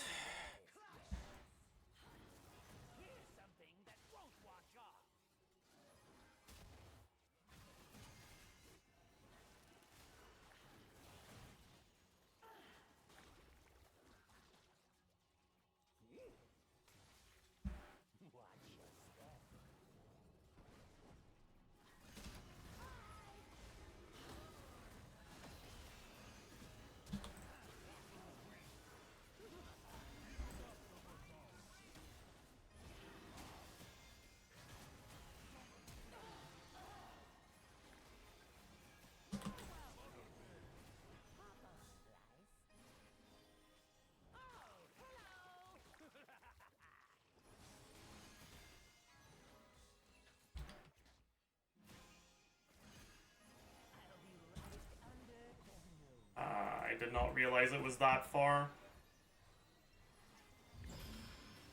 I kind of ran it. I didn't realize the circle was... That was stupid.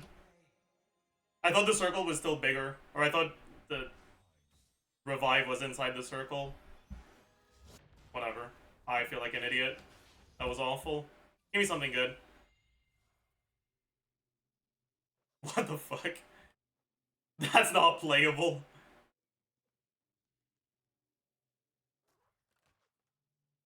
That's actually unplayable. Fulmination, I guess, is not the worst thing I've ever seen.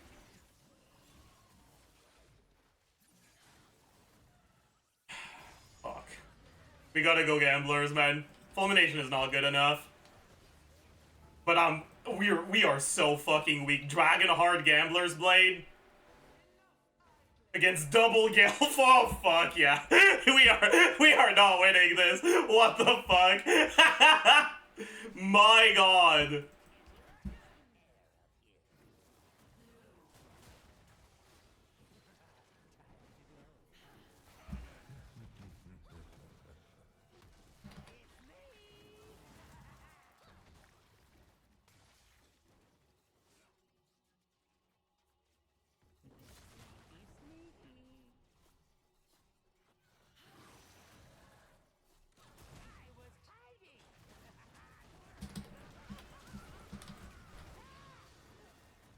Throw it, Flash. Not much I can do about that, man. Fuck! Just glide. I have 93 AD with no damage from my augments. By the way, my gamblers didn't even proc. Yeah, it's cooked.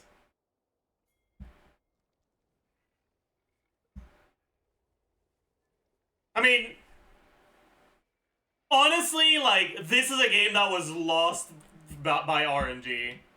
Like, that Gamblers was not good enough.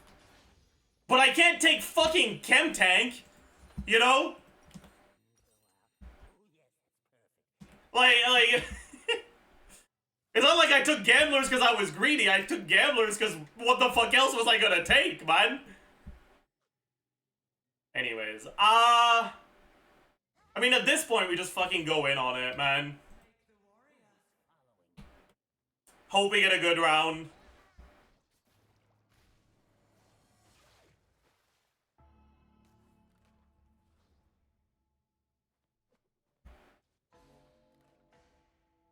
My god.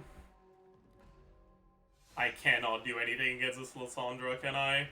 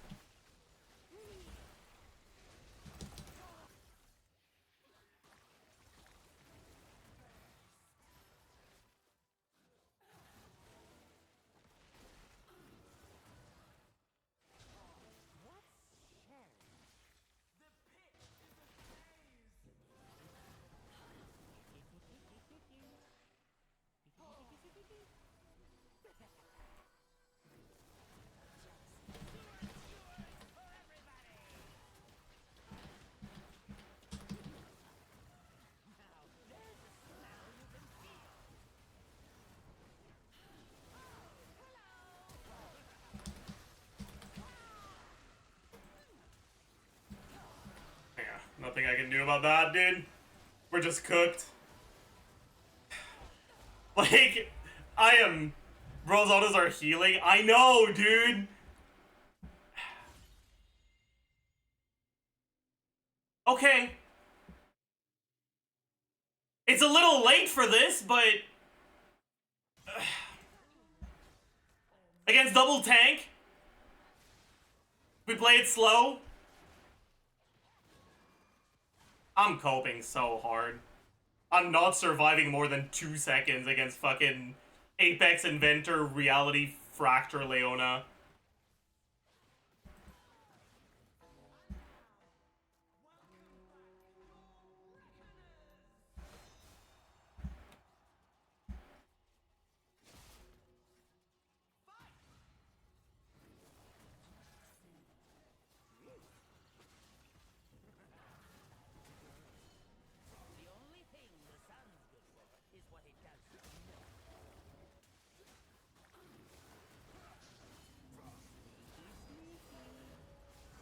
I'm dead. Sick, dude. That was fun. fucking so interactive, very fun. Like, okay, she walks up to me and I'm dead by the time the CC's over.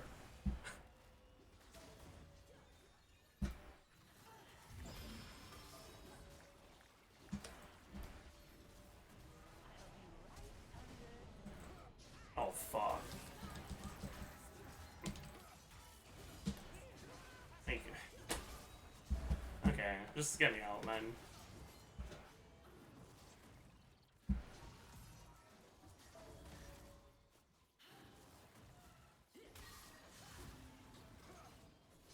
Get me out, man.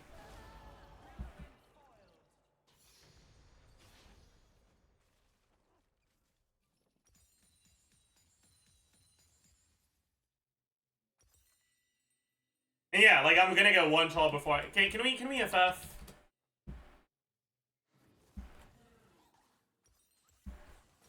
This is the only reason why I should have played with one of you guys, so that we can fucking FF when some... Okay, yeah.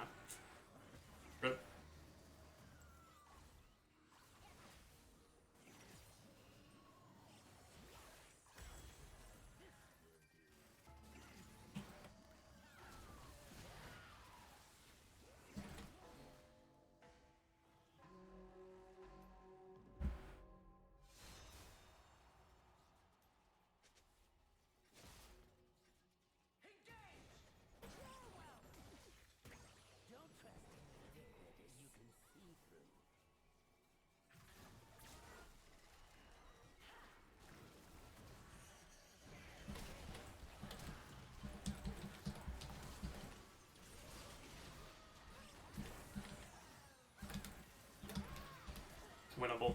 Winnable. Winnable. Winnable. Winnable. Winnable. 1,000 gold. 1,000 gold. Winnable.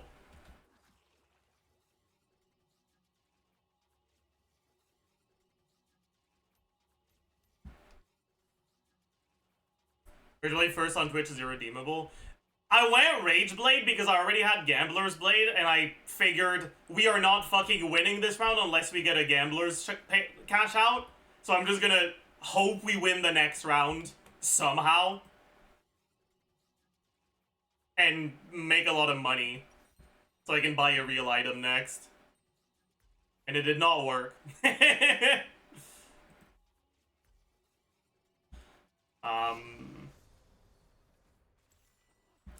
Fortune.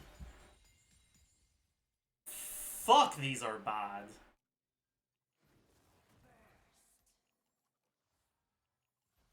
These are so bad. I guess Armor Pen is a little bit better than Magic Pen.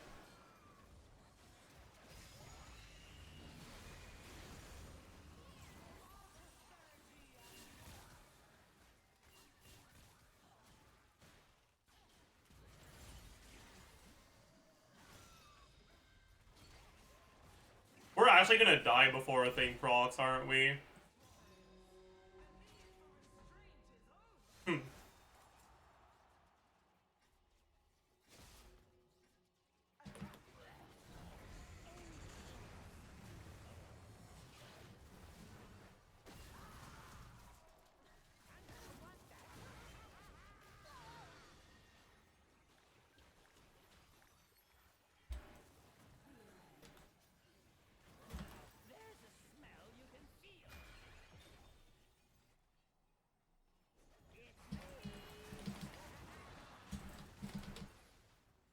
Oh, he's dead. Somehow. But it was the least deserved win I have ever seen. My god.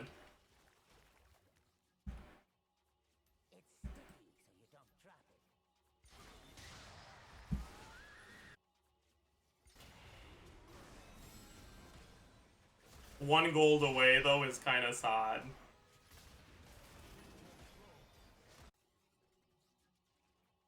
We're so back? No, we are not back. Not even close to back. Bro, we're probably gonna against the fucking tanks next round. And we still don't have our prismatic augments. That's so over.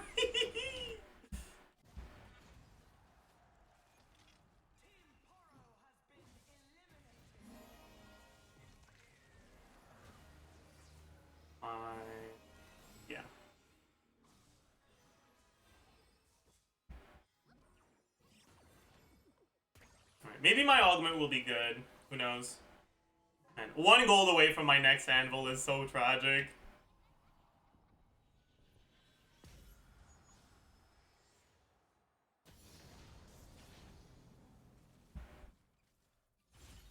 Dual wield is really fucking good.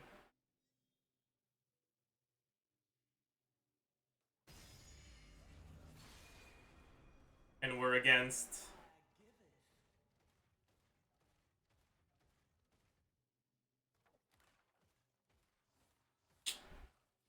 That's kind of scary.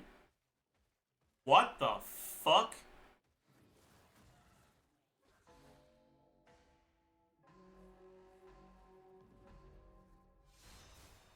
What the fuck is that, man? Jesus Christ.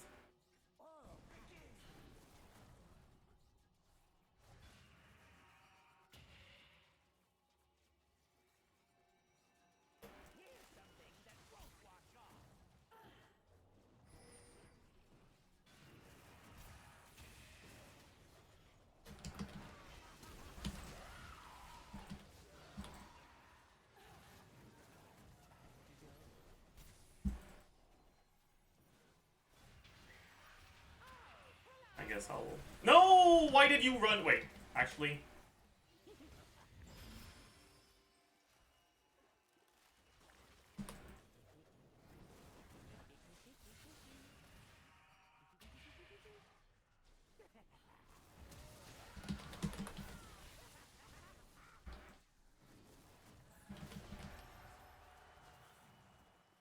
Alright, big. Only got 300 gold, but it's a fine. It's fine, it's fine, it's fine. Maybe we're back? Maybe, but I'm not convinced, honestly.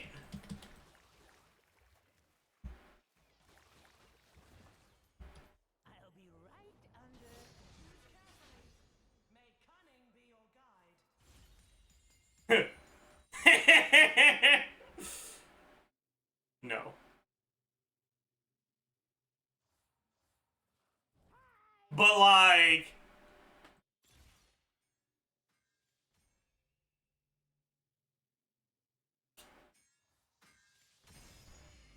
This is the worst idea I have ever had.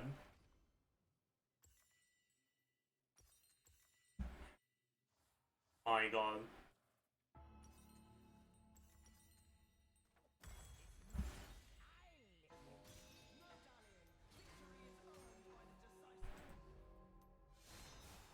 I have lost all of my rage. And I don't really have that much damage either.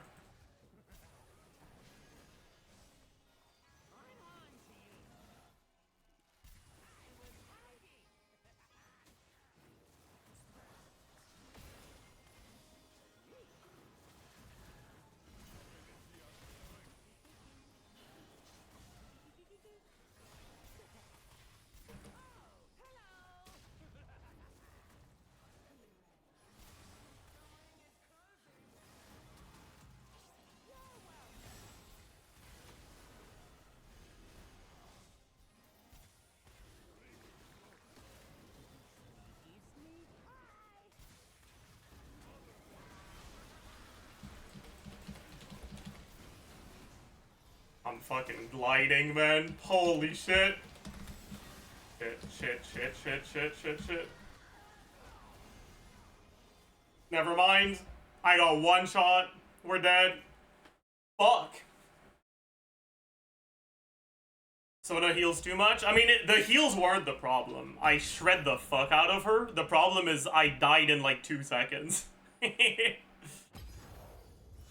we can't end on a fucking pathetic performance like that, though.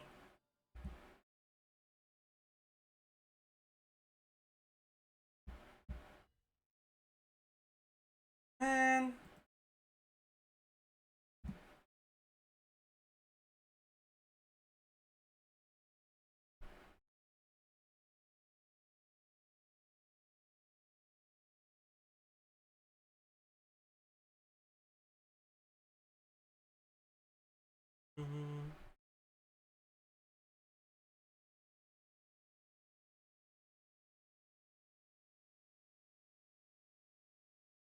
No viewer arena? Meh. Maybe another day.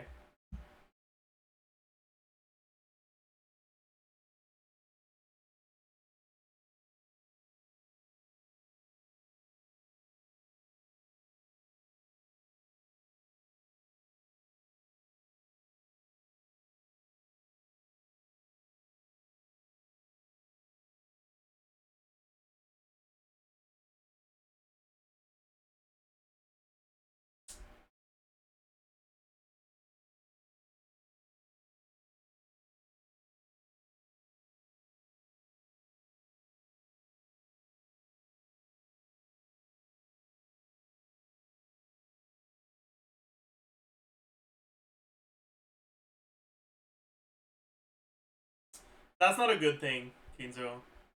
If me playing League is something that's relatable for you, that's bad.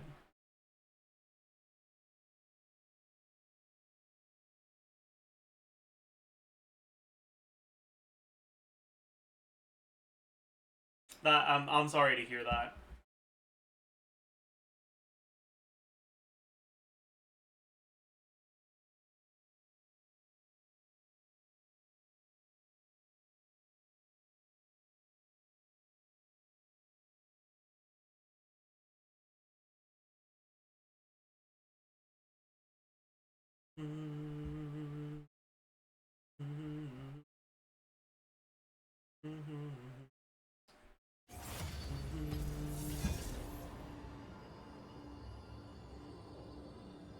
There's a reason we have League of Legends as an emote. Yeah.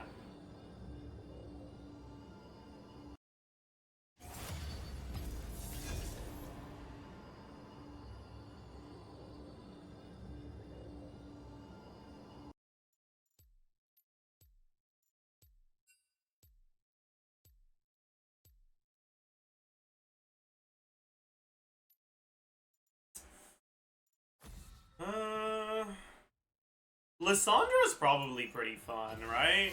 We'll play later. Or Sivir. I'm down for either.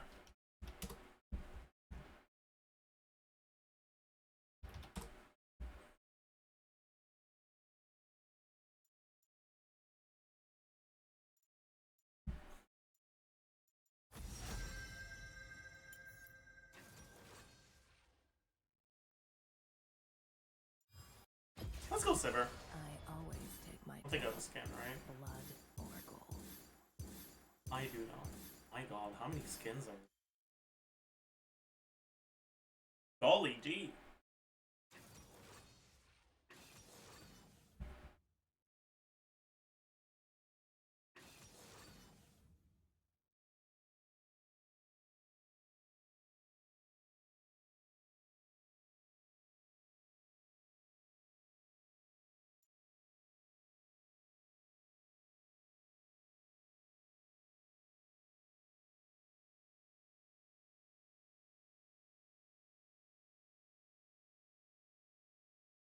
Thoughts on Tap Dancer first augment? True. True. True. True.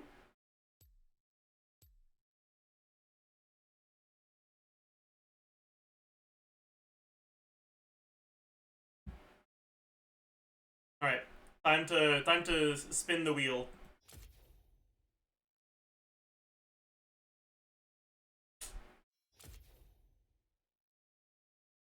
Oh, we got it on the second try. That's crazy. That's crazy.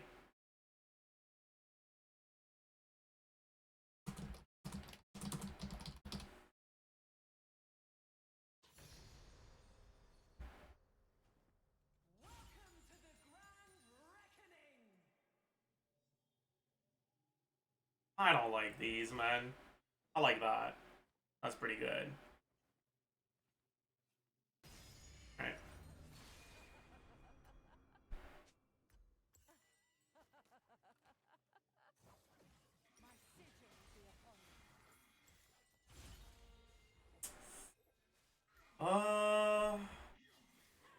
I guess I take this, but I'm not really happy with it.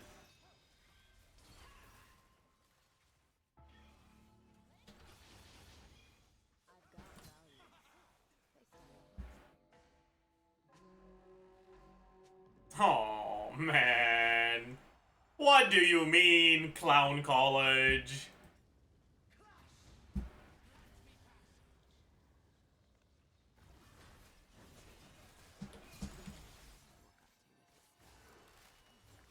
bought. They're not stealing it.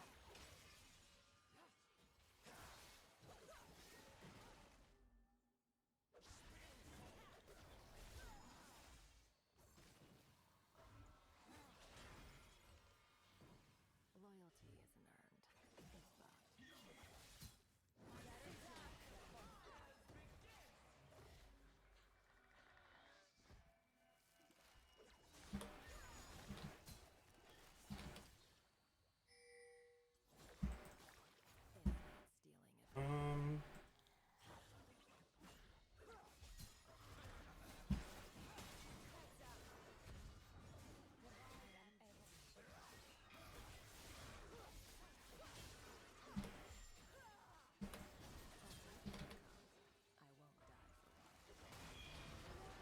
Big! Oh, can I get the money? Yeah, plus 10.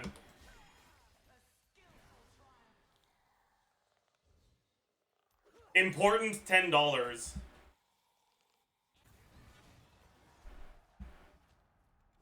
Were you actually serious? No, I wasn't. Alright. I like this one. It's chill.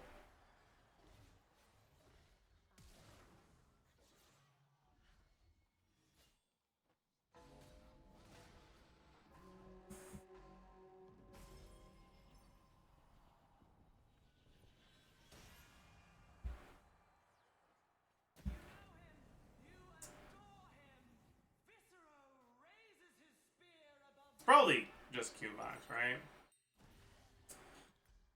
What boots do I even want?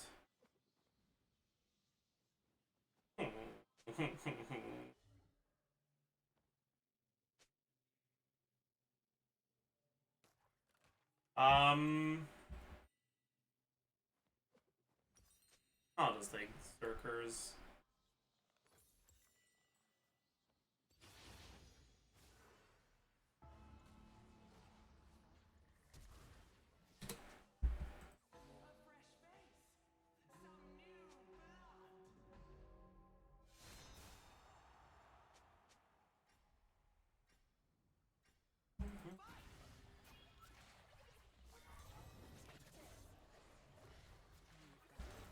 Why the fuck did I use my spell shield?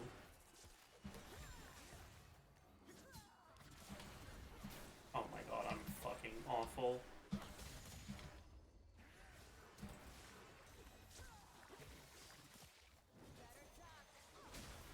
Get paid and get out.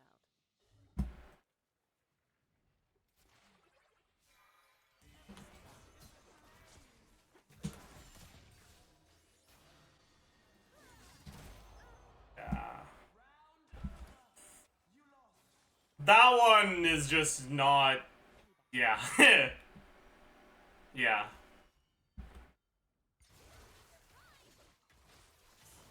Is that Tap Dancer Zeri? No. He's just fast as fuck.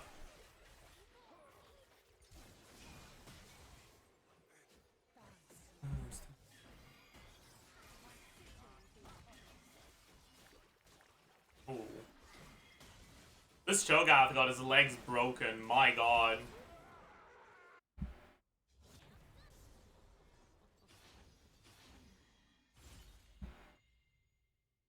Dragonheart or Flesh Eater?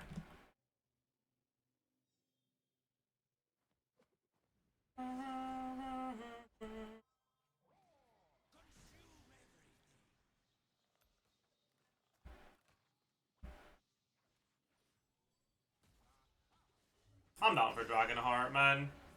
Femtech Soul. Eh. Laws are whatever works at the time. Flesh Eater, no. I mean, it's the smart play, but Dragonheart is more fun. As long as I don't die. I'm gonna die, though, so I'm kind of stupid.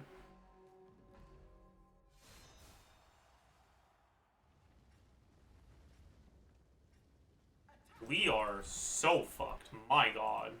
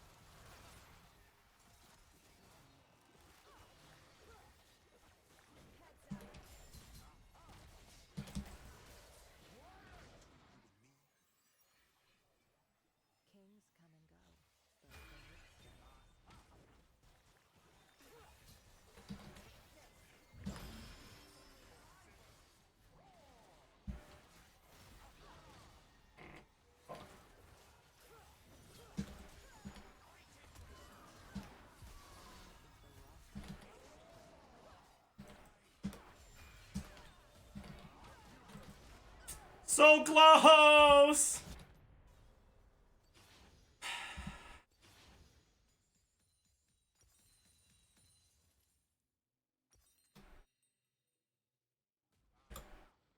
It was so fucking close, man. You can't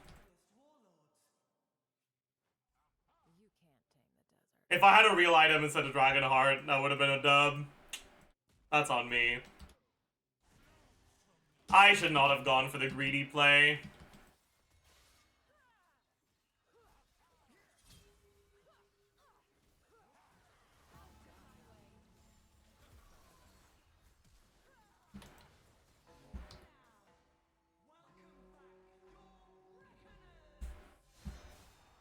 Things the fact you got Chemist and vote. I mean, of course, if I got an actual useful soul, that would have been a dub as well, but...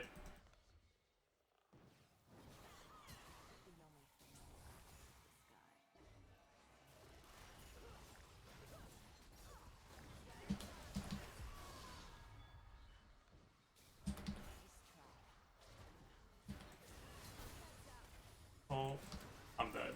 Oh my god. Yeah, okay, that was fucking sick, man.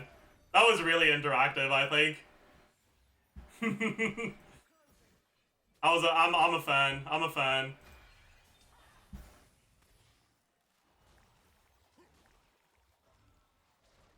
Yeah.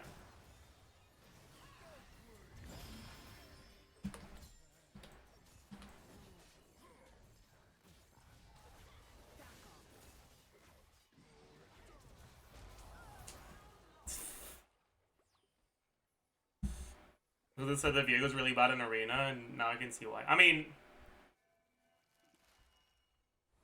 Viego took a bad augment, and I took a bad item.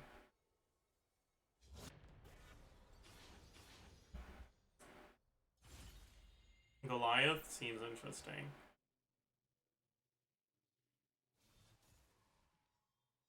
I'm not taking True Shot. No.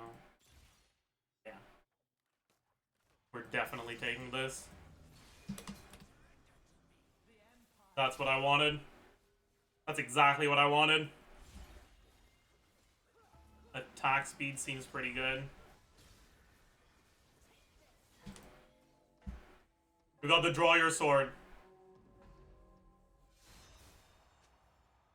Oh boy. I'll fight for a cause. I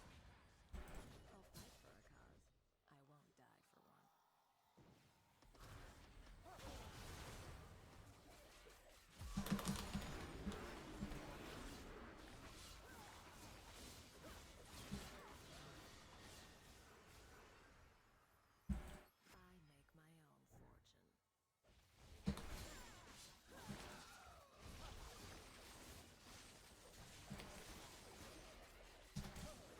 make my own fortune.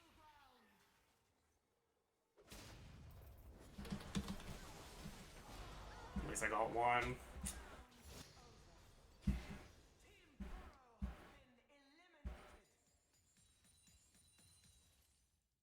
Oh boy. What do I even go next item? Shield bow, maybe?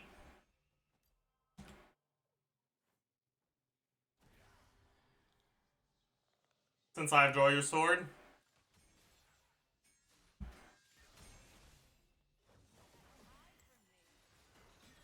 Oh, fuck. I don't beat this. Okay, never mind. We're cooked. We're completely cooked. This is not a winnable matchup.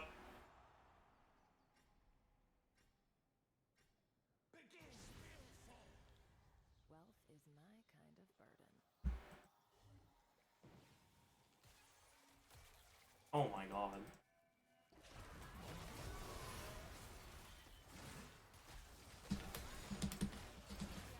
Yeah.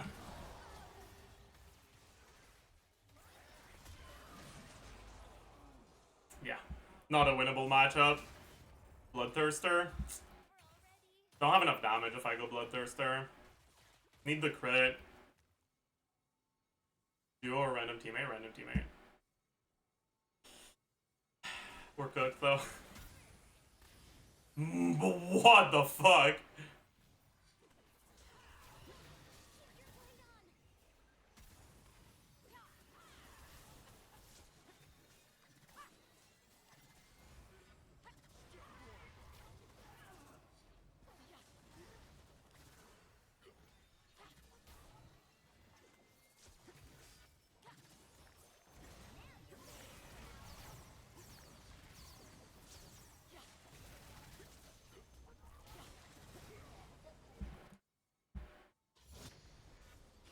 Alright.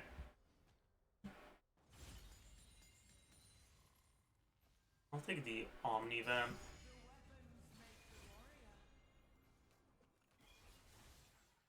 Fortune, I suppose? I'm not gonna FF. We're one fight away from death anyways, and we actually scale pretty well.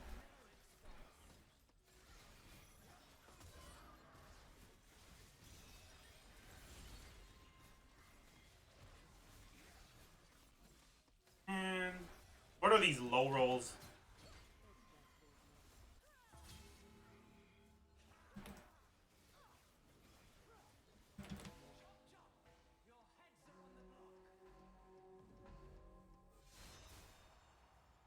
Pretty sure it's cooked.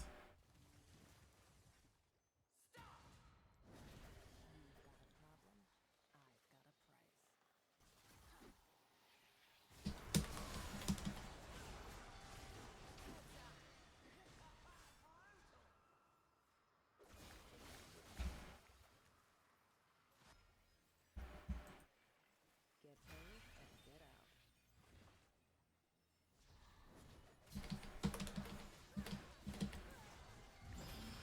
get out. He had ult back? I didn't realize he took enough plants to get ult back. Fuck. Well, I guess we're dead.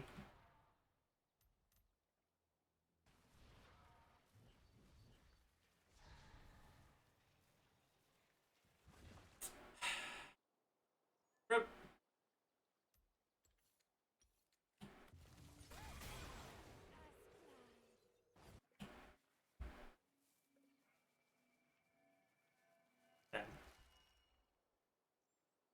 Round 1 augment ended up with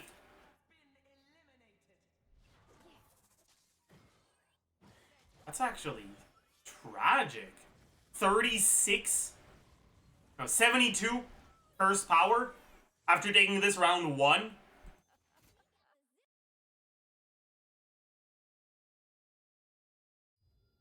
That means he hit 9 abilities in the whole game.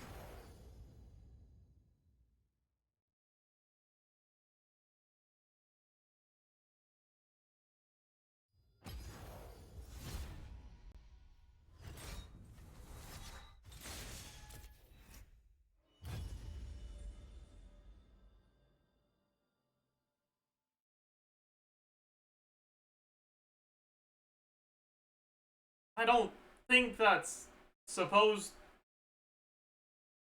to... Huh. Interesting, I suppose.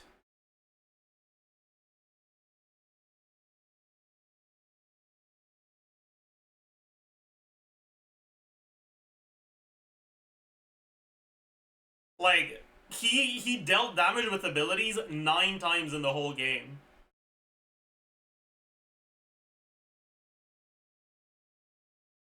Adaptive force scale 0.7 AD per adaptive. I mean, it doesn't matter. It showed you the amount of adaptive force. And I wasn't talking about the amount of AD he got, I was talking about the amount of abilities he hit. Oh boy. Happens, I suppose. Me.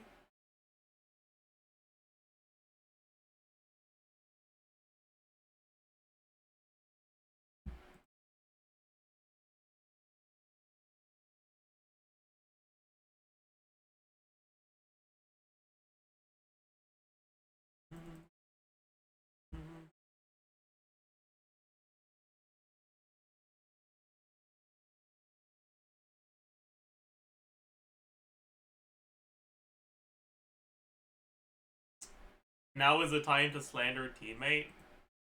I don't want to get into the habit of doing that. Like, was that lost because my Viego played pretty poorly? Yes. But is it that big of a deal? It's a video game, and who cares? And was I playing perfectly? No.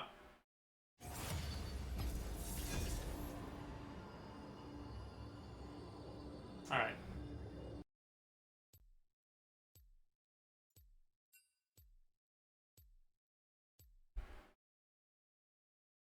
What is anviled? Pike? Seems like a terrible idea. I'm down.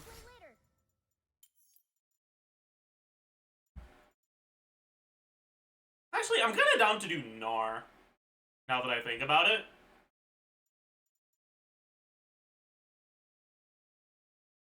I wonder how good Gnar is in Arena.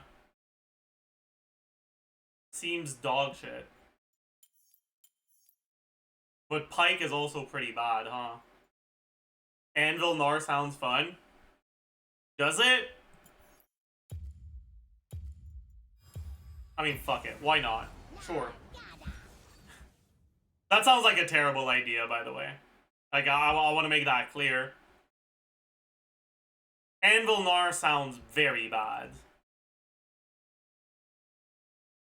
I'll do it. But it sounds terrible. It sounds awful.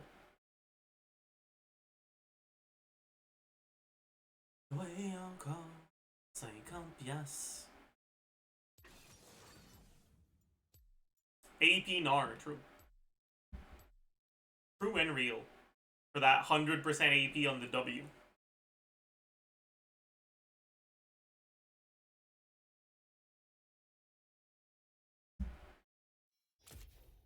Alright. Let's roll the wheel. Let's spin the wheel. Roll the dice. Okay. No.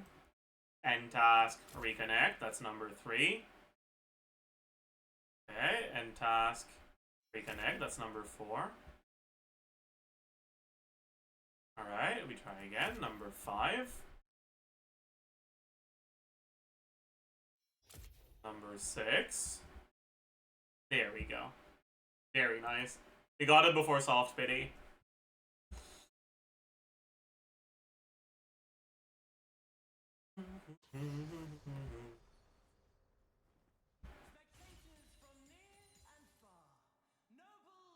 Bread and cheese seems fun, but lightning strikes is probably really good.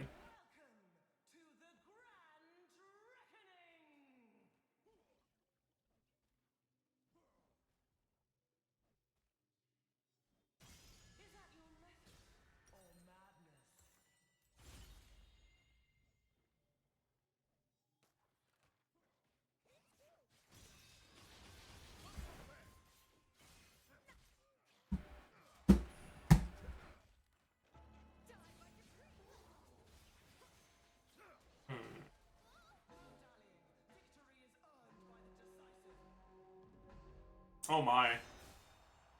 Yeah, I guess with Ornn it makes sense to go on. Oh boy, Celestial Body, round 1.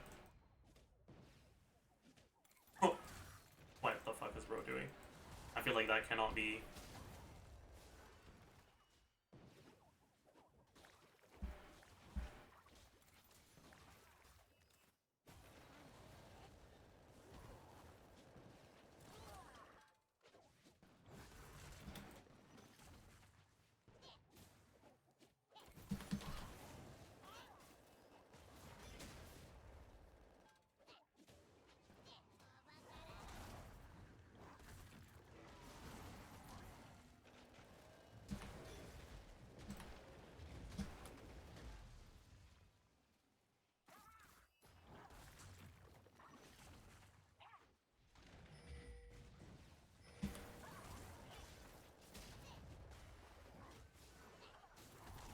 Oh, I got hit by that.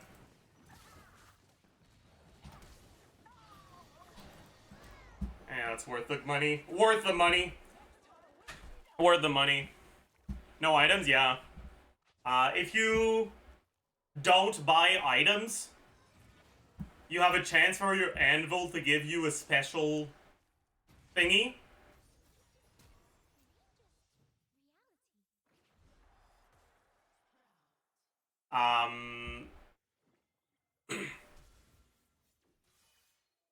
And the special thingy increases the power of each anvil, and it works retroactively, and it's up to 80%. You almost double. Oh fuck, that's cringe.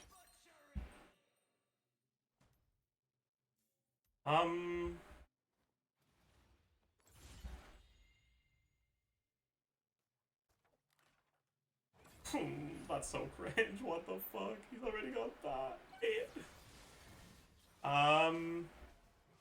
Seems more AP than AD. I'll take the MR. Maybe I should have just taken the AD, actually.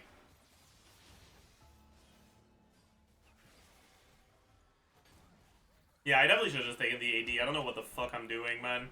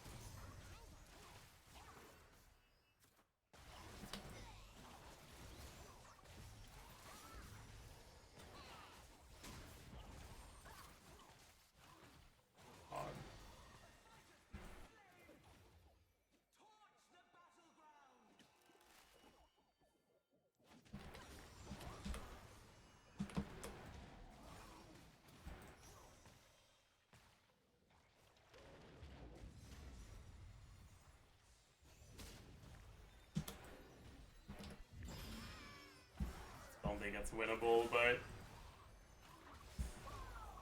I mean, not much to be done against fucking 124 curse power already Death Touch Kog'Maw. Oh boy.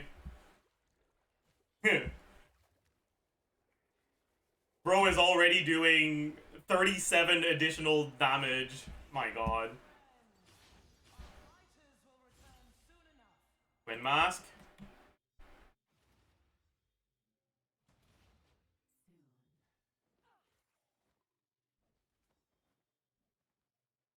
I mean, I'll roll.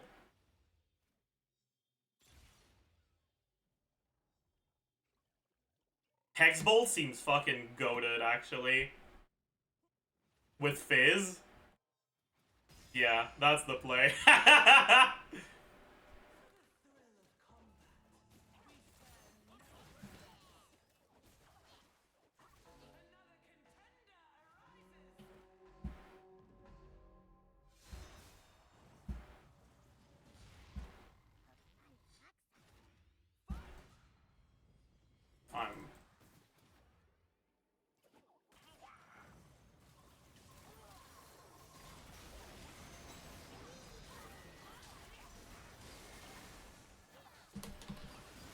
My god, man. It's cooked.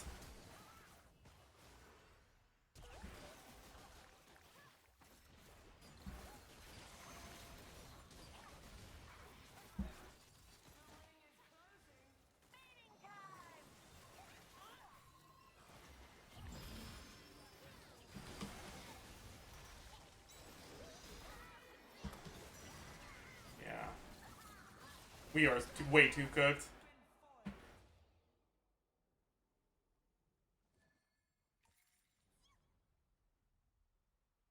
Ain't no way death resets your rage. Yup. Dying at 99 rage multiple times in a row. Love it. I shouldn't have taken Hexbolt. I got excited about the synergy, but we're gonna die before we actually get proper value out of the synergy. Because Hexbolt doesn't give me enough in the short term. Okay, I need some AD for sure.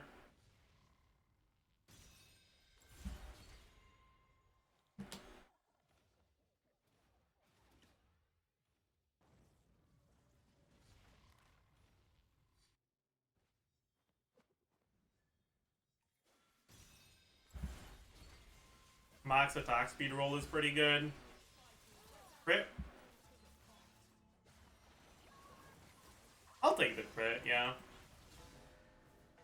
This is a view larvae? No, it's not.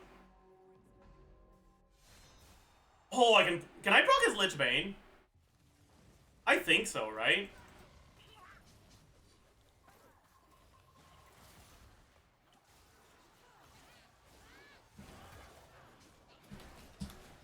Well, not if I'm dead. Yeah, I'm way too squishy. I just die before I get to actually proc anything.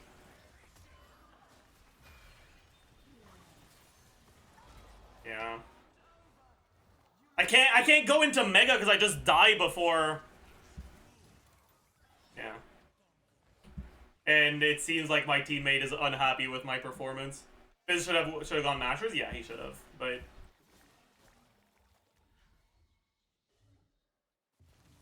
going for fun build being useless, the Arena Classic, yeah. Yep.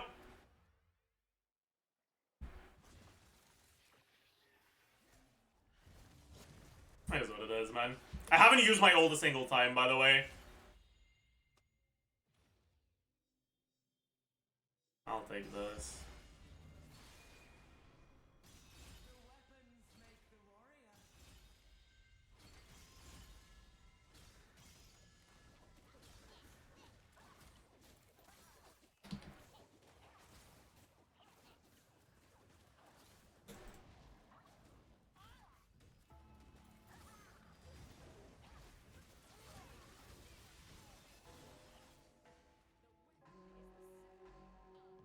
That's quite scary.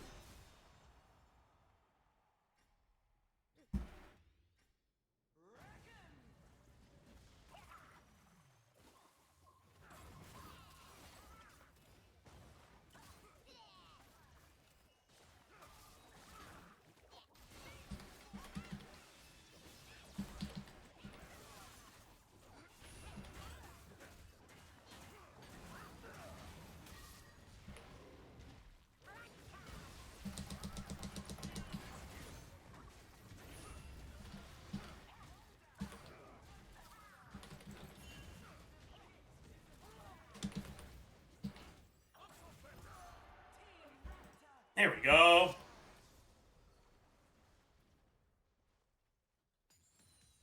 Oh, he has Phenomenal Evil. Right. Okay, come on, give me a good shareholders, I believe.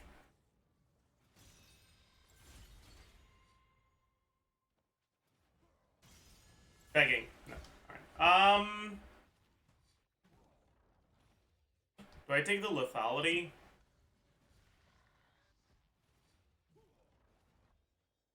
I'll take the health.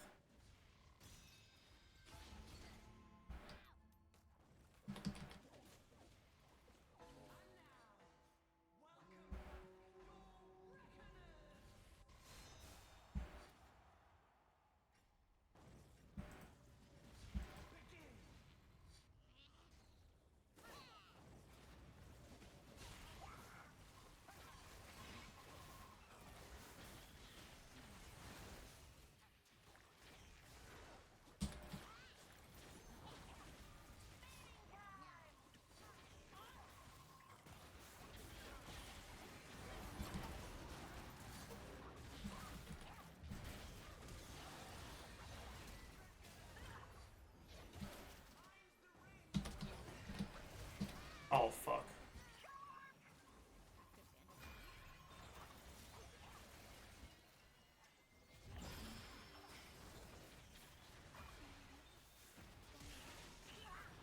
Oh? Oh, why didn't he? Oh, wait, what? He wins that? That's crazy. That surprised me. I did not expect him to win that one, honestly. Golly. I guess the Eureka's putting in some fucking work, huh?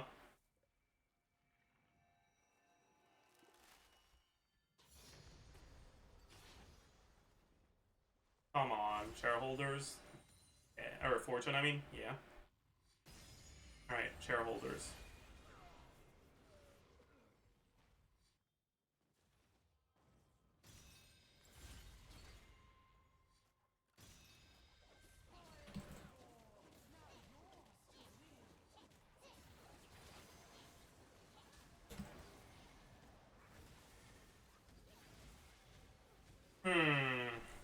True Shot, Prodigy, Gragas.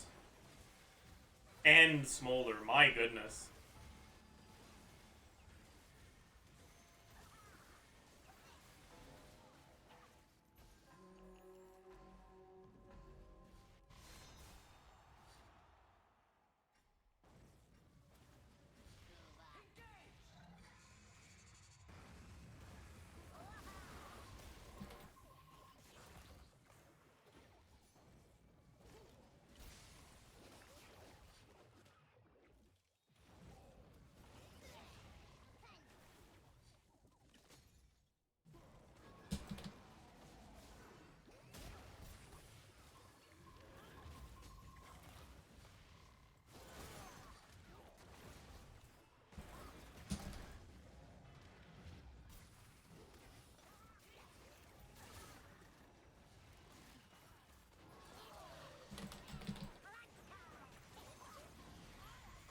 Try to give him his phenomenal evil stacks. Yeah. I'm getting kind of hard carried right now. Goodness. Goodness me. I guess that sounds pretty good. Got some knockbacks. Certainly hope I can hit a shareholder or shard holder soon.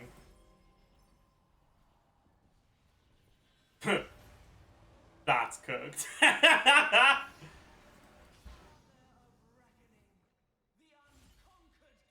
little late for tank engine.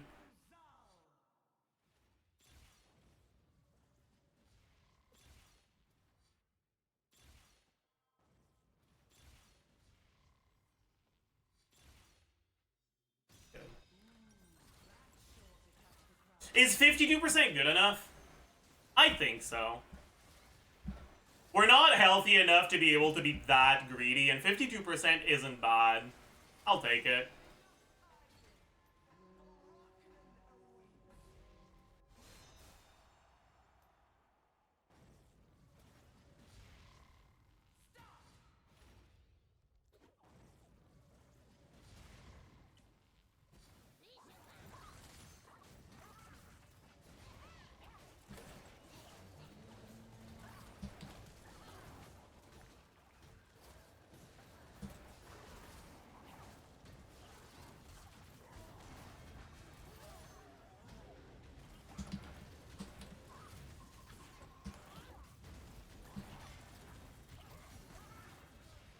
I will just right click him and he will die.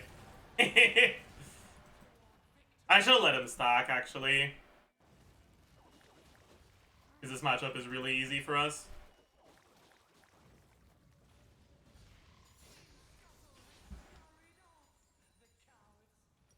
Okay, now that I've hit my shard holders, should I buy something? What would I even buy if I buy something?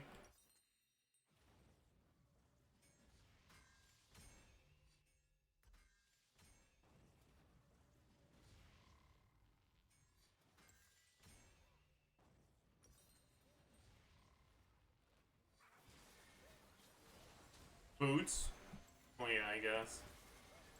And I kind of can't be bothered trying to figure out what else I should buy, so I'll just buy anvils. 2 health shards, that's pretty good.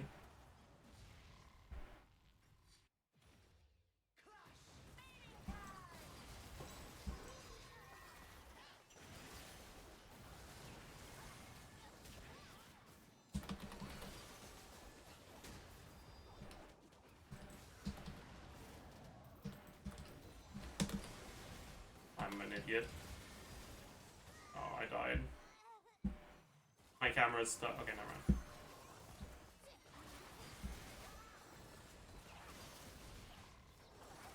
I guess Fizz fucking wins those. Oh!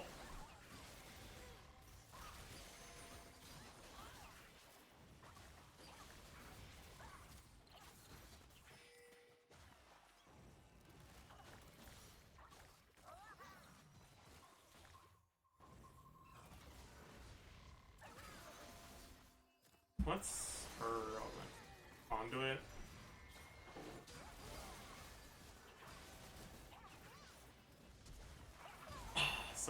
close.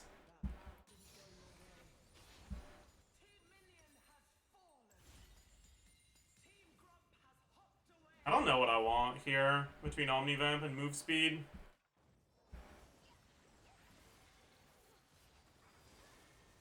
$150.6. Jesus Christ. It's so Jover.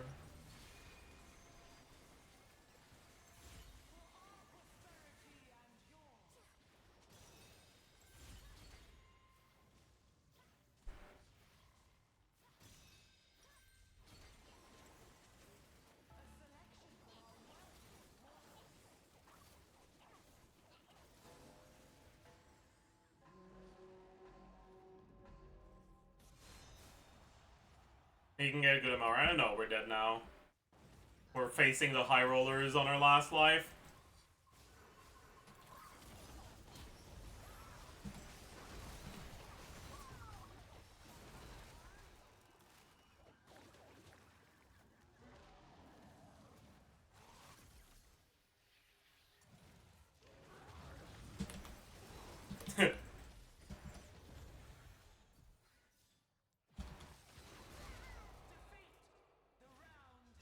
He's angry. Oh well.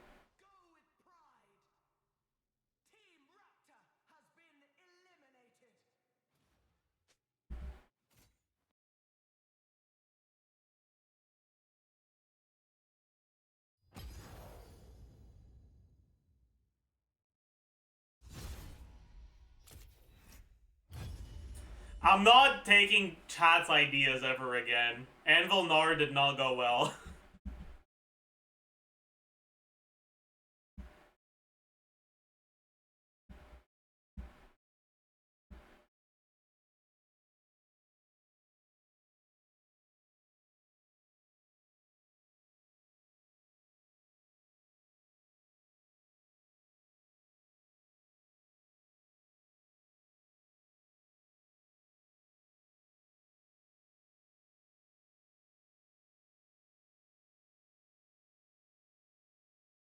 It's okay though. It was fun nonetheless.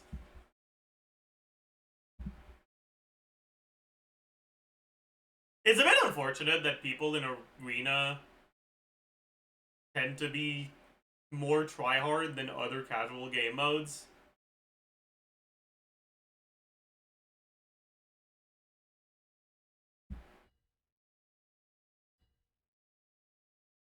Like, it's kind of wild to me being confronted with people that are actually, like, toxic in Arena.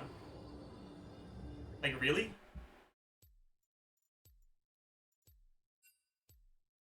Is that truly the most efficient use you found for your time today? Truly?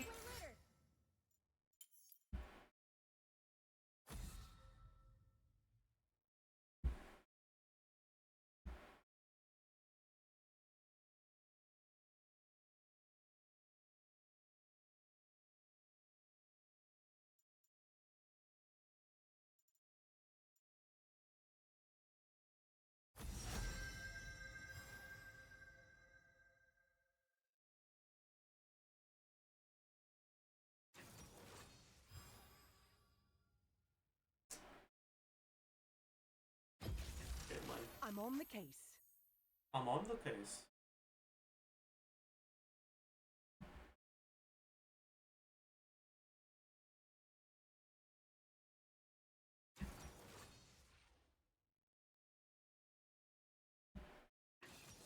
I think being tilted in Arena is normal, like being tilted at enemy comps or bad rolls, or being toxic to your teammates or other people is just them. Yeah, exactly. Like, getting frustrated at bad RNG is normal. Oh, there's 2 Trindamirs, I'm gonna shoot myself. Oh boy. Like, that's normal, sure. But insulting your teammate because you don't think they played up to your standards, to me, is very, very cringe. Also, this game is cooked, by the way. Yeah. It's so cooked. Alright.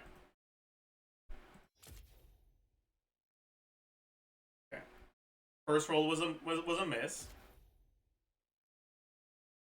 Second roll was a miss. We try again. What's up, Slice? Third roll.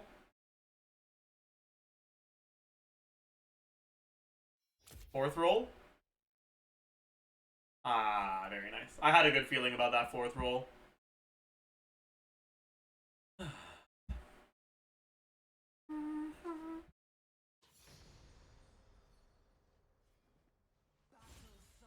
Death Touch.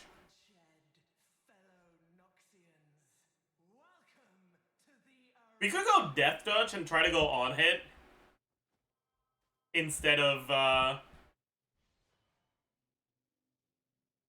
crit.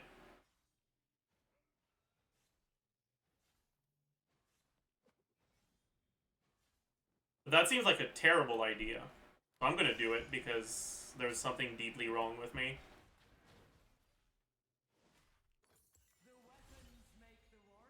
Alright, come on. Double attack speed. Haste and might.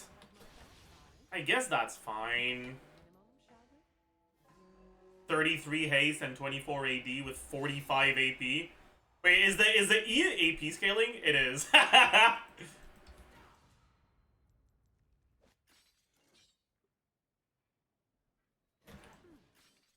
Even the smallest clue can bring a case.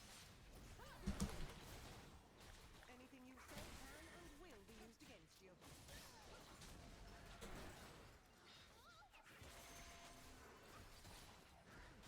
This Shyvana does not seem like it's going well, huh?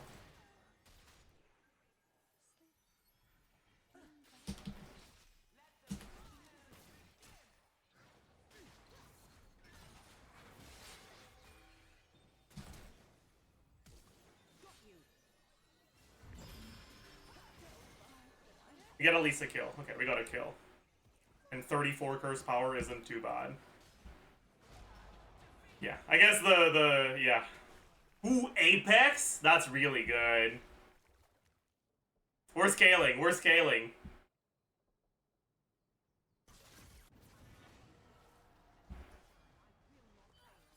You bet your ass I'm going Trundle, man. Oh yeah, oh yeah, oh yeah. I really hope it's not Swain, because we are so worthless until Shyvana hits 6. So we won't be able to get any fucking Ravens.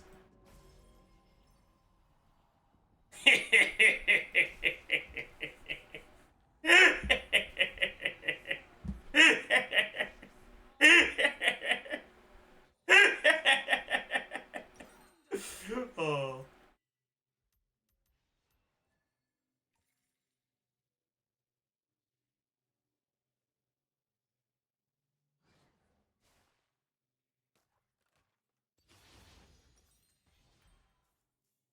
I'll just take Zerkers, I think. Ramus is a little scary. Especially with a bit of CDR, but...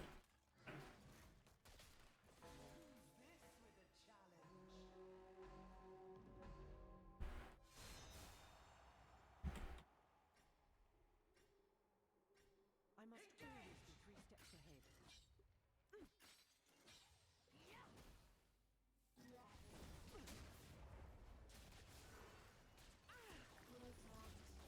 Appreciated. Oh my god.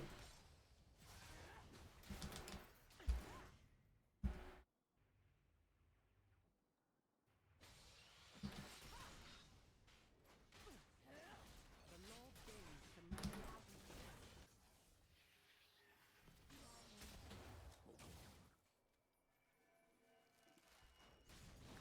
Why did bro fucking...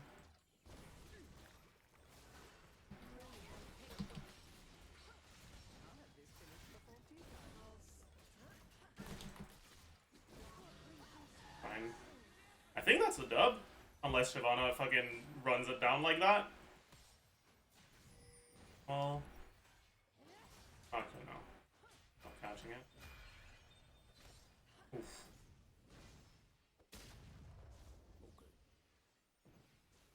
Yeah. Okay, that's a dub. Big, big, big, big, big. Can we get something good? Reverberation seems really fucking good if I want to go full on hit.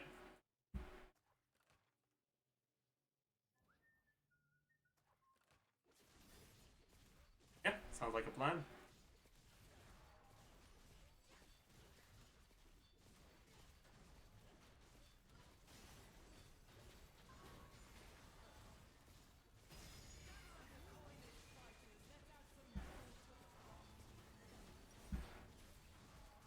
You'd have to hit traps? I will.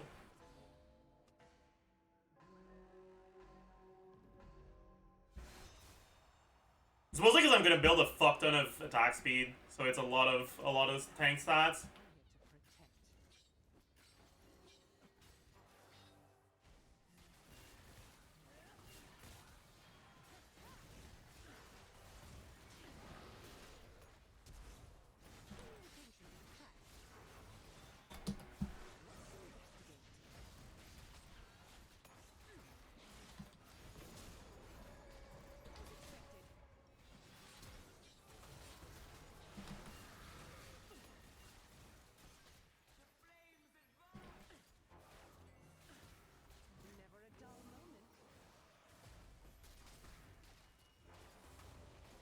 I got hit like an idiot.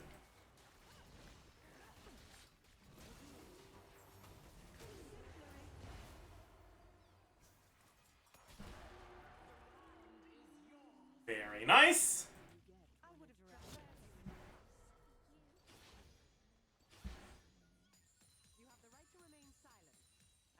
All right, time for some anvils. Okay. All of these are good. Which one do I want the most? Probably Wit's End? Actually, no. Probably Zephyr. Zephyr is better for sure. Do I hold my money? I think I do, yeah.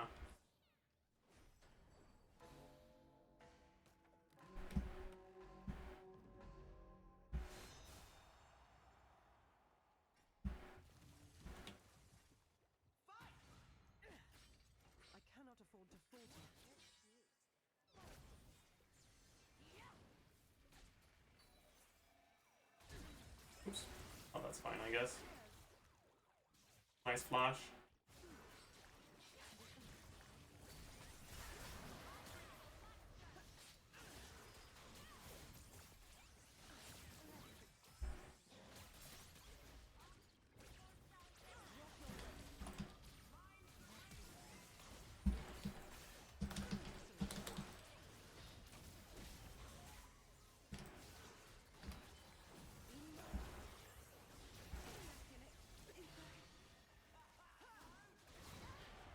Huge.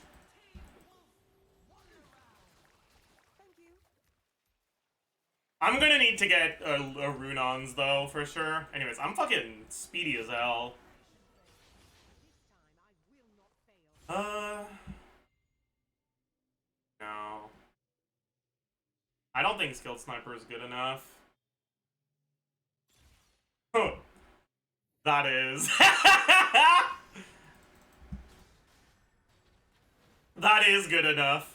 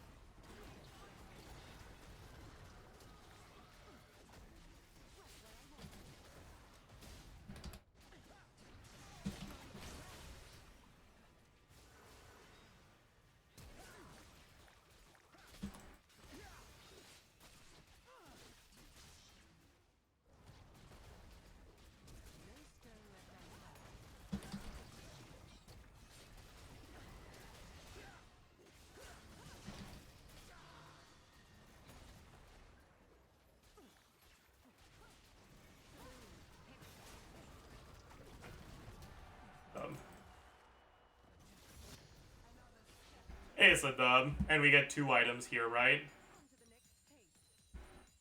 Yeah. Orc, for sure. Terminus, I suppose?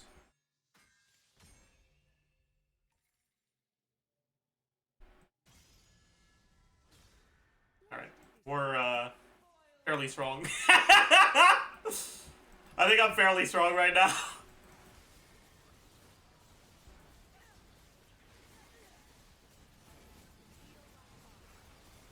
I just need Gwinsu's now.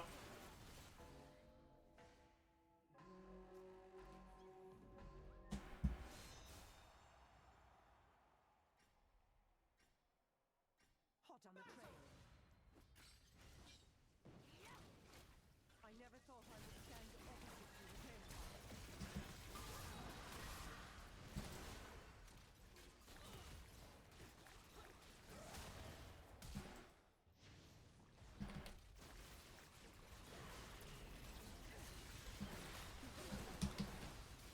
heart of Kratos is its people.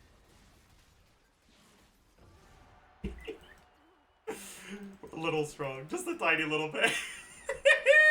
Won the round. I never wanted this, Vi.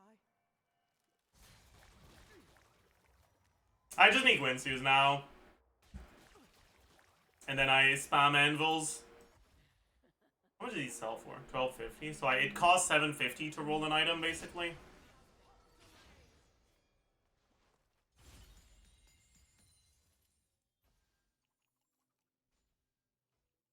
It's either health or move speed here. How do I hit the move speed angle?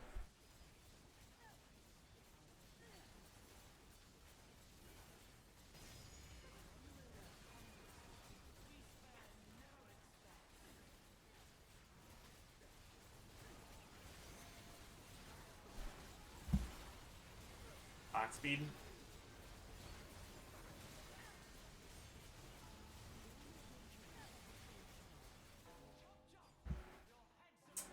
The bread and cheese Tryndamere is a little scary, though. I'll tell you that much.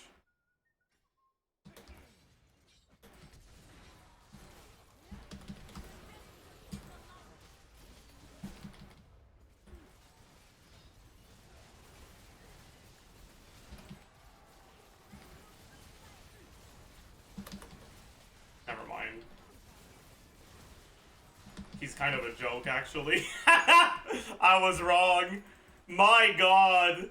I'm not even kiting. I'm just standing in place. What the fuck?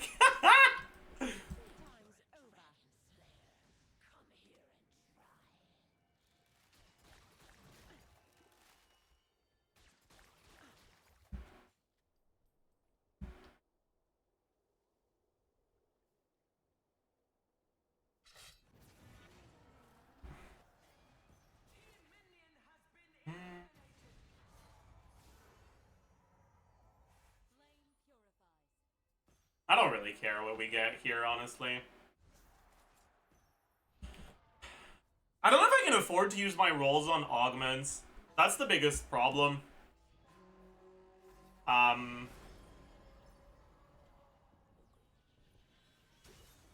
I need Gwinsu's. Gwinsu's is, like, way too important. Like, I kinda need to keep my rolls for anvils. Wait, can you even roll anvils? Oh, Firebrand's pretty good.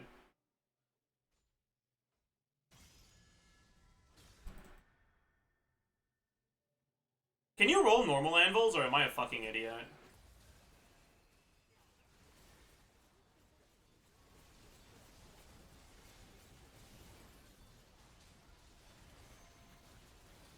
You can?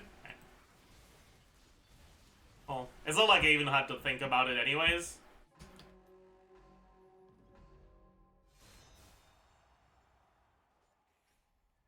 Okay, Nautilus, I suppose, is a little bit scary. Fancy a treat?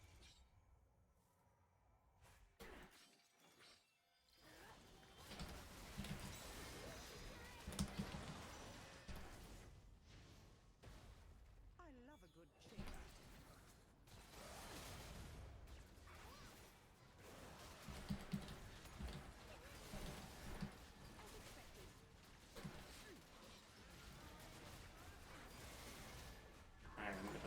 get the Lilia.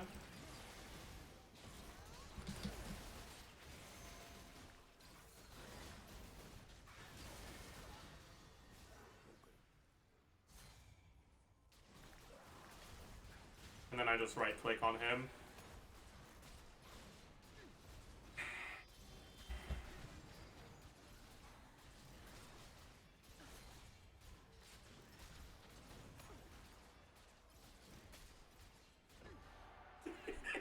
Bullying, yeah, it's a little, it's a little, yeah. You're right. It was a bit rude. I don't like any of these, honestly.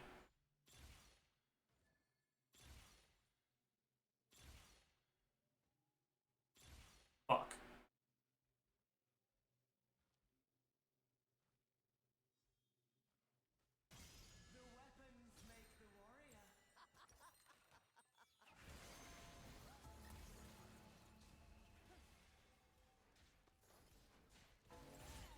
There we go. Big! Big! Big, big, big, big, big. We found it.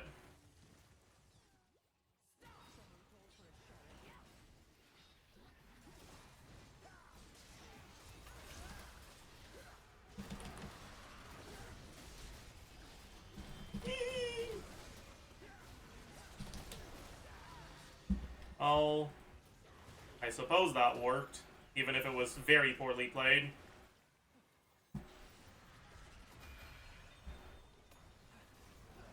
Please revive me.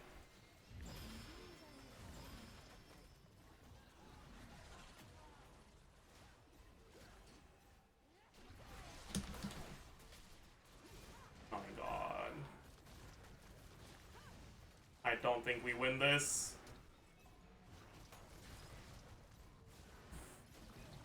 Well, maybe? I actually can't tell. I have no clue.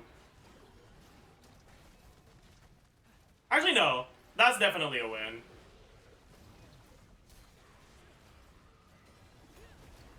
Yeah, that's definitely a win. Yeah. Big. Big, big, big. Fortune? Or armor pen? I think it's fortune.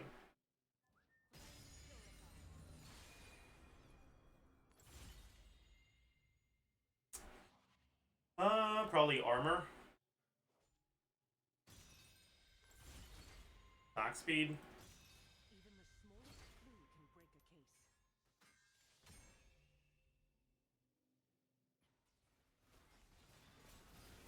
How scary are these guys?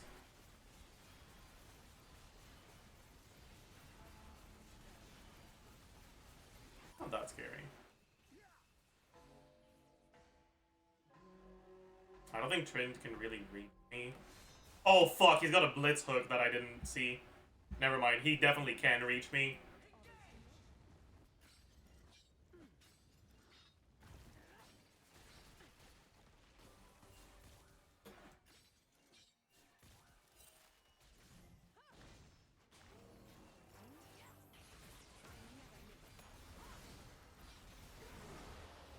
Oh fuck, I'm so dead.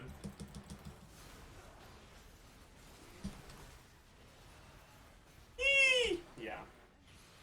I got hit by the Bard ult. Like an idiot. Cooked.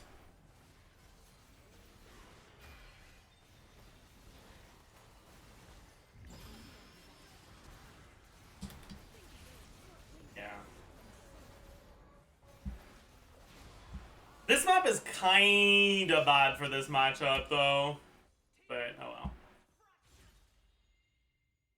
Hat trick? No. Enorm? No. Slow and no. Fuck no, buddy. I guess it's hat trick.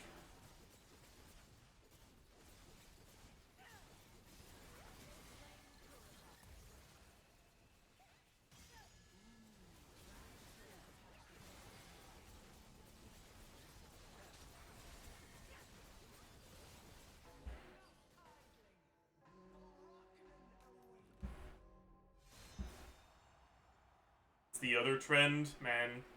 Trend is too broken. My god.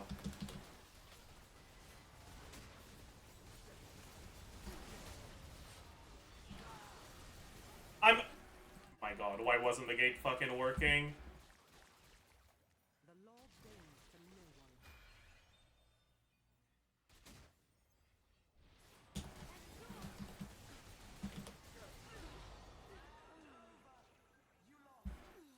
Well, I tried. I think the unhit Caitlyn has reached its limit.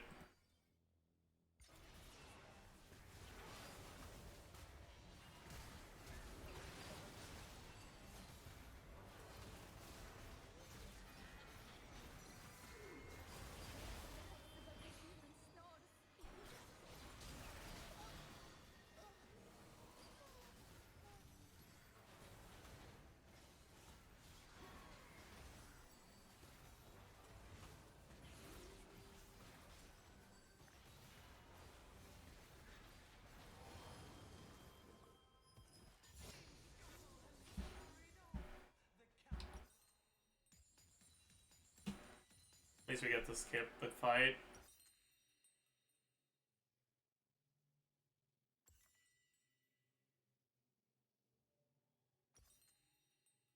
Which means next round, probably buy a Prismatic, hope for a Reaper's Toll, I suppose. Actually, it doesn't matter.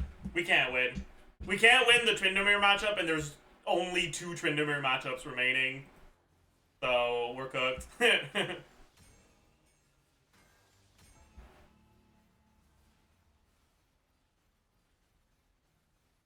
Maybe if I take Randuin's. But I can't even buy Randuin's. I have to RNG into it. I'm not doing that, man.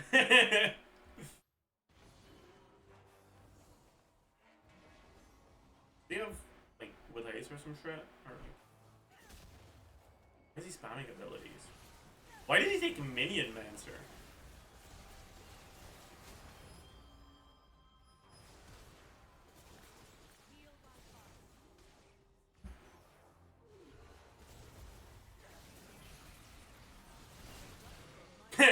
He didn't ult.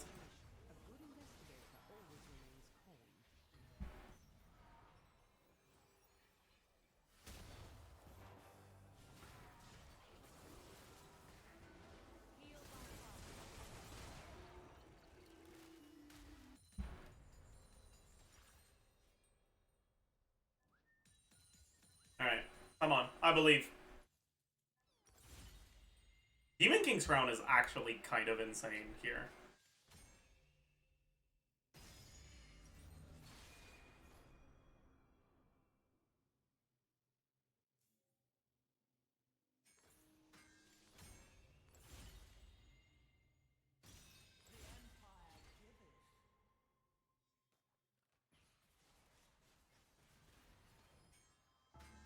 Whatever.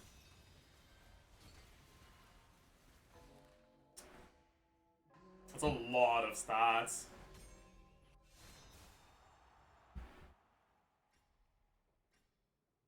I'll have this finished before tea time.